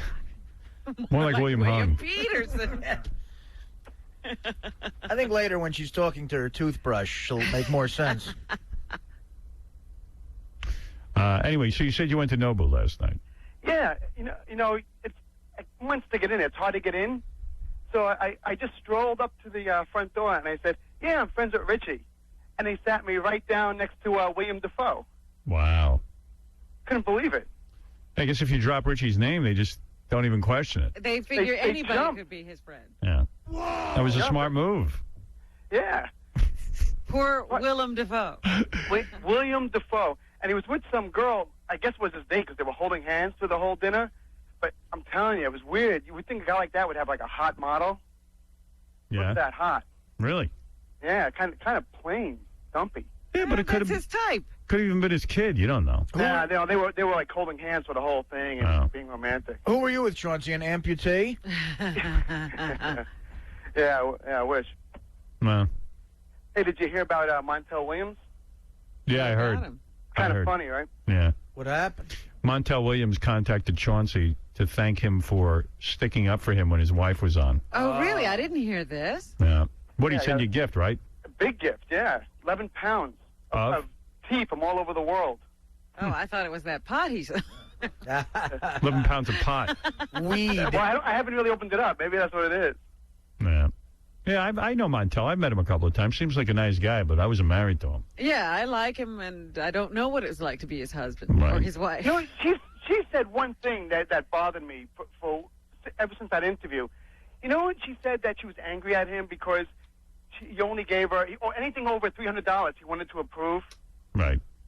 Well, if I you don't blame spend- him. Yeah, I'm saying if you spend $500,000 on a record company, wouldn't that freak you out if you were paying for the kids and the wife, and all of a sudden she's wasting money like that? Well, I mean, hey, guy has a right to say anything over 300, I want to be contacted. That seems normal to me. Yeah, me too. I mean, guys do want some I control. don't know what these situations are like. You know, I've never been in them, so I don't know what the deal is. You had to see the guitar she gave Howard. That thing was expensive. Right. Beautiful guitar. Oh, one more thing, Howard. Props to your boy from Private Parts, Paul Giamatti, the actor. Giamatti. What a great actor that guy is. I saw him in Sideways.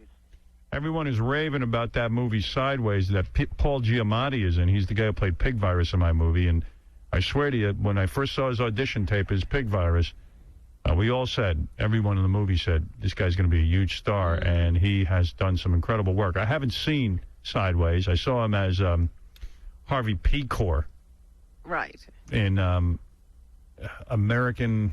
So did I. Whatever that Idiot? was. Mary? That- No, he was great in Green that. Day album. American what? American Splendor. Yeah. Robin, did you see Sideways? I haven't seen it yet. I'll tell you but- what. Over the Thanksgiving week, I saw it twice. Oh, did you? I loved it. It's really funny. That's right. And you know what? He's great in it. You know who said he was great in it? Annabella Sciorra. Oh, yeah? How do you know that? Because I know her. Oh. And she said to me, Paul was amazing. She even wanted to write him a note and tell him how great he was. Yeah, I've heard lots of good things. He's even winning awards. He won some award the other day. Well, you know who did it is the guy who did Election and About Schmidt. That Alexander Payne. The movie's great, and he is great in it. He's great in it, and Thomas Hayden Church is great in it. Yep. Virginia Madsen. It's really an amazing movie. Paul might be one of our best actors right now in terms of like, I'm putting him right up there with, Dustin Hoffman.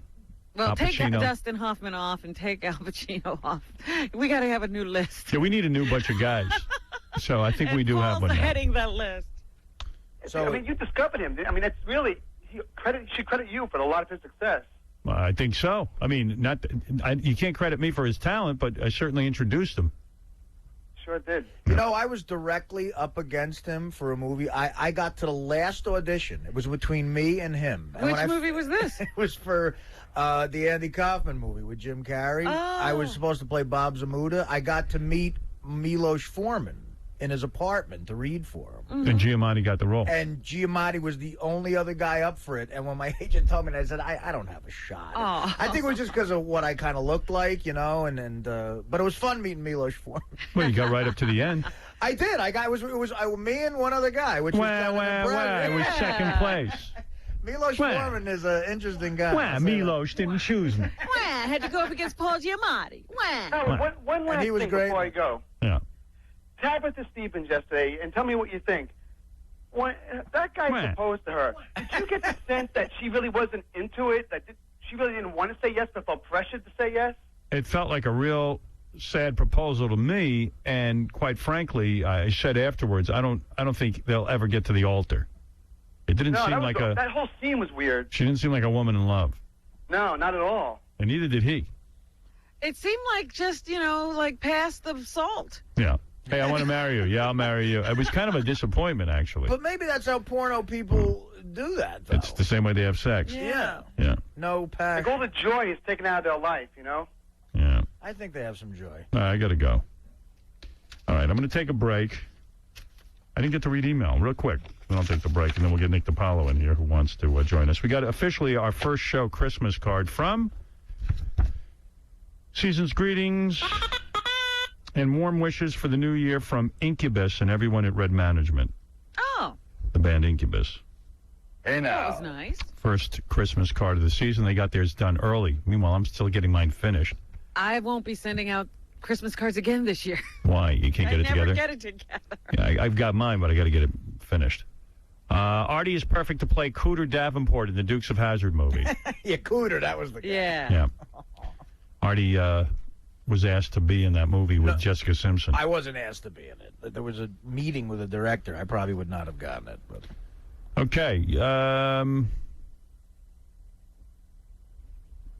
Howard, here's a suggestion. It just dawned on me after hearing that egg crack on Tabitha's ass. You need a shower inside your studio. After a messy challenge, it would be nice for the women to clean up on the air in your view. Yeah, we did that on the Channel 9 show. We had a shower, and women used to shower during the show. Yeah, not that's a bad right. idea. That was a good feature. And, yeah, it was way cool. Yeah. And I would do that here, but I'm sure now that we only have a year left, everyth's got to be put on hold, so we can't put a shower in. Yeah, who's really going to install a shower Yeah. for us now? But in the new place, let's put a shower. That'd be nice. I think that's a great idea. Put the woman in the shower, soap up. Yeah, Tabitha had trouble. She didn't know what to do. Yeah, she's the dry towel. Nice. Good morning, Howard. Hey. I was just lying here in bed naked, and Artie was subliminally talking to me, and he said that if I called in, that you would give me that bitch's iPod for Chanukah. All right. Spit in my face. It's the last one I got anyway. You won an iPod Mini. Thanks, Artie. You're welcome, Jenks. Anything for you, buddy. They come in 5 fun colors, and they hold up to 1,000 songs for Mac or PC. Which iPod is on your wish list? Thank you. Artie, stop contacting listeners like that. Yeah. Oh, that's okay. Try to help. All right, hold on.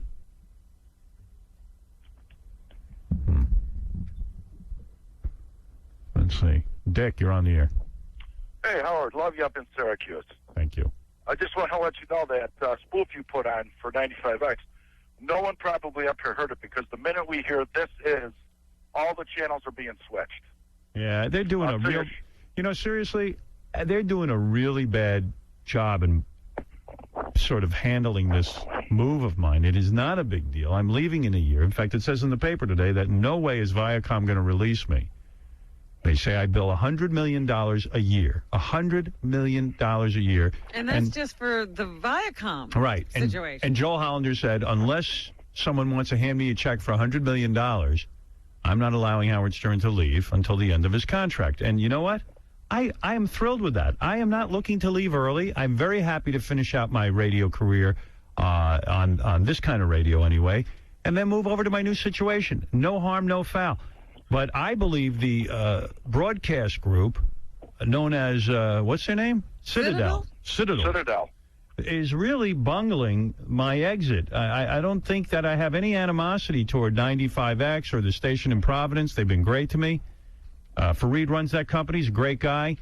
I've known him for years. I don't know why they're allowing their general managers to get on and badmouth me. And couldn't this be bad for business? I mean, if that's what they're doing, I mean, it could be very bad for business. I think it's going to backfire on them. I think it's creating a bad taste in everyone's mouth, and maybe they won't be so supportive in the future. I don't know. And by the way, I wish them luck. I mean, I'm not going to be on this kind of radio anymore. I don't care. I wish them well.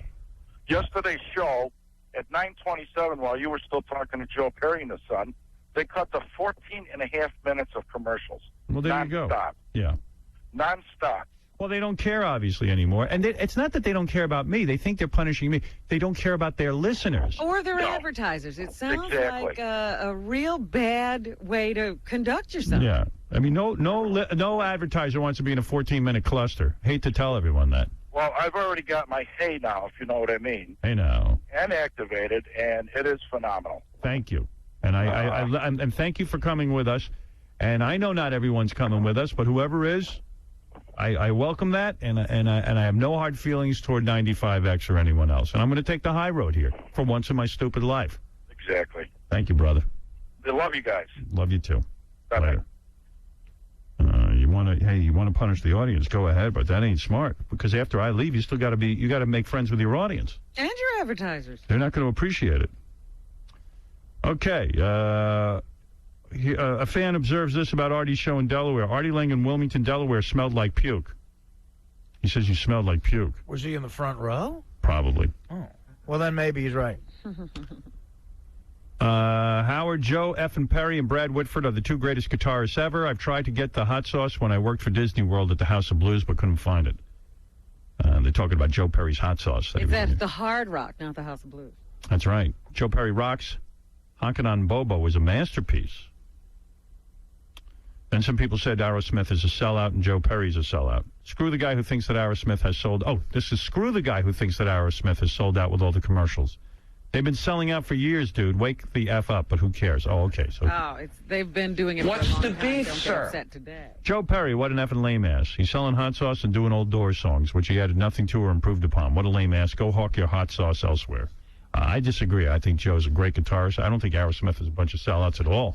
Nah, they're a great band. Great band. Great songs, and I don't know. I hear that a lot. Like if a band becomes commercially successful, they're sellouts. Today, bands they introduce their records, their songs in commercials. Okay. Howard, can you replay that bit with Zolar and Tom? That was the funniest crap I've heard in a long time. I was laughing so hard my stomach hurt. Okay, I tell you what. Tomorrow I'm doing that because I actually pulled it for today and I didn't get to it. I will replay that tomorrow. Promise. Oh, hey, Howard, can you mention that website that has the pictures of that girl's perfect ass? I missed it. Now I don't remember it. The hell was it? I've never seen an ass on a girl like this in my life. Really impressive. Are you trying to contact her? Yes, I am trying to contact her. In fact, I've already made contact with the website, and they said that she's Brazilian, and he thinks he knows a contact. You know what? That looks like a Brazilian ass. That makes sense. They do have incredible butts down there. Yes. Great ass! Yes, and I don't Asians know are very why smart. That is. Yes. Asians are very smart. All right. By the way, when Tabitha, I'll get the name of the website. Gary, if you can bring that to me. I printed it out yesterday. Concerning Tabitha Stevens, when she said she vomited duty, I thought this happened to me too, but it's actually bile. It is impossible to vomit up your own duty. Bile looks brown and can somewhat resemble diarrhea. I was going to say, if she had done that, she would really have been very sick. That's right. Or a magician.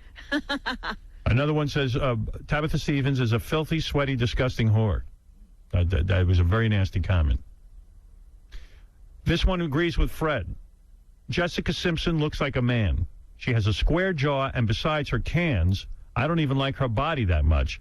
And Gary's right. I'm sure she sucks in bed. I disagree that she's looks like a horse. I think that she's people have been calling her horse, square jaw, all kinds of names. I think she's hot. If you look in the Post today, they got a picture of her as the Dukes of Hazzard girl, and I think she looks good. Smoking. There was a picture in the Post of Lindsay Lohan today where she looks better than Jessica Simpson. I believe she's the better lay. For emotional reasons, she seems like she's completely out of her mind. I would agree with that. She looks hotter. She looks I like a agree young with that. Anne Margaret. She's more of a mess psychologically. Yes. In fact, this one says Lindsay Lohan, however, is a big white trash slut. But she looks like she will bang you good and hard. She wears a lot of makeup to cover up all her freckles. Don't believe all those hot pics she's taking to promote her god-awful album. Here's another one. Jessica Simpson. She's actually Andy Pettit in drag. What do you think about that? Well, Andy's kind of cute. You think a nice girl. And I've heard Jessica has a great slider. Then there's this long one. I don't even know if I'm going to bother reading it about Artie and his misinformation on sports. Artie stated on today's show that Barry Bonds is about 12 home runs away from breaking Babe Ruth's all-time home run record. Please let Artie know that Hank Aaron is the all-time home run king after breaking Ruth's record in the 70s. Thank you, sir. I never knew that. Thank you. I usually wait for Gary to come in and get sports info wrong, but Artie is proving himself to be as equally clueless in this department. Right. Here's the bottom line. Artie isn't really a sports fan. Right. If he was a sports fan, he would never, ever have made that mistake on today's show, along with hundreds of other false statements he makes about sports. What he enjoys is the gambling and drinking that can be centered around sports. Ask him if he'd ever watch a game on TV without betting on it or go to a Yankees game without drinking. The answer to both these questions is no. I guarantee that. Is that true? Well, until this guy's email, I didn't realize Hank Aaron was the all-time home run leader. Thank you, sir. Secondly, yes, I would never go to a game without drinking. My buddy and I are longtime listeners and cringe every time these two, Gary and Artie, try to come off as sports experts. Come on, dude. Come on the show. I'll beat you in any trivia contest about sports. Well, any trivia contest. There you go. There's a challenge. And Babe Ruth is the real home run leader. He did it in 4,000 less at-bats. The best ass website is astroxxx.com/wow.htm. And it is wow. And we'll be back right after these words. Nick DiPaolo will join us for the news. Great ass! You hanging up on me for you, sucker? I'm coming down now. Listen, you mother, you know your mother niggas. And why don't you go out to yourself. I'll tell you, I'm going to come down. Why don't you come down, you motherfucker? I'll open your belly up and I'll show you all the black stuff you got in there. Yeah. You motherfucker. You haven't got the nerve to come down, you son of a... I'll be right down. Be down, you motherfucker. You and your mother, you son of a bitch. Come back.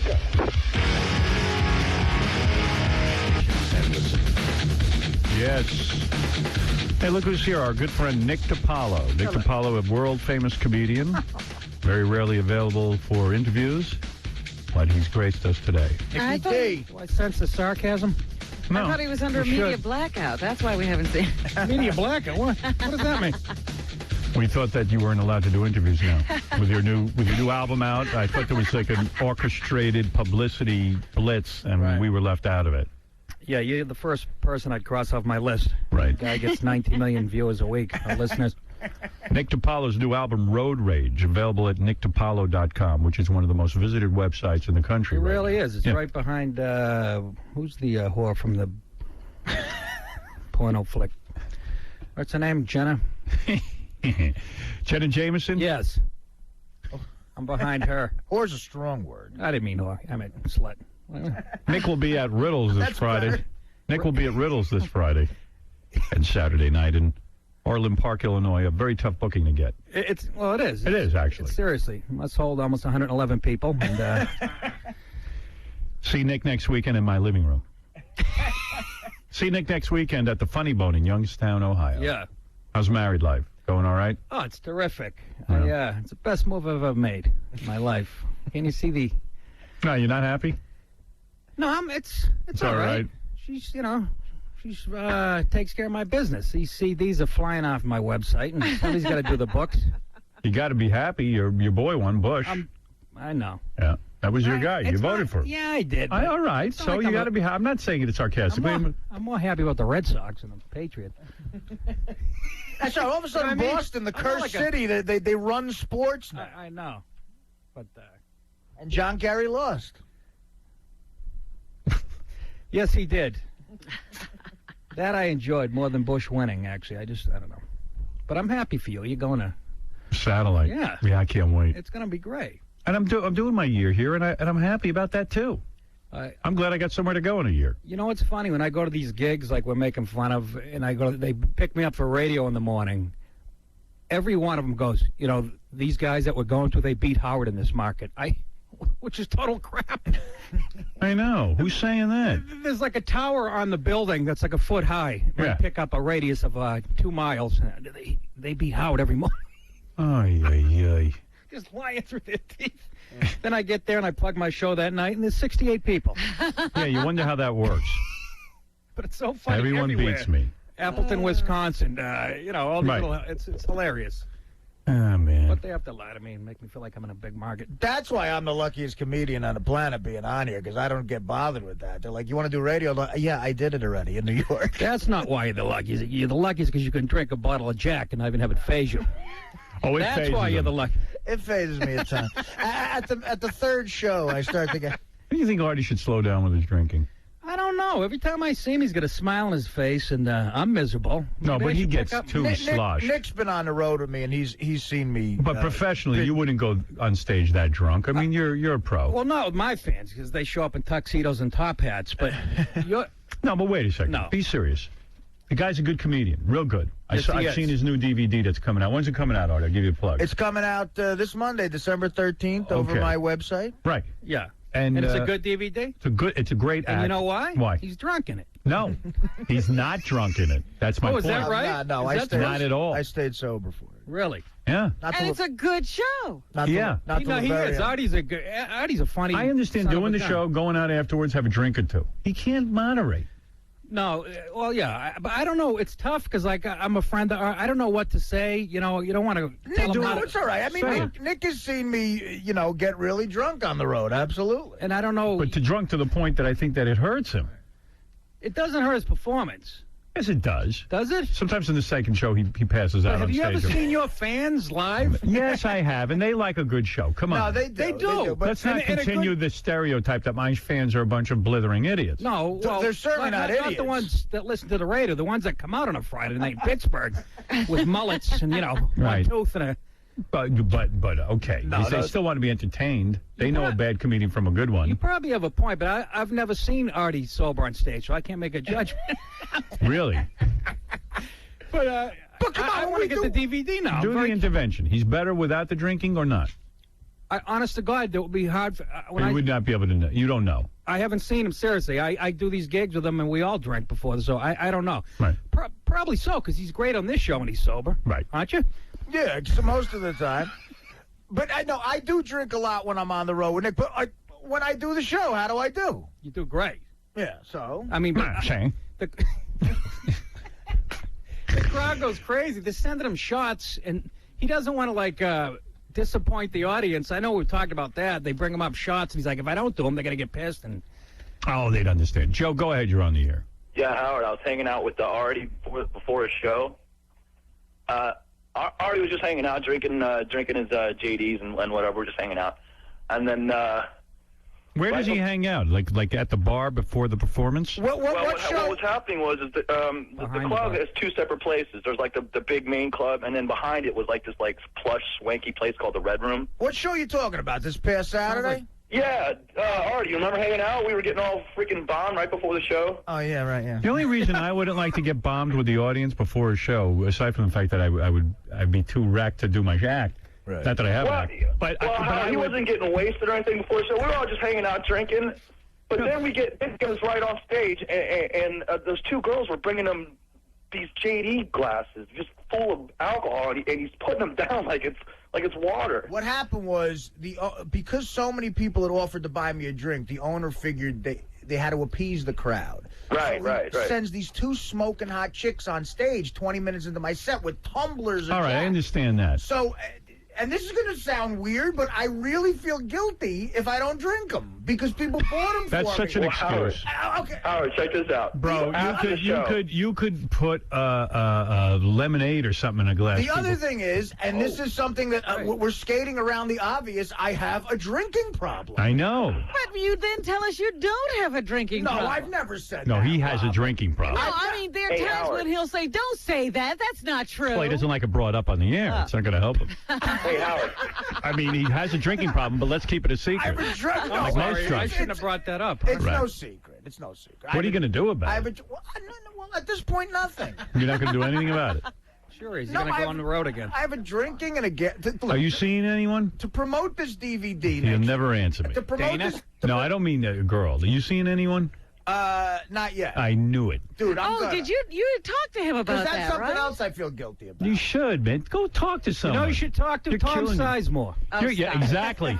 Spend a few nights with him. I'm not out of control like that. No, you're not, but I'm worried about your health.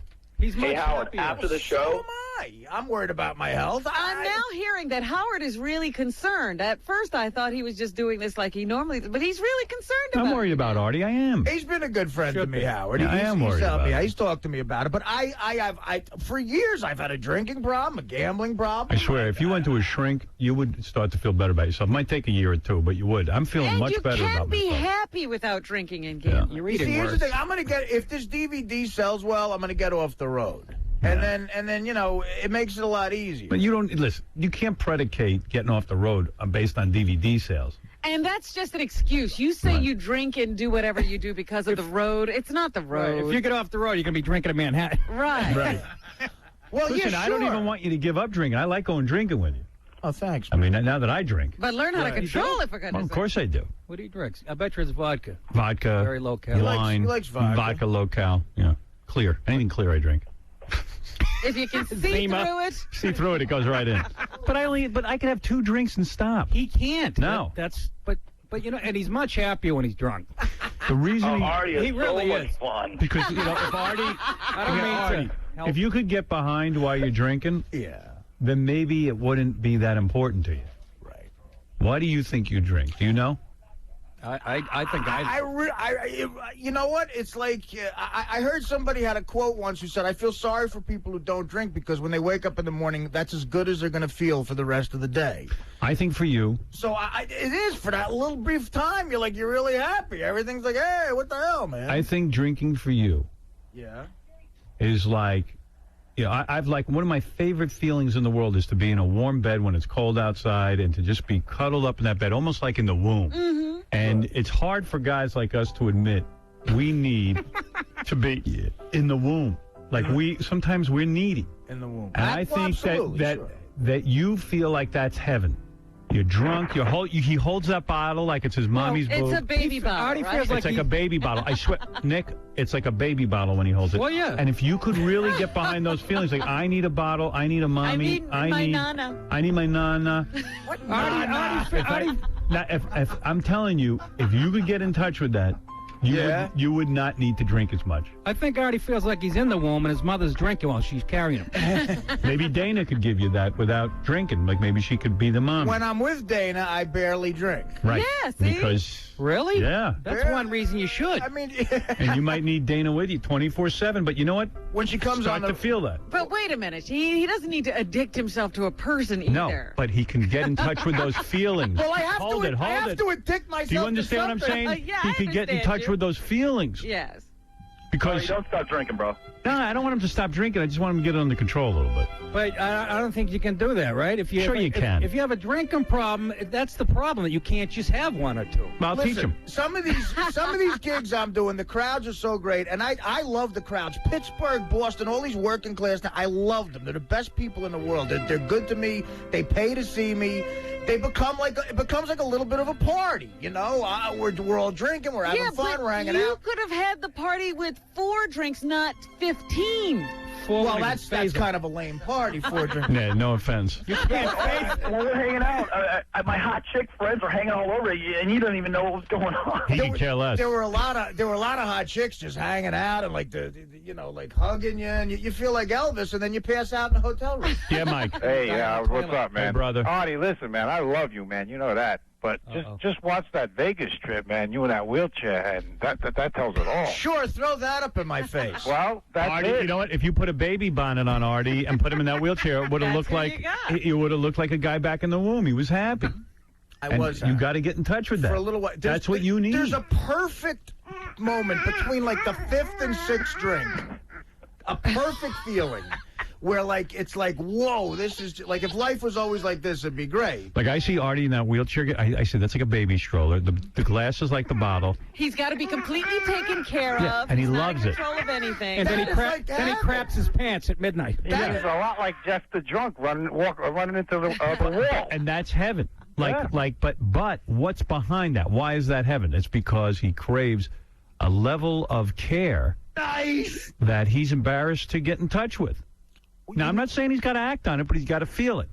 Now, let me say I something. know that this sounds has been the crazy. strangest intervention, though, because you're lobbying for him just to get under control because you want to drink with him. Yeah, I don't want him cured completely. I don't want him like one of these sober a-holes. Well, no. I do. You're right, though. You do worry. I just want you to have 2 or 3 drinks. Because sometimes I talk to you on the phone. During the day, you sound very, very unhappy. Oh, yeah, like you're a barrel of eggs. Yeah, but he don't have a problem. I take it out in a different way. Nick is one of the healthier comedians, I bet. He really doesn't drink that much on the road, and he's in good shape. There's a lot of healthy guys. I don't. You don't hang around like them. with. I know, I love them. I mean, I love hanging out with funny guys, but like people who don't drink on the road, to me, they have superpowers. I have a couple before. They're like supermen. You're Superman. How do you not drink at Zanies in Vernon Hills, Illinois? But see, Artie, It's true. I do when I'm by myself. You gotta see like these clubs, like they give So you. have 3. Can you limit yourself to 3 to 4 drinks? You do 3 shows in a night. There's not a dressing room. You're sitting in an office and you're talking to the manager's son who just wants to be a dentist. And So why don't you be alone? Tell people you want. Meditate, do something. Artie, 5 gigantic drinks, and then you just fake it with the water. That's all. Right. I have he says I don't drink the right. I have 5 or 6 drinks. That's not drinking. Right.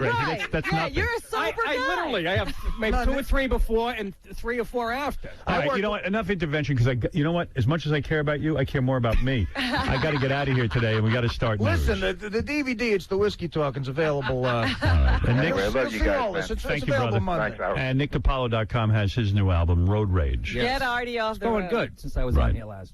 It's doing well? Yeah. How many copies did you sell? Yeah, I went styrofoam last. 11 Robin, what's copies. in the news? Give us the top stories. Come on. Here's a little song for Robin.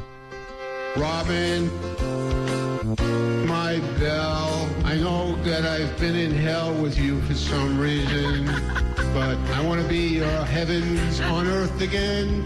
Robin. Artie. This is my another belle, drinker. I know that I've been in hell with you for some reason. That's Ronnie, the limo driver. But I want to be your heavens on earth again. Not beautiful? Who's on keyboards? William Hung. Saw him today. I'm fascinated that Robin likes it in the dirty place. that there's a report in the paper today about Reverend Al Sharpton lavishing his reported mistress with expensive gifts. Well, yeah, look at him. You don't think he's getting chicks because of his looks. Oh, I just love it. Al and Kathy Sharpton have announced that their marriage is over and they want to separate. And they're now saying that the Reverend started an affair with Marjorie Fields Harris, executive director of the National Action Network. Who's that fine-looking woman over there? Mrs. Fields Harris. Yeah, she left her husband in 2003 when he questioned her about Sharpton. Married, and Sharpton is sending you gifts. Baby, I got a gift for you. Come on, baby. A $7,000 Rolex. I got a $7,000 Rolex for you, baby. A mink coat. That's a good Al Sharpton. Yeah, I got it down. Jewelry. $55 in jewelry for you. Yes, sir. Yes, man. Yes, sir. He's a Sharpton pisser. is denying the affair, though, and would refuse to return calls when people were calling about this yesterday. I'd refuse too. He's denying the affair. That's odd. The pair also traveled together, sharing accommodation. $4,000 a night Look at hotels. Look at here. I got some accommodations for you. Controlled by or paid for by Sharpton's non-profit organization. Right. So she's profiting. Yes, John, you're on the air. Howard, hey now. Hey now.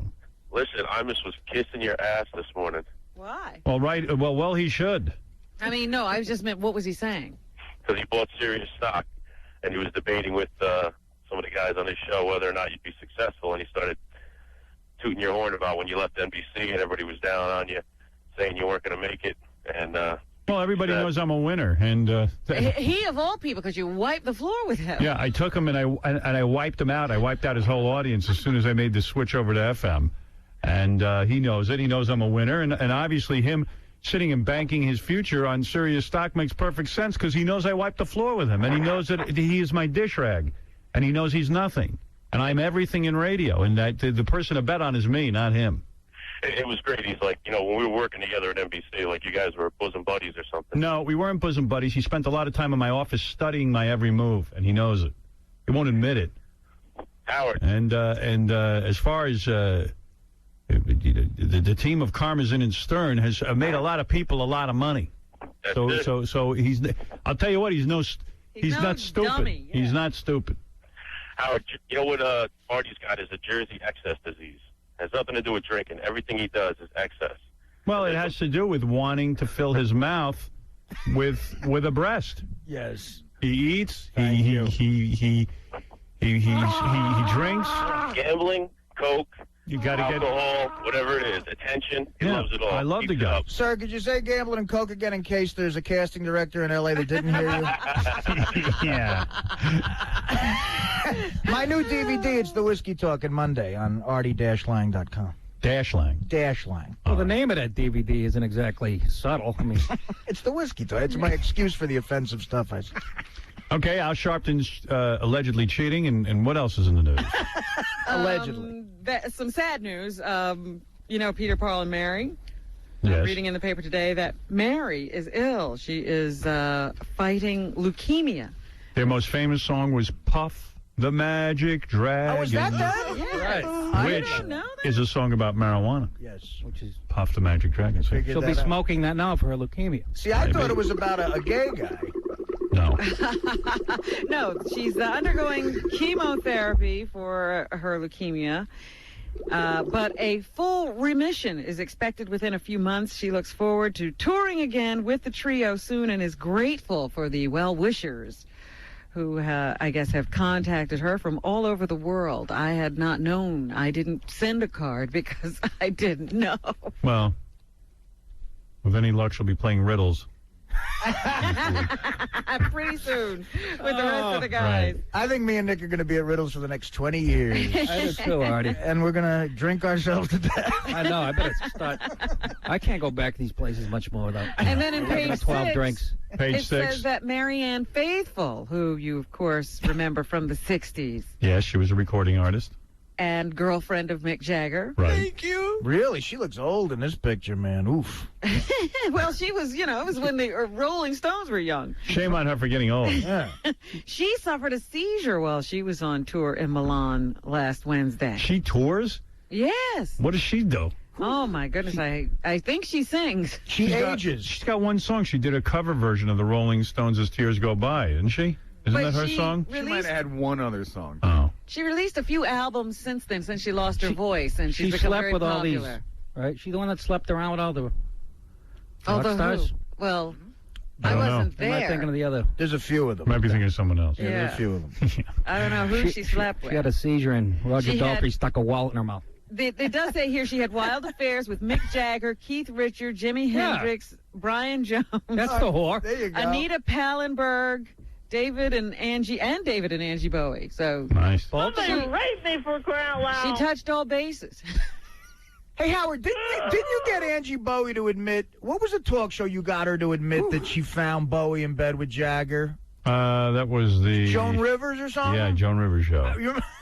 That was a big deal. That was great. It was like Made news around the world. Yeah. Yeah.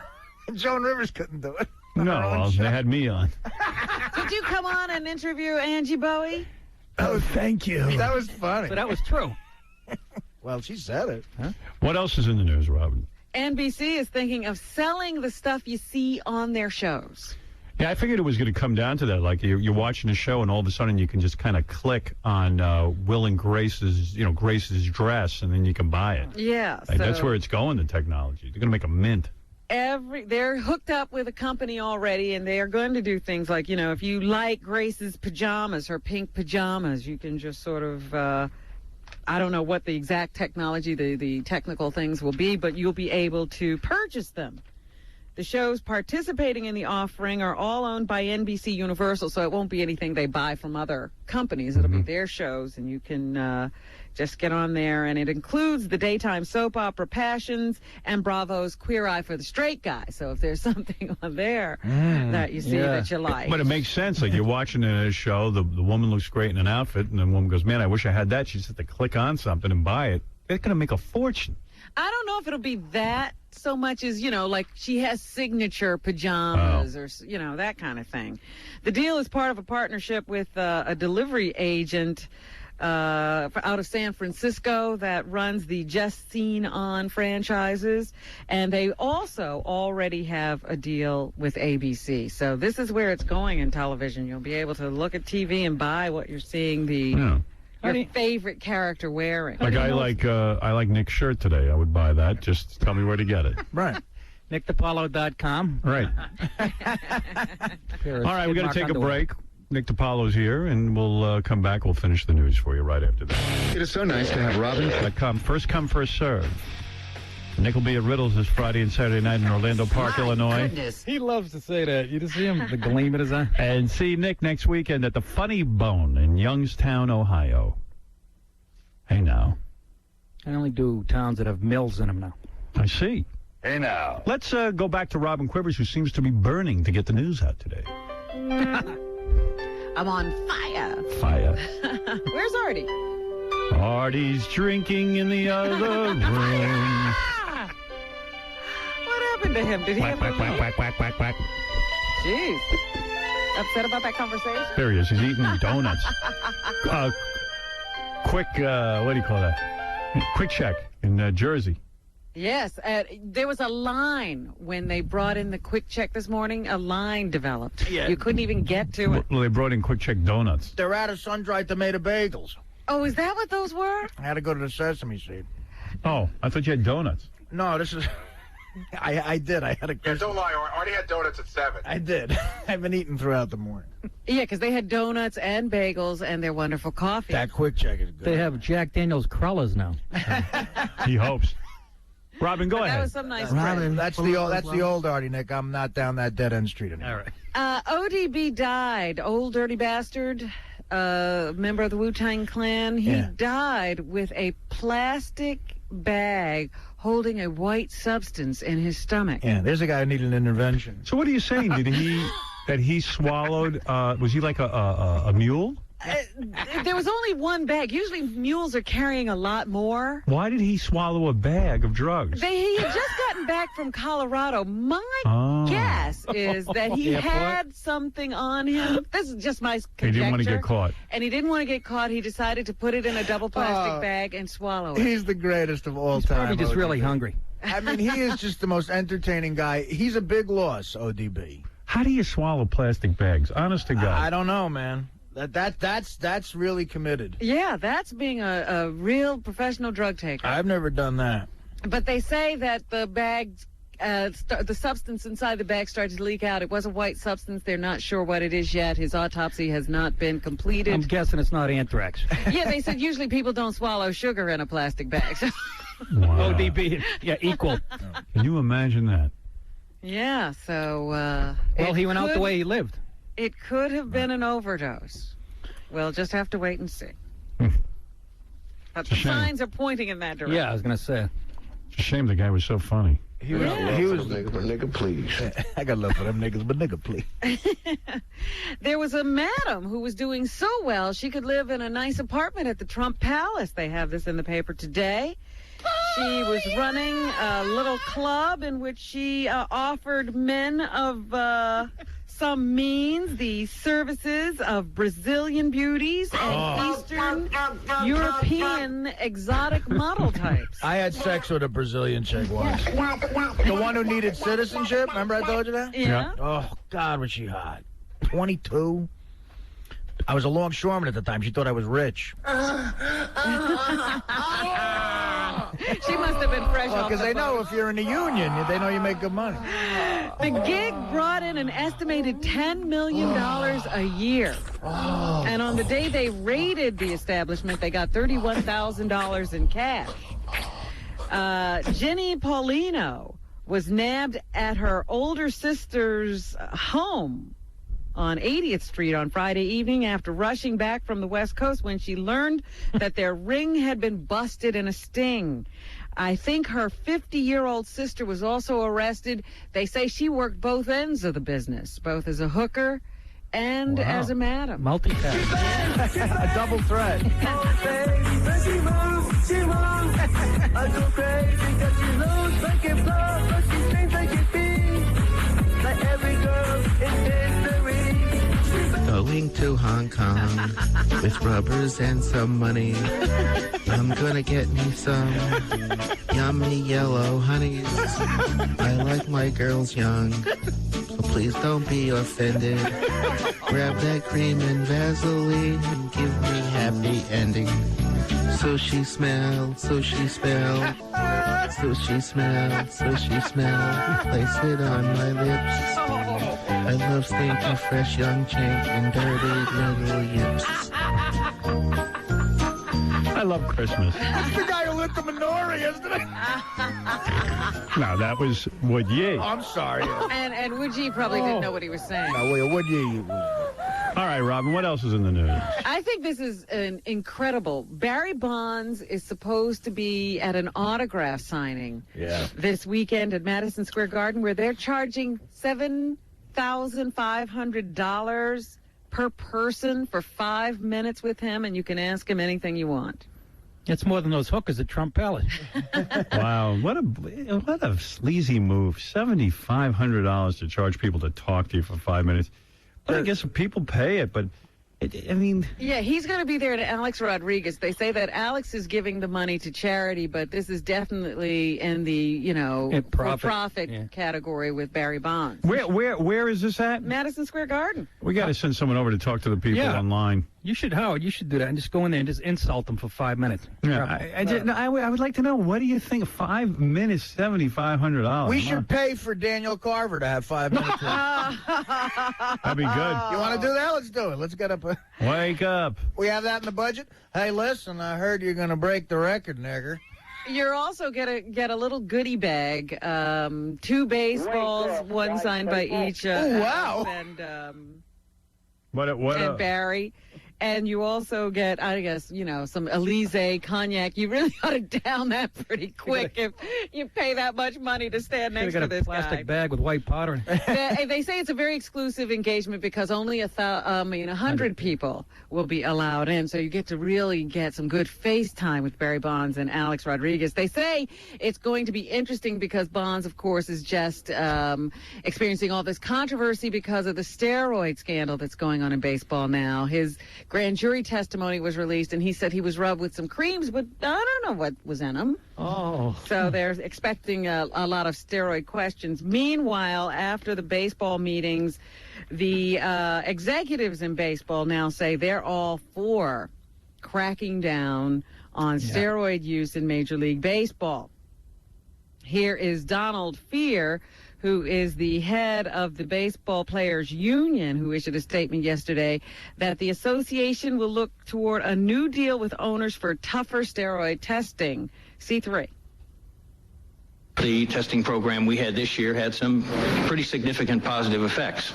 That doesn't mean, however, that given the experience we've had, that there can't be amendments which could even be better than that.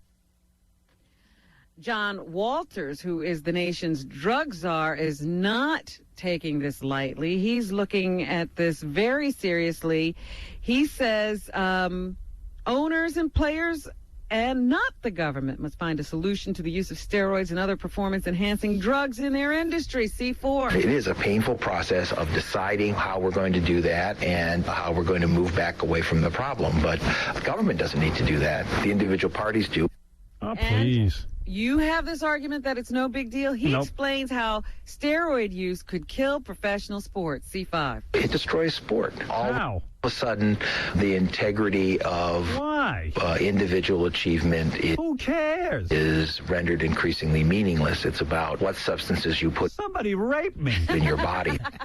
It's entertainment. Who cares? Sit there and take all the drugs you want. Wah, my player's on roids. Wah. Yeah. It seems that the teams, according to people who cover sports, don't care as long as the guy is performing. That's right. And surprisingly, the fans feel the same way. They don't seem to have this attitude that you got to get rid of the You could give me steroids. steroids for the next month and a half, and I still couldn't hit a baseball. But Make a boy, difference. would you be big. I'd be huge. I'd be ripped. Barry Bonds' head is enormous. It's huge at this point. You better watch it. Yes, Chauncey, what is it? Howard, Robin left something out about the Barry Bonds gathering. You can't ask him anything you want. If you ask him about steroids, they'll escort you out of the building. No, you can ask whatever you Yes. want. The story says that you better not ask him about steroids, but... Because he'll have a large contingent of security They have there. security there. Yeah, try But- asking and see what happens. Well, yeah, that's what they're saying, but I bet you can ask anything. For $7,500, I should be able to ask him to describe his last bowel movement in detail. For $7,500, I should get some steroids with it. Well, it was white in a plastic bag. Anything else, Robin? ODB. Absolutely. There's an Iraqi, a sailor who did some time in Iraq. He's now in Iraq, is now trying to, I guess, resign from the military. His name is Pablo Paredes, and he's a petty officer, 3rd class in the Navy. When he reported for work, he wore a T-shirt that read, "Like a cabinet member." Iraq bound, and that's completely in conflict with my own personal beliefs, and I couldn't be a part of it, so I decided to protest because I want that to be heard. I think that's the first step in this country moving in the right direction. So we do have some soldiers now who are beginning to object to service in Iraq. He'll have to face charges, I suppose, for trying to resign from the military, because I don't think you're allowed to do that. Also in the news this morning, a Republican is now saying it's obvious that more U.S. troops are needed in Iraq. Here is Senator Chuck Hagel. Let's just take one example, the road from the Baghdad airport to downtown Baghdad. It's 10 miles. We can't secure that. After almost 2 years in Iraq, we still can't secure that vital artery. Oh, duh. So somebody better get on the stick and get this thing taken care of. Somebody rape me. Mike Tyson wants everyone to know he's alive and well and considering another comeback. Oh, God. Considering a comeback. I'd watch it. He fought Danny Williams in March and get him someone easy to fight. Alyssa Milano. Yeah, get him someone easier to fight. I dream of muscular rumballs. I'd like to announce that I'll be fighting my Chrysler. He issued a statement yesterday in which he also denied published reports that he is depressed and using cocaine. William Hung hates Japs. He tore cartilage in his knee in the fight and had it operated on. And now his manager, Shally Finkel, says Tyson will train for yet another comeback fight this coming March. Jack Klugman on pay-per-view. Actually, Shally Finkel wants to put Mike Tyson in a time machine and send him back about 10 years. Yeah. That might help. Yeah. Shally Finkel's like, why do I get Mike Tyson at the end of his career? Yeah. I told you yesterday that the band members of Motley Crue have decided to reunite. Right. Here is Tommy Lee, the drummer, to tell us how this reunion became a reality. D4. All the promoters were calling us and saying that all the fans wanted this, so we all got together and we pulled it together in true Motley Crue fashion. Like, the fans want it, so let's do it. How big are your balls? D5 is a little Motley Crue music.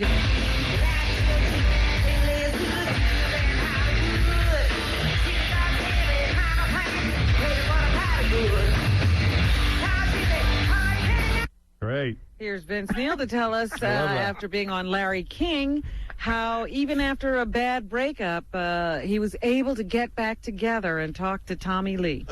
We still hate each other, but we're tolerating it. No, the good thing is me and Tommy have found a common bond in Peter Grigio. Yeah. We're all superstars.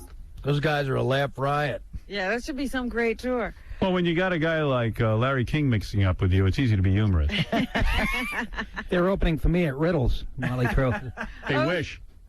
Ocean's 12 opening up this weekend, where George Clooney and a bunch of his friends got together and had a really good time. Yeah, I heard they played tricks on each other. George says they never planned to do a sequel, A1. The secret was, or the truth was, we didn't start the There's the secret. I knew he'd tell us. first one with the idea of doing a second.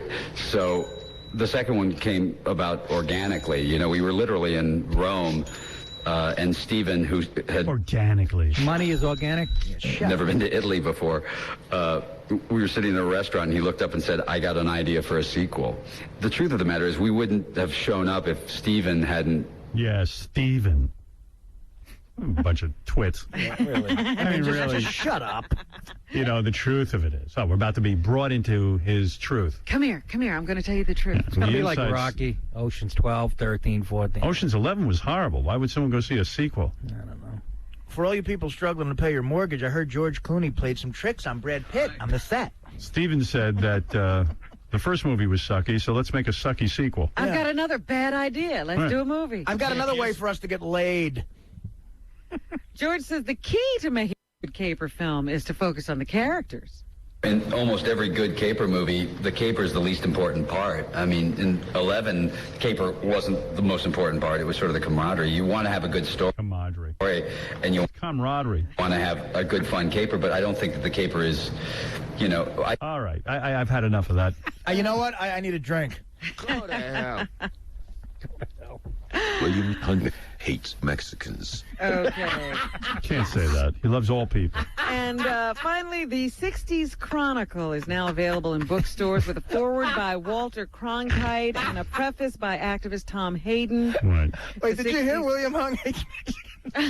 William Hung hates black tar babies. Oh, dear. How do you get Mr. Sulu to say these things? That's what I want to know. Yeah. William Hung. Black tar baby. Yeah, the tar baby. Loves to squeeze the young Asian boy's cheeks. The 60s Chronicles explores those turbulent 10 years like no other book ever published. Tom Hayden, who says there's much that happened in the 60s that's relevant today. C1. There are echoes of Vietnam. In fact, a lot of people think the first Gulf War was driven. Whoa. Man, he's a snoozer. I respect Tom Hayden, but I don't know. Can't sit around. I can't sit around listening to him. I'd rather read about him. I'd rather hear George Takei talk about William Hung. And he says even the recent political convention that we had, the conventions were even more turbulent than the 1968 Chicago convention, but no one noticed. William Hung strokes Asian boys' lollipops. The number of people arrested in this city was the largest number ever arrested during a political convention. And yet, you know what? I don't think those events in New York... All right, I had enough of this guy, too. Let's go back to George Clooney. That's what's happening. All right, I want to thank our new friend, William Hung. Oh, he was great. I like him. I like the guy. I like him, too. He was a great guest. And his mom, Stella, who wouldn't come in. William Hung's Christmas album, Hung for the Holidays, is available in stores today. And the William Hung bobblehead is also available in stores today. See, Nick, you're not thinking of all these things. Where's your bobblehead? Oh, he's got one. I'm waiting to get Parkinson's before I have my bobblehead. William will be signing copies of his CD today at 6 p.m. at the FYE on 6th Avenue, Manhattan. Go over and say hello. I'm going to go over and punch him in the throat. That's right. It would be ballsy to see a Don't do that. Katharine Hepburn bobblehead. He's a nice kid. That's right. I like William Hung. He seemed like a nice guy. Nick DiPaolo's new album, Road Rage, is available at nickdipalo.com, and Nick will be at Riddles this Friday. Yes, Nick will be at Riddles this Friday and Saturday night in Orland Park, Illinois. Sorry. And see Nick next weekend at the Funny Bone in Youngstown, Ohio. Good seeing you, Nick. Nice. Thanks, Howard, for having me, and I took a little time off. And I know you're busy on the road. Thank you for coming in here. Thank you for helping with the Artie intervention. That's really why you're here today. Absolutely. Yeah, Nick, you were a big help. Are we going for that drink? Well, we'll see you tomorrow. Couldn't figure out how not to make that happen. What is the convention you're going to? What is it called? NATPE? NATPE. Oh, where like they sell the shows. That's right. So you're going to try and pre-sell the show. In other words... Yeah, or just introduce, this is coming up. Oh. Something to look forward to. This is what we're doing. Maybe we'll all go with you. Oh, I said, do you want to go? Hey, that's Vegas. It's either Vegas or New Orleans. I know they do it in cool places, that thing. I'll go if I don't have to work. I'll head over to Vegas. Me too. I may miss the presentation. Robin needs our support, right? That's right. Yeah, she can't function without us. Wait, Artie's not at the presentation yet. He's at the crap table. Here you are trying to show your own TV show, and we all show up during I don't care. Let's do it. At least I won't be missing the show. I will be in Vegas if you like. So, so you got to go there, and then they have these materials that they're going to show, like a video presentation of you out on the street. It's a whole package. That's just a portion. We were just shooting some out on the street. So what did you do out on the street? Walked around.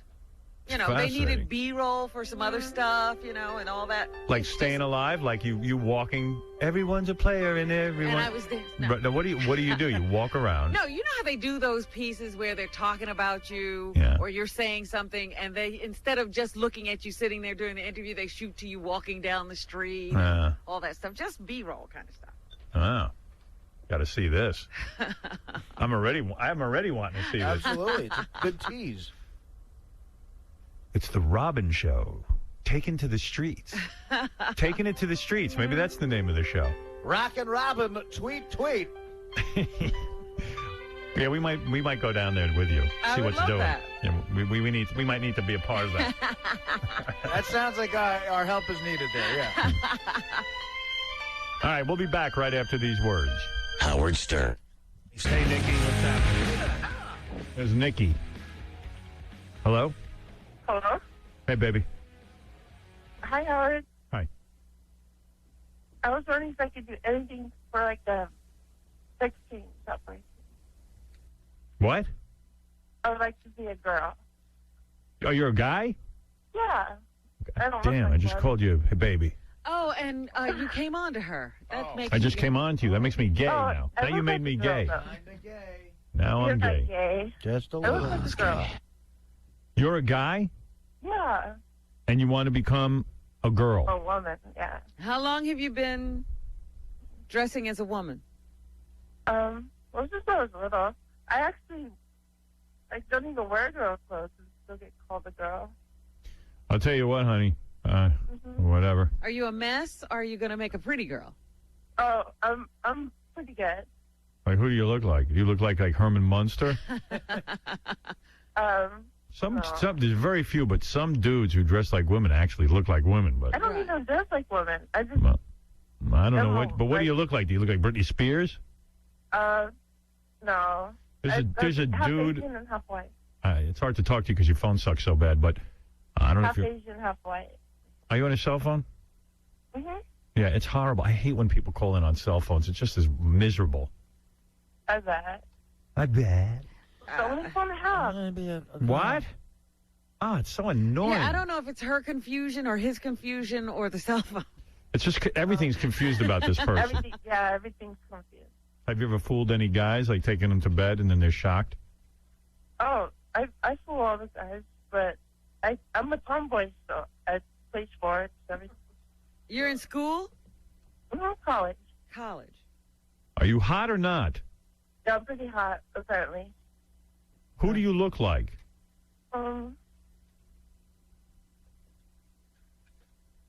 Hello? I don't look like anybody. What So what- size are you? What size What shoe? size? What size shoe do you have? Oh, 10. Whoa. I'm 5'10". Well, all I'm going to tell you is this. First of all, That's a woman's 12. oh yeah, No, I'm a man's 8. let me hear you talking your man voice. This is my voice. No, I didn't no, go no. through puberty. Let me hear you talking your man voice. You can be honest with me. No, this is it. You're not going to be. Let me hear you talk like a dude. This is it. Not. I swear. No, you're not swearing. No, I'm not. I didn't go through puberty. Okay, this is a goof. No, it ain't. It ain't. I swear. It ain't. I swear. Did Hey, something hey. not drop or something? Oh, yeah, I Do you- didn't go through puberty. Do you have testicles? Very little. And do you have a wiener? It's like the size of a baby. Do you have a wiener? No. Maybe you're a chick. Maybe you're confused. Maybe what you got there isn't what a guy has. Yeah, you are a girl.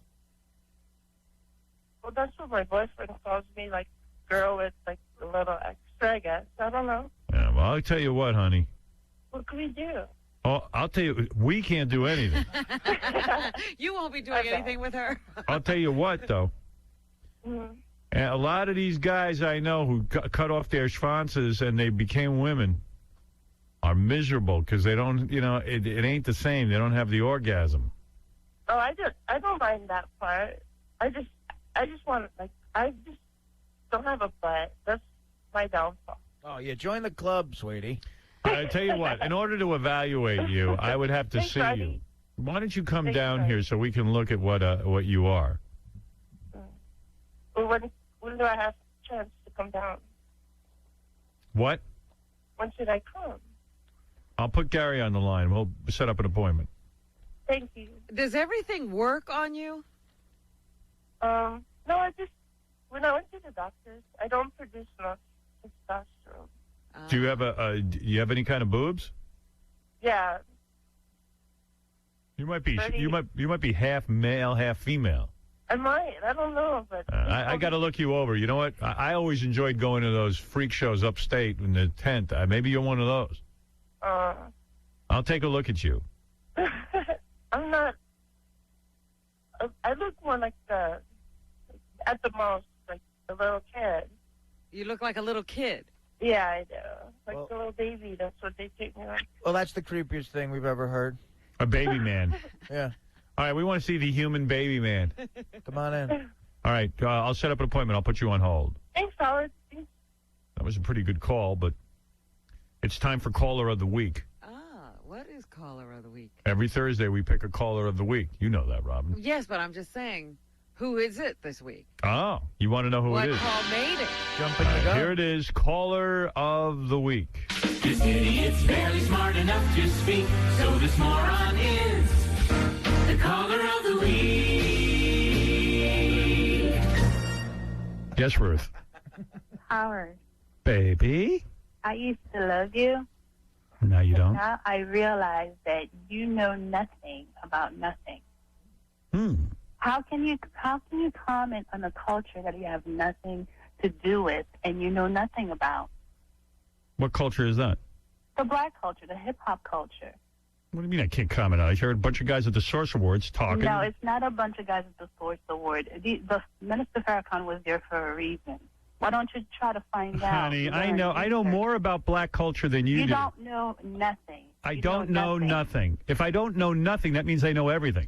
No, you know nothing is what I mean. Oh, okay. So learn how to speak, number one. Number two, Minister Farrakhan was at the Source Awards because he had hip-hop summits. No, because someone told you. Someone came in and told you that. No, let me find out what you know, okay? I'm going to ask you a couple of questions. No, let me ask you a couple of questions. No, let me ask you a couple of questions. I can't believe I listened to you for so many years. Yeah, man, you better get with it. You better go listen to, I don't know, Puff Daddy. Vivica A. Fox. Vivica A. Fox show. I can understand the language at least. You claim that you love black people. Black people love me. Black people. Black people love me. I don't love you anymore. Well, you don't have to. I don't care if you love me. What do I care if you love me? I have the love of my friends and fans. I don't need you. You're a Johnny-come-lately anyway. Excuse me. Excuse me. 50 Cent come in there and you blah, blah, blah, and talk to him like he's the greatest. He's the greatest person on earth. And then once they leave, and it's a different story. You're two-faced. Who was the first black woman to receive a major government appointment in the United States? Anita Hill. Wrong. Anita Hill. She had never received a government appointment. Ever hear of Mary Bethune? You know who the first black U.S. Senator was? Excuse me. Who is the first black U.S. Senator? I was talking about Who is the first black United States Senator? I was talking about You don't know anything about your own people. Hip-hop you know culture. Nothing about Hip-hop black culture. You don't know who the first black senator is, and you're going to talk to me about hip-hop culture? What do you know about hip-hop culture? What do you know about the first black U.S. Senator? You don't even know.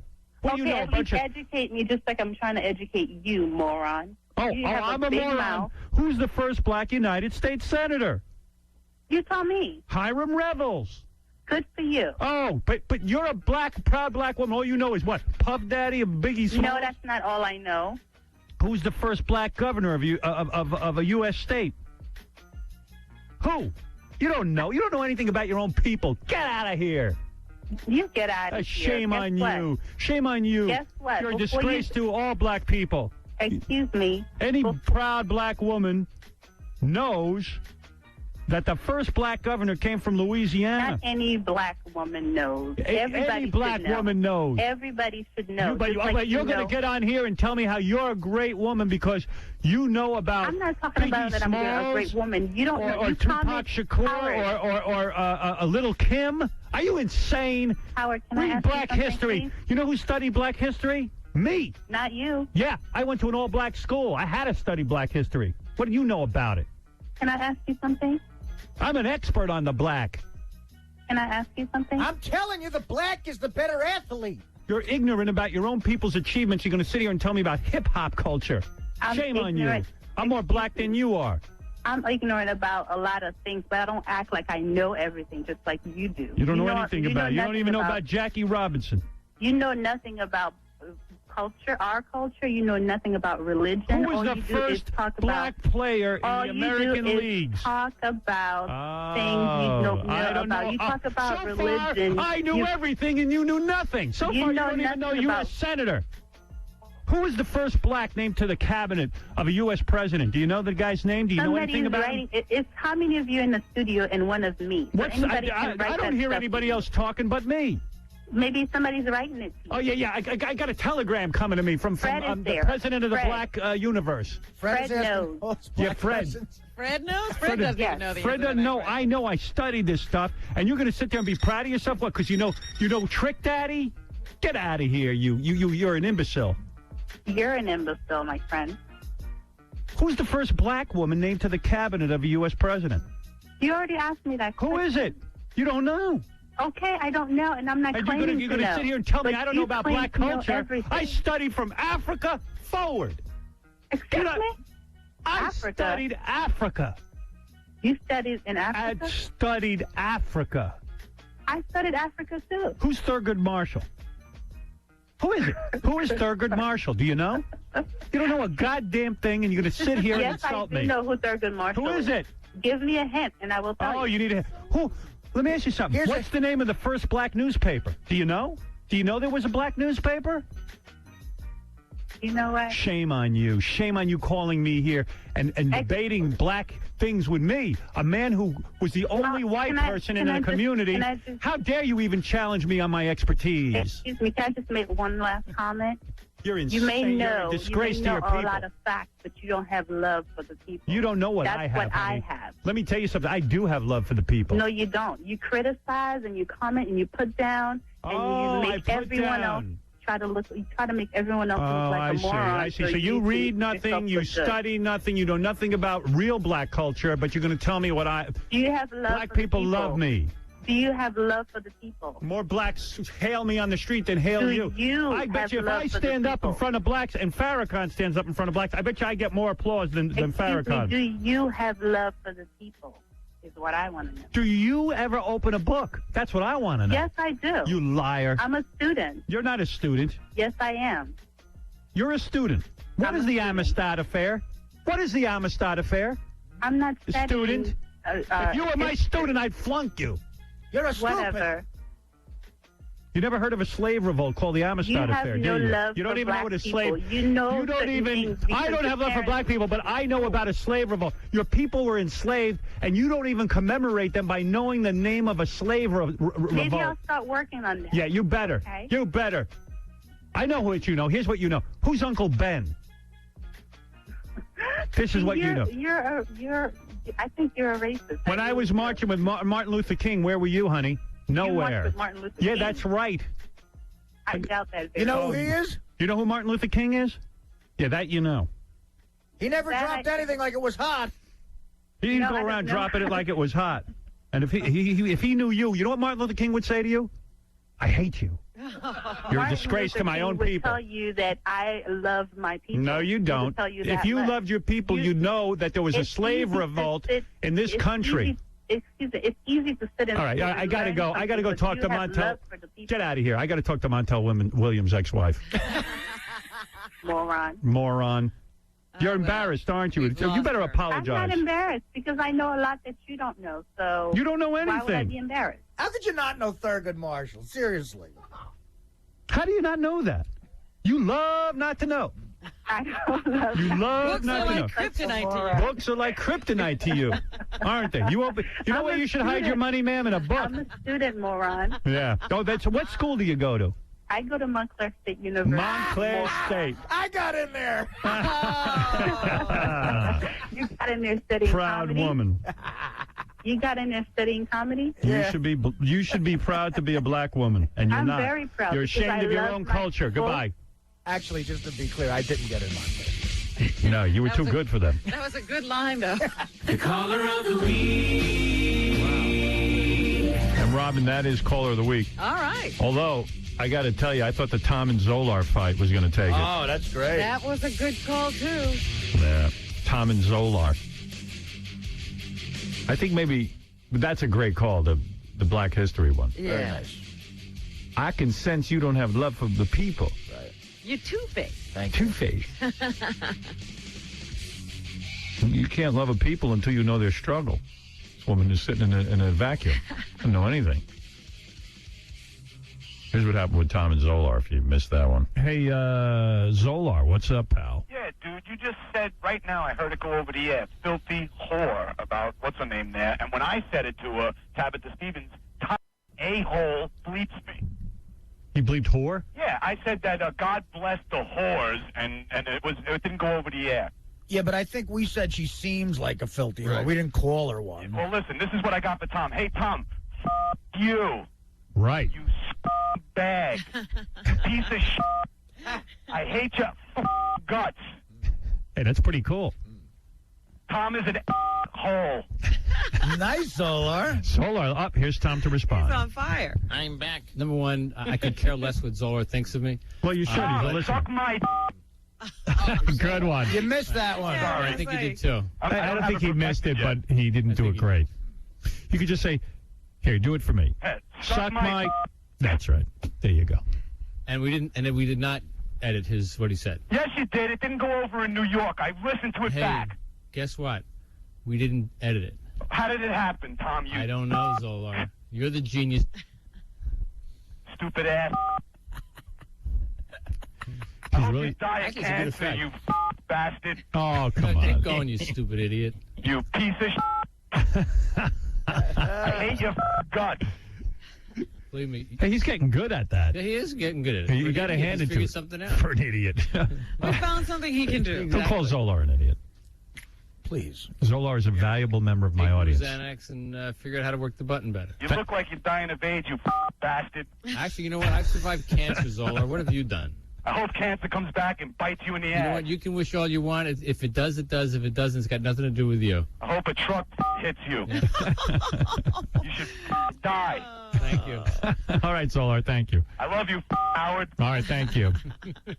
All right, that's Zolar, Tom. That's my pal. No, wishing the return of cancer. I don't. My pal Zolar. I don't think that's yeah, right. No, I don't think that's right either. No. But, you know, let him have at it. What do I Let him do what he wants. Exactly. It doesn't bother. That was you. a great call. Very nice. Yeah, but you're right. It shouldn't have been the call of the week. No. Not almost the call of the week. Yeah, but not quite. I'm demanding a recount. It could have been the call of the week if Tom had used his robot voice. Yeah. Tom is an hole. Nice, Zolar. Zolar, up. Here's Tom to respond. He's on fire. Number one, I could care less what Zolar thinks of me. Well, you should. He's a listener. Suck my Good one. And we did not edit what he said. Yes, you did. It didn't go over in New York. I listened to it. Guess what? We didn't edit it. How did it happen, Tom? I don't know, Zolar. You are the genius. You figure it out. You piece of shit. You're an ass. No, keep going, you stupid idiot. You piece of shit. I hate your guts. Hey, he's getting good at that. He is getting good at it. For an idiot, he has figured something out. For an idiot. We found something he can do. Don't call Zolar an idiot. All right, Zolar, thank you. I love you, Howard. All right, thank you. Ha.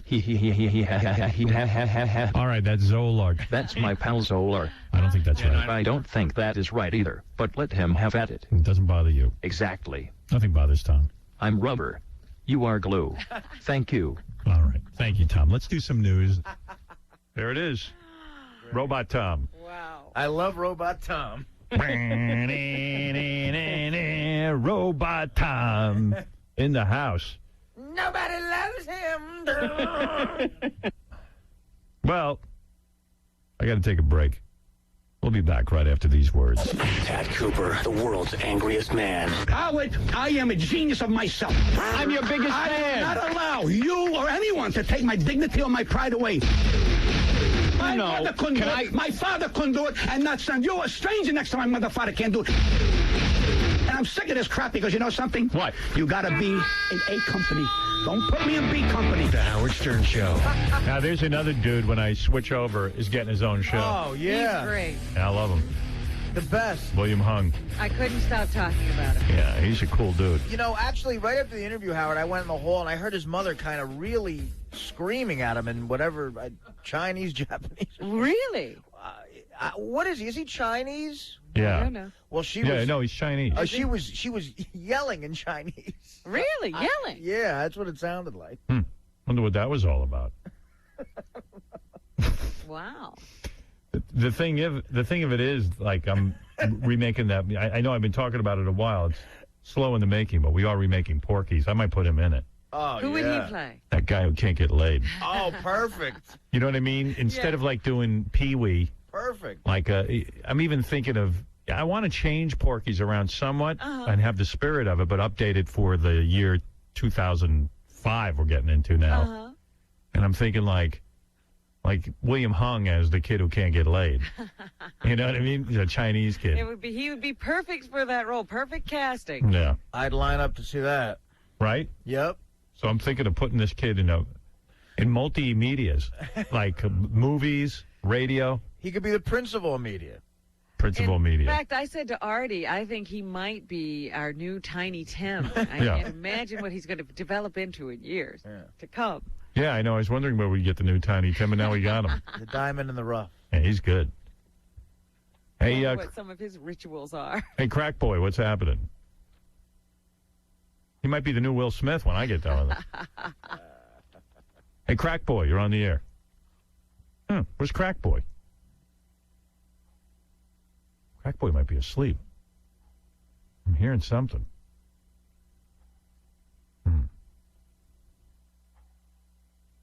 Some weird sound going on there, like in Silence of the Lambs. Yeah, but where's Crack Boy?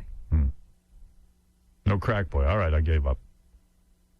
Hey, the E! Show last night, a lot of people telling me they thought it was really good. What was on E! last night? I don't remember. I believe it was the porn star auditions with Caro. Oh. Oh. Yeah.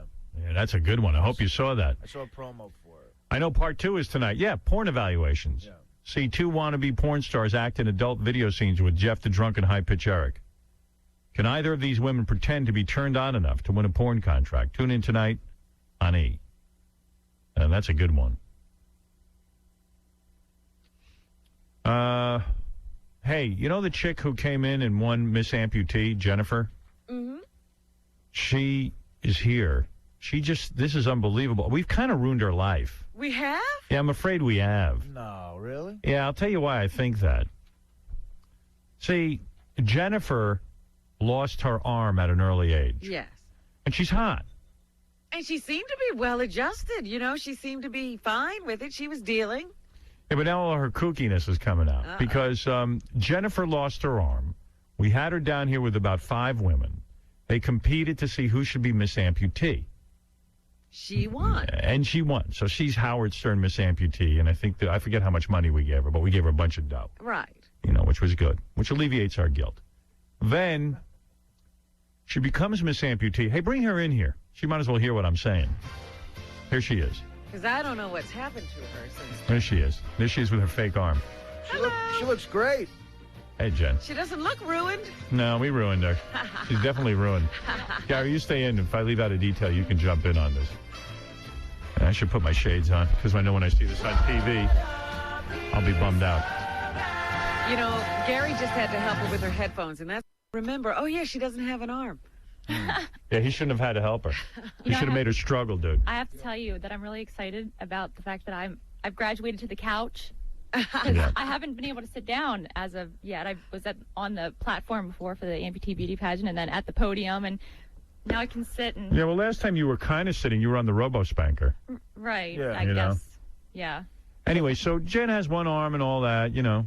Wah, wah, wah, right, Artie? Wow. It's my first time on the couch. Wow. But anyway, and Jen, lovely girl, all that stuff. We have Miss Amputee, and now she's like kind of carried away because after seeing her on TV, Playboy contacted her. Playboy.com, not the magazine. Not the magazine, right. And Playboy.com paid her some money to become a model, I guess, for their website. Right. I just saw some of the pictures, very attractive pictures. Right. You like them? Yes. And after that happened, she now has gotten so kooky, she quit her job. What? And has decided that this is what she was meant to do, to be Miss Amputee. She's going to try to make a living as Miss Amputee. As Miss Amputee. And then she, like, contacted Gary, and what was she asking you? No, she actually called Richie from E! And she was saying that it would be a really good idea to run the Robo-Spanker show tonight so that people could hear her this morning and then see her tonight, at which point Richie said, you know, we have a lot of people in programming who sort of handle that. Right. Now she's scheduling shows. Oh, my goodness. Right. Are you So, serious? and you quit your job. Well, not necessarily. I mean, it's great that you're Miss Amputee, don't get me wrong, and I admire you. I don't understand where all this is coming from. Well, I'm just afraid you're ruining your life. No, my goal is absolutely not to kind of make a living being Miss Amputee. It's just, I mean, the past month has been an absolute whirlwind. Right. And, me not working now really doesn't have anything to do with it all. But, I'm just kind of like riding the wave, like seeing what'll happen next. I'm definitely not trying to make calls as far as e-shows. Hey, that's just what they tell me. But you were suggesting that. Well, because nobody had called me and told me, when it was going to But be here's on. what I'm afraid of. You had a good job, and being Miss Amputee is fun. You know what? She made a point. I'm curious. Had you never done our show, would you still be working at your job, do you think? Yes. It was. Yes. It's Yes. The answer is yes, isn't it? not necessarily. Honestly, I was in the process of. What is your job? I was going to say, what does she do? Well, at this point now, I just, like I said, ride the wave of what's going on. But I worked with people with mental illnesses. Uh-huh. Yeah. Yeah, so Human do I. Services. Yeah, That's what join the club. says. Everybody says that. So do I. I'm in the same field. Real. I mean, it's not an easy job after a while. After a while, Right. you But you were Jen, burned out? you lose all sense of, you don't feel sorry for people, shall I say. Yeah. But Jen, I'm harmless and I work with retards. look, Hey, Doug. Can I tell you who's to blame partially for this? Chauncey. Oh, Yeah. Chauncey's her pimp. I know. You know, she went out to Playboy to do that Playboy.com shoot. Chauncey set up Entertainment Tonight to go out there and cover it. I know. Isn't that bizarre? Well, he's trying to get into her pants because he has an amputee fetish. Right, He's don't like you pimping believe- her out to magazines. Don't you believe and- Chauncey, sweetie?